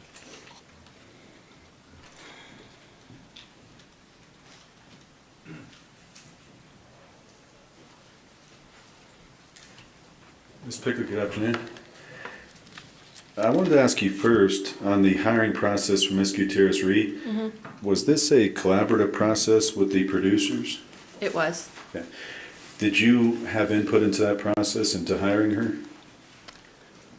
Yes. Okay. Ultimately, were you the one that made the decision to hire her? No. I made the offer. Okay. Who made the actual decision? I mean, I would say it was a collaborative decision from the top down. Everybody had to sign off. And so part of that offer process was that she would be hired as a key props assistant and an armorer, correct? Yes. And ma'am, you've testified today that you had allocated 10 armorer days to her? I believe so. Okay. And as part of that film, how many total days of filming do you recall were there going to be to complete the film? We had not decided at this point. It was, I believe, 22 or 23, if I remember correctly. Okay, and I'm not holding you to a specific date, but it was 22 or 23 in your memory? Yes. Okay, so out of that 22 or 23, approximately less than half Ms. Gutierrez Reed was going to be in an armorer position. Correct. Okay.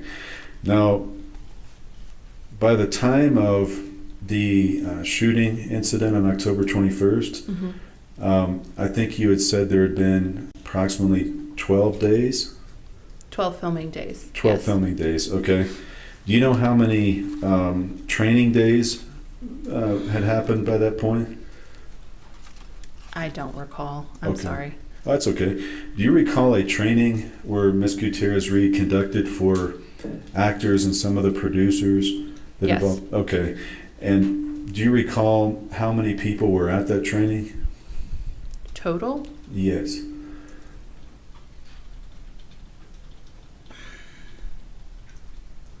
I do not. Okay. I know there were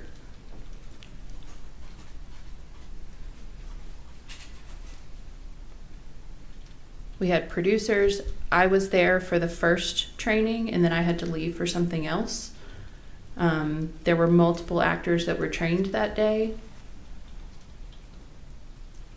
I would say a handful of crew that were there, as well as actors. Okay, and so just in terms of numbers, can you tell the jury just an idea, if you have a ballpark, how many people? I would say between 7 and 12. Okay. At any given time.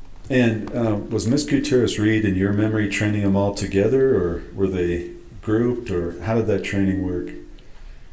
She started off with some general training and then worked with them kind of individually to figure out, because they had to figure out the right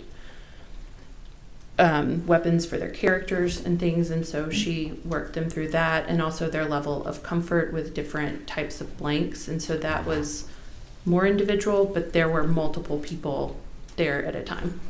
Do you know approximately how long that training was? No, I was only there for probably an hour. Okay. Did you see Mr. Baldwin there being trained? He was not at that training, no. He was not in the state at that point. Okay. And ma'am, do you know if he at one point was able to attend some type of training with Ms. Gutierrez Reed? He did. Did you witness that training? I did not. Okay. So you don't have any personal knowledge of observing it, but you do know that it happened? I know that it was on the schedule. That is the extent of my personal knowledge. We coordinated with multiple departments to make sure that could happen. Okay. Do you know whether Ms. Gutierrez Reed had requested to do cross-draw training with Mr. Baldwin? I don't recall that at all. Okay. Do you know whether Mr. Baldwin ever had cross-draw training on set? I have no idea. Okay. With regard to the duties that she was performing, I think she said she was focusing more on her armor duties. Is that right? Yes. And do you recall telling her that she was hired in both positions and that she needed to be focusing more on her props duties? On props days, yes. Okay. And those props days were delineated in the schedule, correct? Yes. Now on those props or by the schedule. I'm sorry? I just wanted to reword that. They were delineated by the schedule. They did not necessarily appear on the schedule. Okay. Would some of those days include use of weapons on those props days? The difference was blank firing. So if there were blank blanks present, then that was an armor day. Okay, but if there were not blanks present, but there's firearms present, would you agree with me that that's still an armor function? I mean, it was a Western, so everything that the actors touched is considered a prop, and that was where we had the line between like props and armor. Okay, well, so did you consider the firearms to be the props? Some of them were. Okay. Which ones were props versus not props? I cannot speak to that. Okay. It's not my area of expertise. Okay, but at least your understanding was at least some of the firearms were props. Yes. Now, was that clearly delineated to Ms. Gutierrez Reed as to which firearms were props and which ones were under armor? That information more came from her because she was the expert in weaponry, not Okay. myself. Okay, was that written down somewhere, which firearms would be which? I don't believe so, not to my knowledge. Okay. And then, with regard to non-blank days, were those all prop days? Yes. Okay. So if there weren't blanks being fired, even if there are firearms being used, those are props days? Correct. Okay. Now,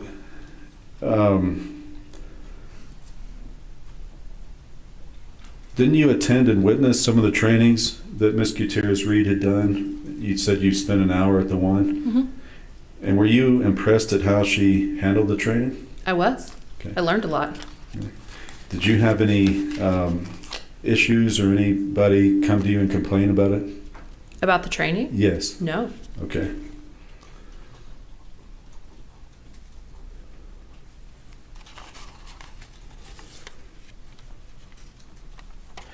The date of the incident, are you familiar with Video Village? Yes. Were you aware that the day this happened, the Video Village went down? Can you further expand on that? Yes, the Video Village was not operating the day that the shooting occurred.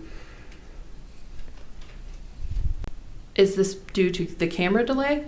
Is that what you're referencing? Well, I'm just, actually, I was going to ask you first if you knew about that, Video Village going down. No. Okay, but you said there was a camera delay. Mm-hmm. Was that because, were you aware the camera crew had walked off the day before? Yes. Okay. And were you aware they had come back that next day? Yes. Did you have any interaction with any of them? Yes. Did you end up calling the police? On them? Yes, No. for any reason. Okay, so was it a pleasant interaction? Not particularly. Okay. But I was just there to make sure they took their stuff and then the production rentals stayed where they were. Okay. How long were they on set that next day? I do not remember. As short a time as we could manage for them to pack up their gear. Okay, you were trying to get them off as quick as you could. Well, we needed to start our day, so we were trying to, move that first and then get rolling. Did that delay the start of that day? It did. Do you know approximately how long that was delayed? Hours. So at the time you all were able to start the day and start the various things you're going to do, you're already hours behind. Yes. Okay. So was there a general perception of trying to move quick that day, or No, we had to replace the camera team, and we all know that takes time to get new people into the rhythm. We had been meeting with different people in charge to figure out what we were moving to other days, and how we were going to absorb basically what could have been a half-day loss at that point. So there wasn't rushing. All the other departments had all of those hours to do whatever they saw fit. the only people that were really intensely focused was the new camera team, trying to learn the equipment and get up to speed. Do you know whether on that day Ms. Gutierrez Reed had already used her armor days? I know that day was an armor day. But do you know if she had already used her armor days that had been allocated? No, that one was also approved. Okay. Because you were on day 12, and I'm just wondering, because you said you gave her 10. They weren't necessarily consecutive. Okay, okay. But you don't know how many she had used up to that day? I do not. Okay. No. At one point, didn't you tell Ms. Gutierrez Reed that she wasn't going to be allocated any more training days? But I think you actually worded it training days. I did. I misspelled in the text message. Yes. Yes, and it was a text with her, and this was you remember approximately what day that was? I do not. And why did you tell her there would be no more training days is what you were trying to say? At that point, we didn't need them. And she and I had communicated since the very beginning that we wanted to keep track of all of her armor days. And so we texted back and forth fairly often. I mean, every few days. And do you recall what the context was, why she was asking for more training days? So the specific instance that I remember was her asking for a training day with Alec and our minor lead, Brady. And that was the one that I said no to, due to it being a minor.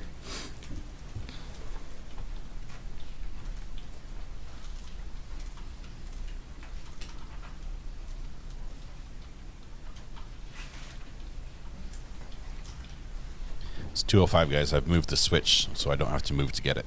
I just want to ask you if I showed you a text, would it refresh you as to the date that this occurred?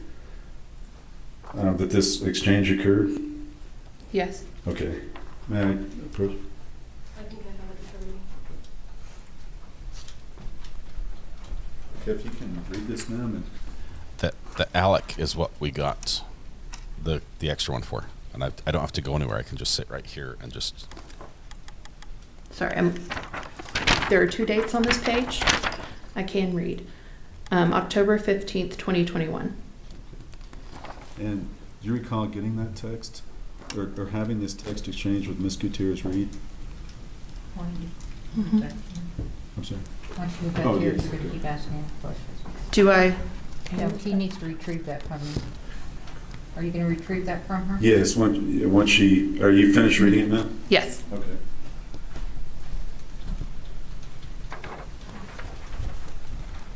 Do you recall having that text exchange?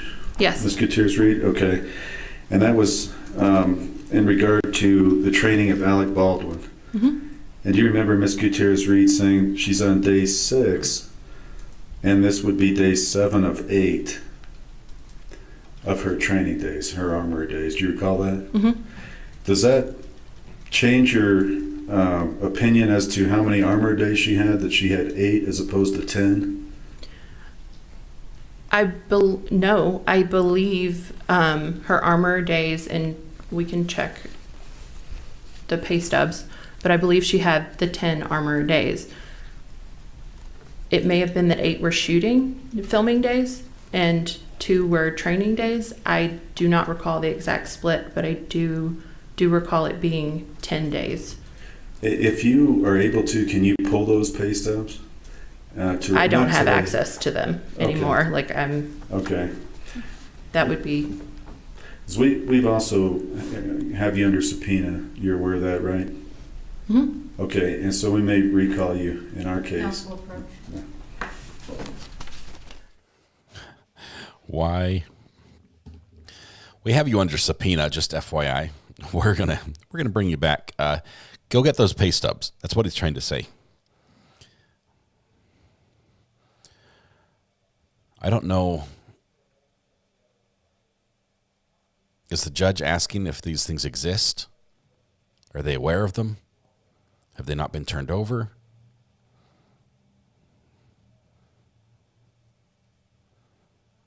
but it clearly looks like defense does not have these pay stubs.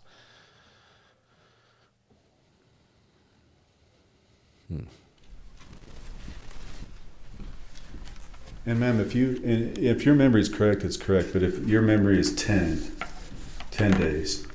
That is my memory. Okay. And I'm just trying to figure out what you remember. With regard to the accidental discharges that occurred on set, did you become aware of those? I was made aware of one. It was reported to the UPM, Roe Walters, and she informed me that it had happened, and I asked her to investigate, and she did, and reported back that she and Hannah had a conversation, and she felt very good with where the precautions that were in place. Okay, so you said you were aware of one. Do you know which one this involved? It was one reported by Lane Looper via text message to Roe. I don't know if that's in evidence. Who is Lane Looper? He was one of the camera crew. Okay. So, as I understand, Mr. Looper was raising a safety issue through a text, and that went to Roe Walters?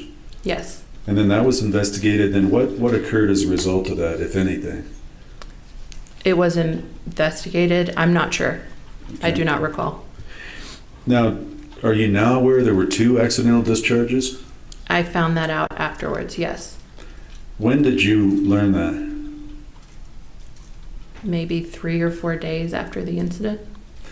Do you know whether there was any investigation after you learned of that second one? Could you clarify? Yes. Do you know whether there was any investigation done after you learned of the second accidental discharge?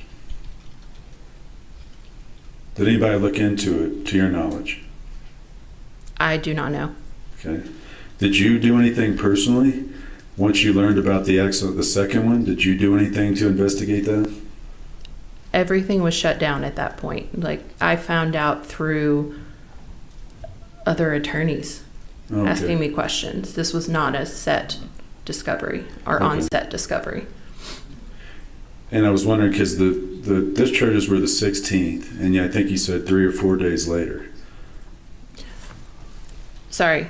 The discharge that I was made aware of via Roe was the only one that I knew about during filming. The others I found out about 3 or 4 days after the 21st. I see, okay. Once everything had shut down and everybody was trying to figure out what was going on. Okay. That's when that came to my attention. Okay.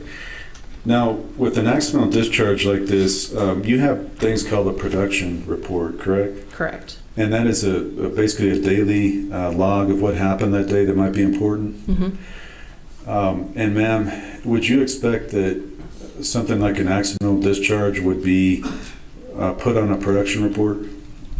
I would like it to be. With regard to these, do you know if they made it onto a production report?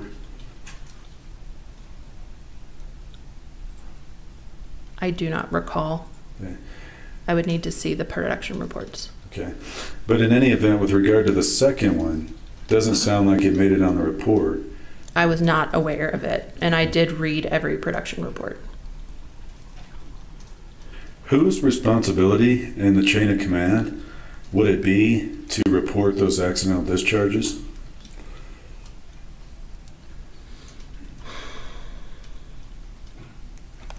Anyone on set? Would the first assistant director have responsibility?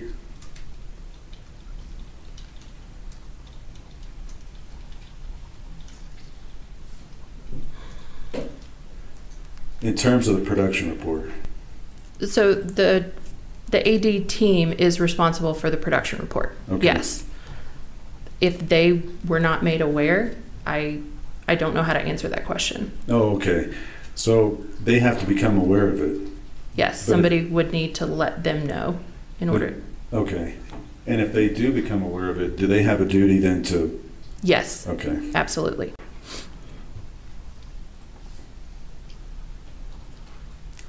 Are you aware whether daily safety meetings were being conducted on set? Safety meetings were being conducted. They were not every day.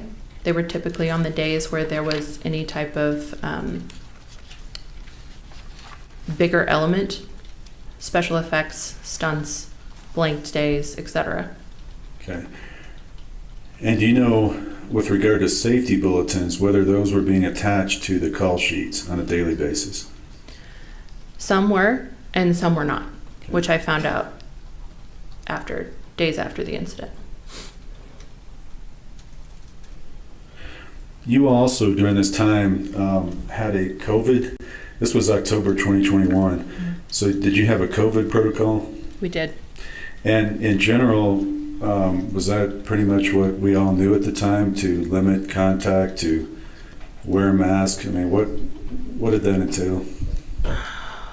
You're testing my memory. We tested. I cannot remember how often. Frequently. Everybody wore masks. We had hand sanitizer everywhere. Everything was wiped down. I think that was about it. Okay. Did you know whether Ms. Gutierrez Reed was vaccinated or not? We did not ask for vaccination information from cast and crew. Okay. And I guess in general, I take it that in general, you wouldn't want a lot of people in a small space if you could help it. Like if there's filming going on in a small building, that's kind of what the COVID protocol was at the time? Yes. It was not often practical because filming takes place in small buildings. Sure. But to the extent possible, that was the goal? Yes, that was the goal. Okay. Your Honor, ma'am, just a moment. This witness wants to present the image that production crew did their job very well. All the errors and mistakes they didn't know about till later.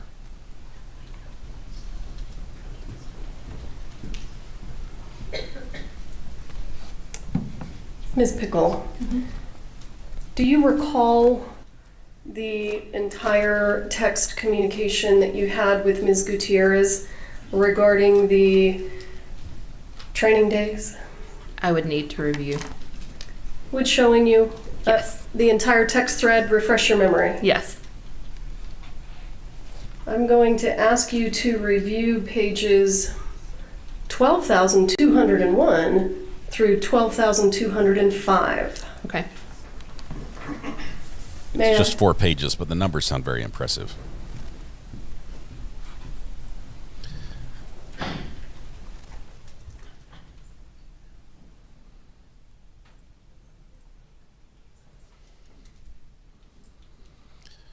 So talk things over here.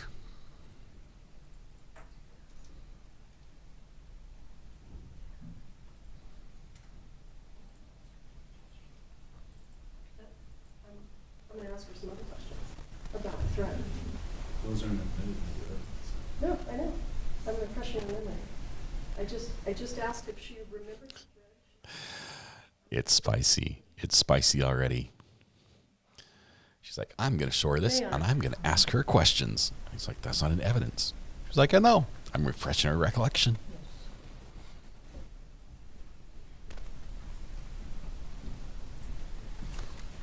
Do you know how to scroll through a Mac? Yes.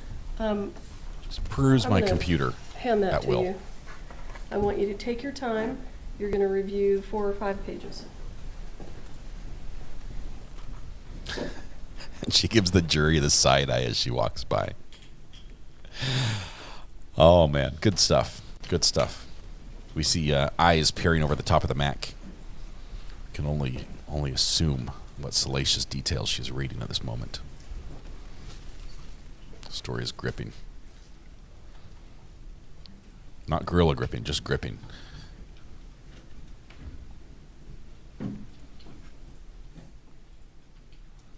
Defense is probably going to have some objections here.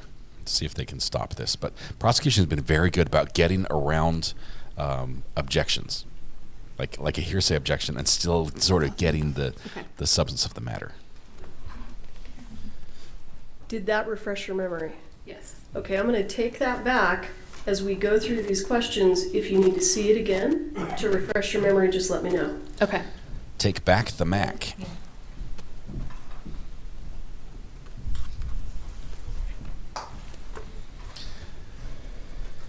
Here goes, here goes.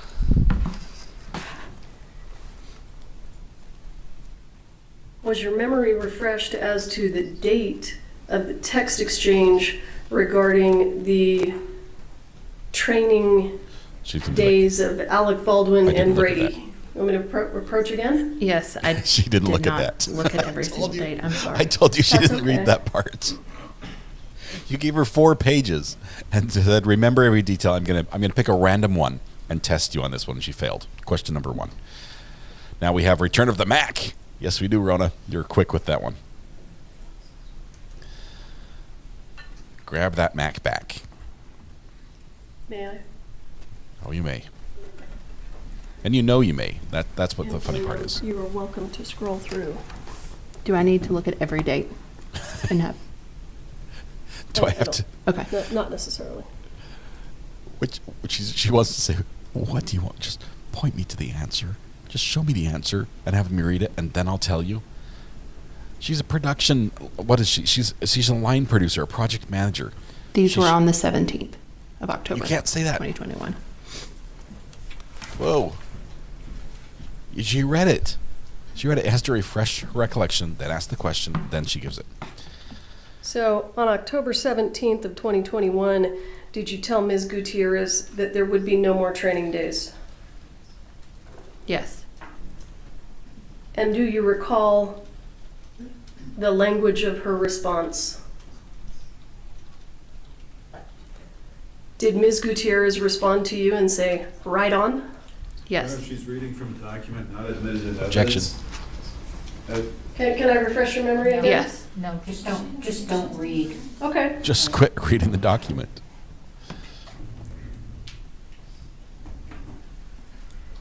Paul Youngs, thank you for gifting a membership. Do you want me to ask the question again without reading it? Okay. No. Did Ms. Gutierrez respond to you and say, "Right on"? Yes, she did. Oh, I thought that's... No, just did she respond to you? What are you Did she respond to doing? you? She did. What are you doing? So, Okay. move on. Is it okay if I commit the document to memory and then recite it word for word? That's not reading anymore, right? Fine, I'll strike the answer. Strike all of this. Strike everything. Question and answer. Ma'am, do you recall what Ms. Gutierrez's response was to you when you said no more training days? If you don't, I can Right tell on. you one more time. Thank you. That's fine. She looks to the jury. She gives the jury the crusty. These people, man, like they're the ones who did the wrong. Reviewing these messages refresh your memory as to whether or not you told Ms. Gutierrez that she would have 10 total armorer days? Yes, it is confirmed in that text chain that we both knew that there were 10 armor days. Not 8. Not 8, 10.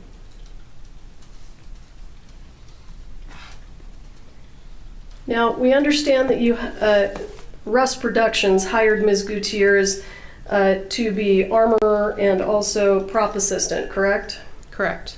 And did Ms. Gutierrez agree to take on both roles? Yes.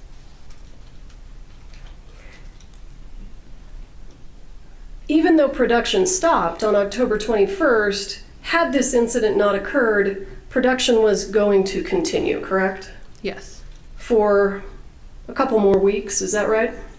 Yes. And was it within the discretion of Rust Productions to continue to increase armorer days if necessary throughout the course of the filming? Yes. So just because she was given 10 by October 21st, that doesn't mean that she was going to be limited to 10 for the duration of the filming. Correct.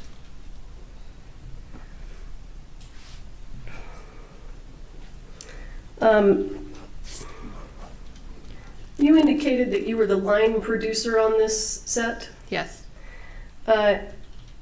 Prior to October 21st of 2021, how many times had you been a line producer for a film?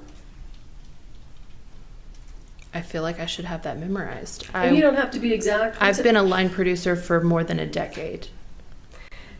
So during that probably more than decade. a dozen movies. 4 to 5 films a year. Okay.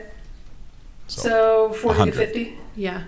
50 to 100. In those 40 to 50 films, can you My math's estimate bad. for us how many of those films had an armorer?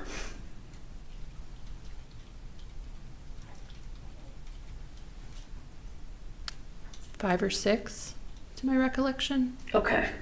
Are you yourself familiar with firearms and firearm training? No. So for the hour that you observed Ms. Gutierrez's firearm training, did you have any experience from which to compare it? I have sat in on a couple of other trainings. Okay. Did those trainings include the use of single action revolvers? I don't know enough to answer that question. I was at the training, I didn't Fair pay enough. attention.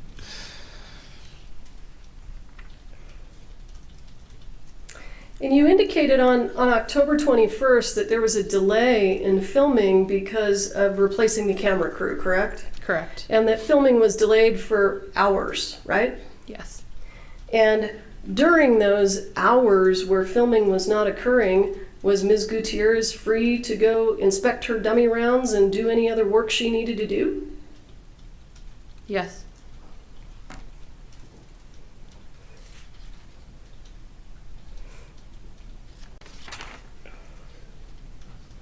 In terms of the accidental discharges, did Ms. Gutierrez bring them to your attention? No. Do you know whether Ms. Gutierrez brought the accidental discharges to the attention of anyone in production? I do not have knowledge of that. Could Ms. Gutierrez have reported the accidental discharges to production? Without me hearing about it? No, just could she report it to anyone in production? Yes. Anyone on set could, right? Mm-hmm. And Mr. Looper did, Yes. correct? Mm-hmm. You were asked some questions about the COVID protocol on set. Did the COVID protocol require Ms. Gutierrez to leave the firearm in the church on October 21st and leave the church? Your Honor, I don't object to speculation, lack of knowledge, foundation. If I you have know. no knowledge. I can't answer that. I don't know. Well, did you have knowledge of the COVID protocol for the set? I had knowledge of the one-page document that we had of the basics. As far as what happened on set, that was really not my job. Okay. The one-page document that you're talking about, did it indicate that the armor needed to be separated from the firearms? It had no such specifics.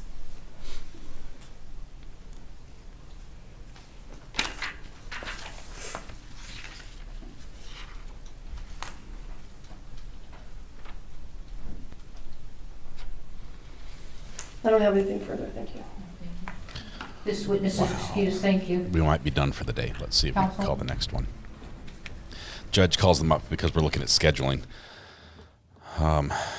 Witnesses is done. I think she did okay. The poor girl did not realize she was going to be asked detailed questions about 4 pages of a report written years ago. I think she did great. It was great. She did a great job as a witness, mostly. I blame any problems there, especially where she was asked questions where she doesn't know the answers, on the prosecution not prepping the witness. But that's all cool. Famous last words. It's not my job. Don't we love it when somebody gets up, especially in a case where we're talking about liability and something that went wrong, and how many times we hear some variation of "that's not my job." No, I don't do that. That's not my job. I just don't look, and I just color. That's what I do. I just sit down, I shut up, and I color. That's not my job.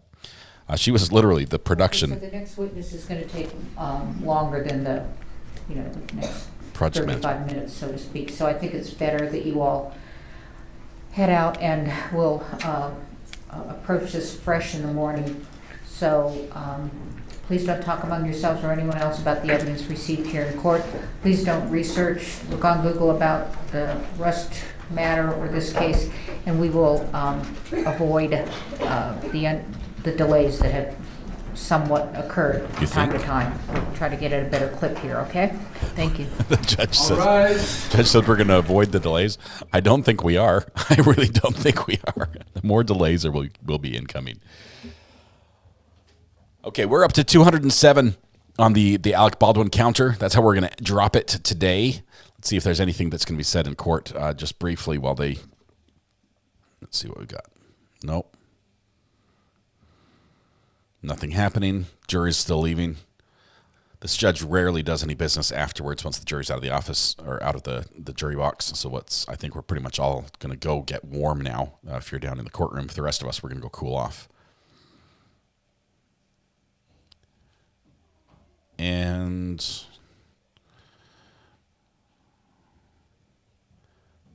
everyone's approaching. I'll get a really good close-up there.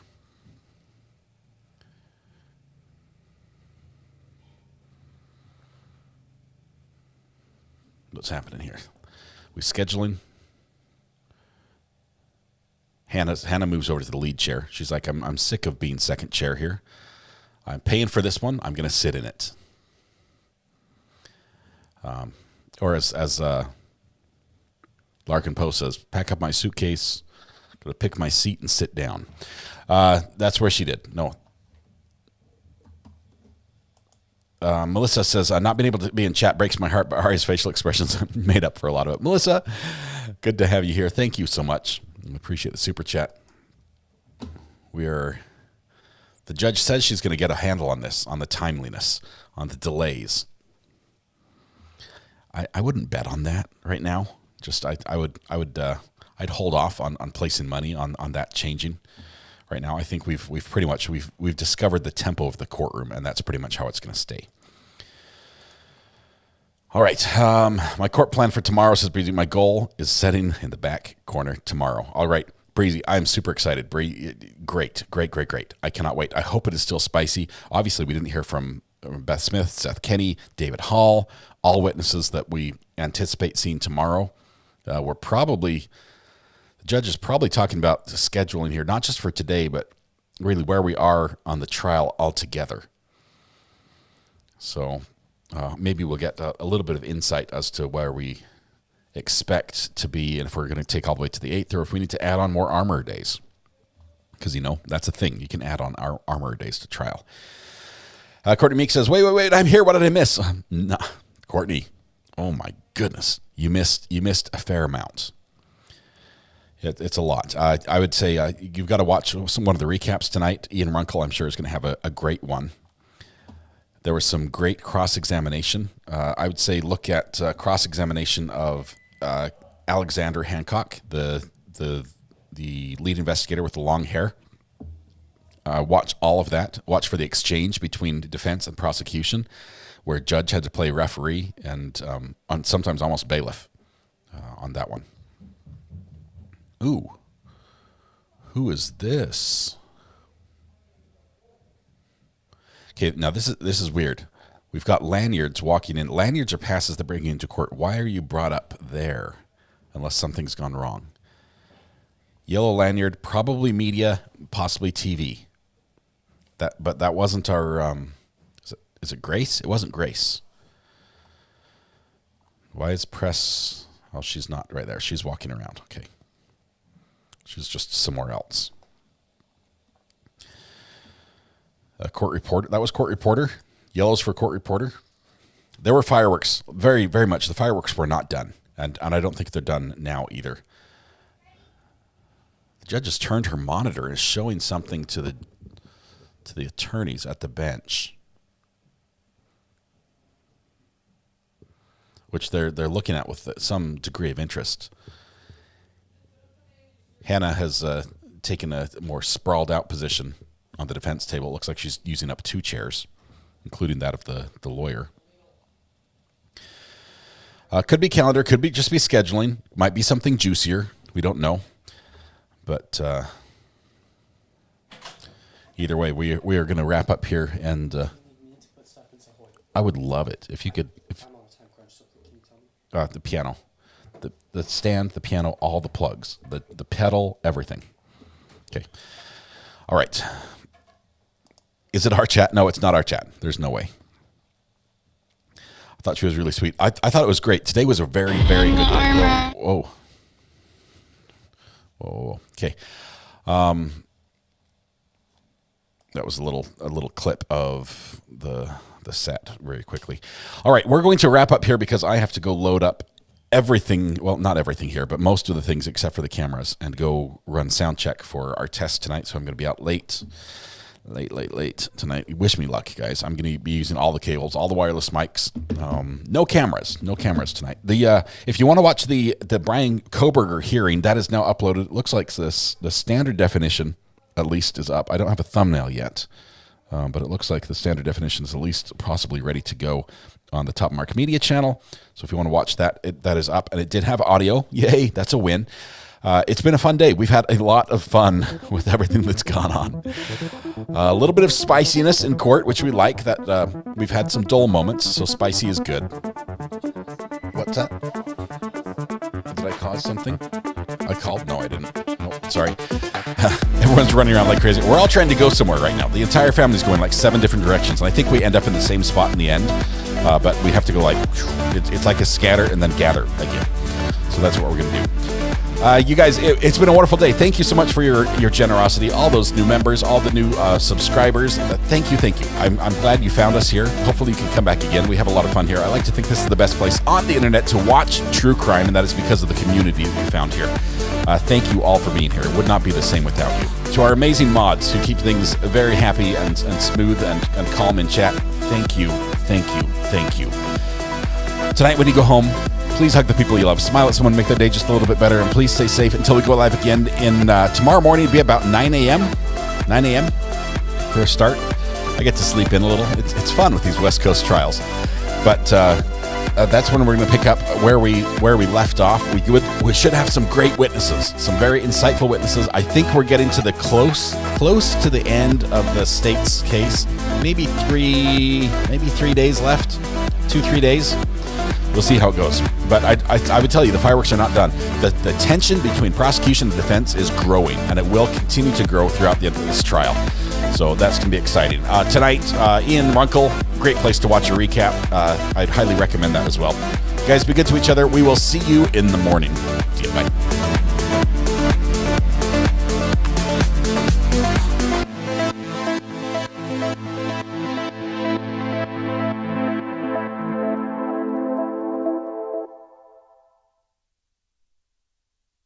Because he's the guy. I'm not a cat.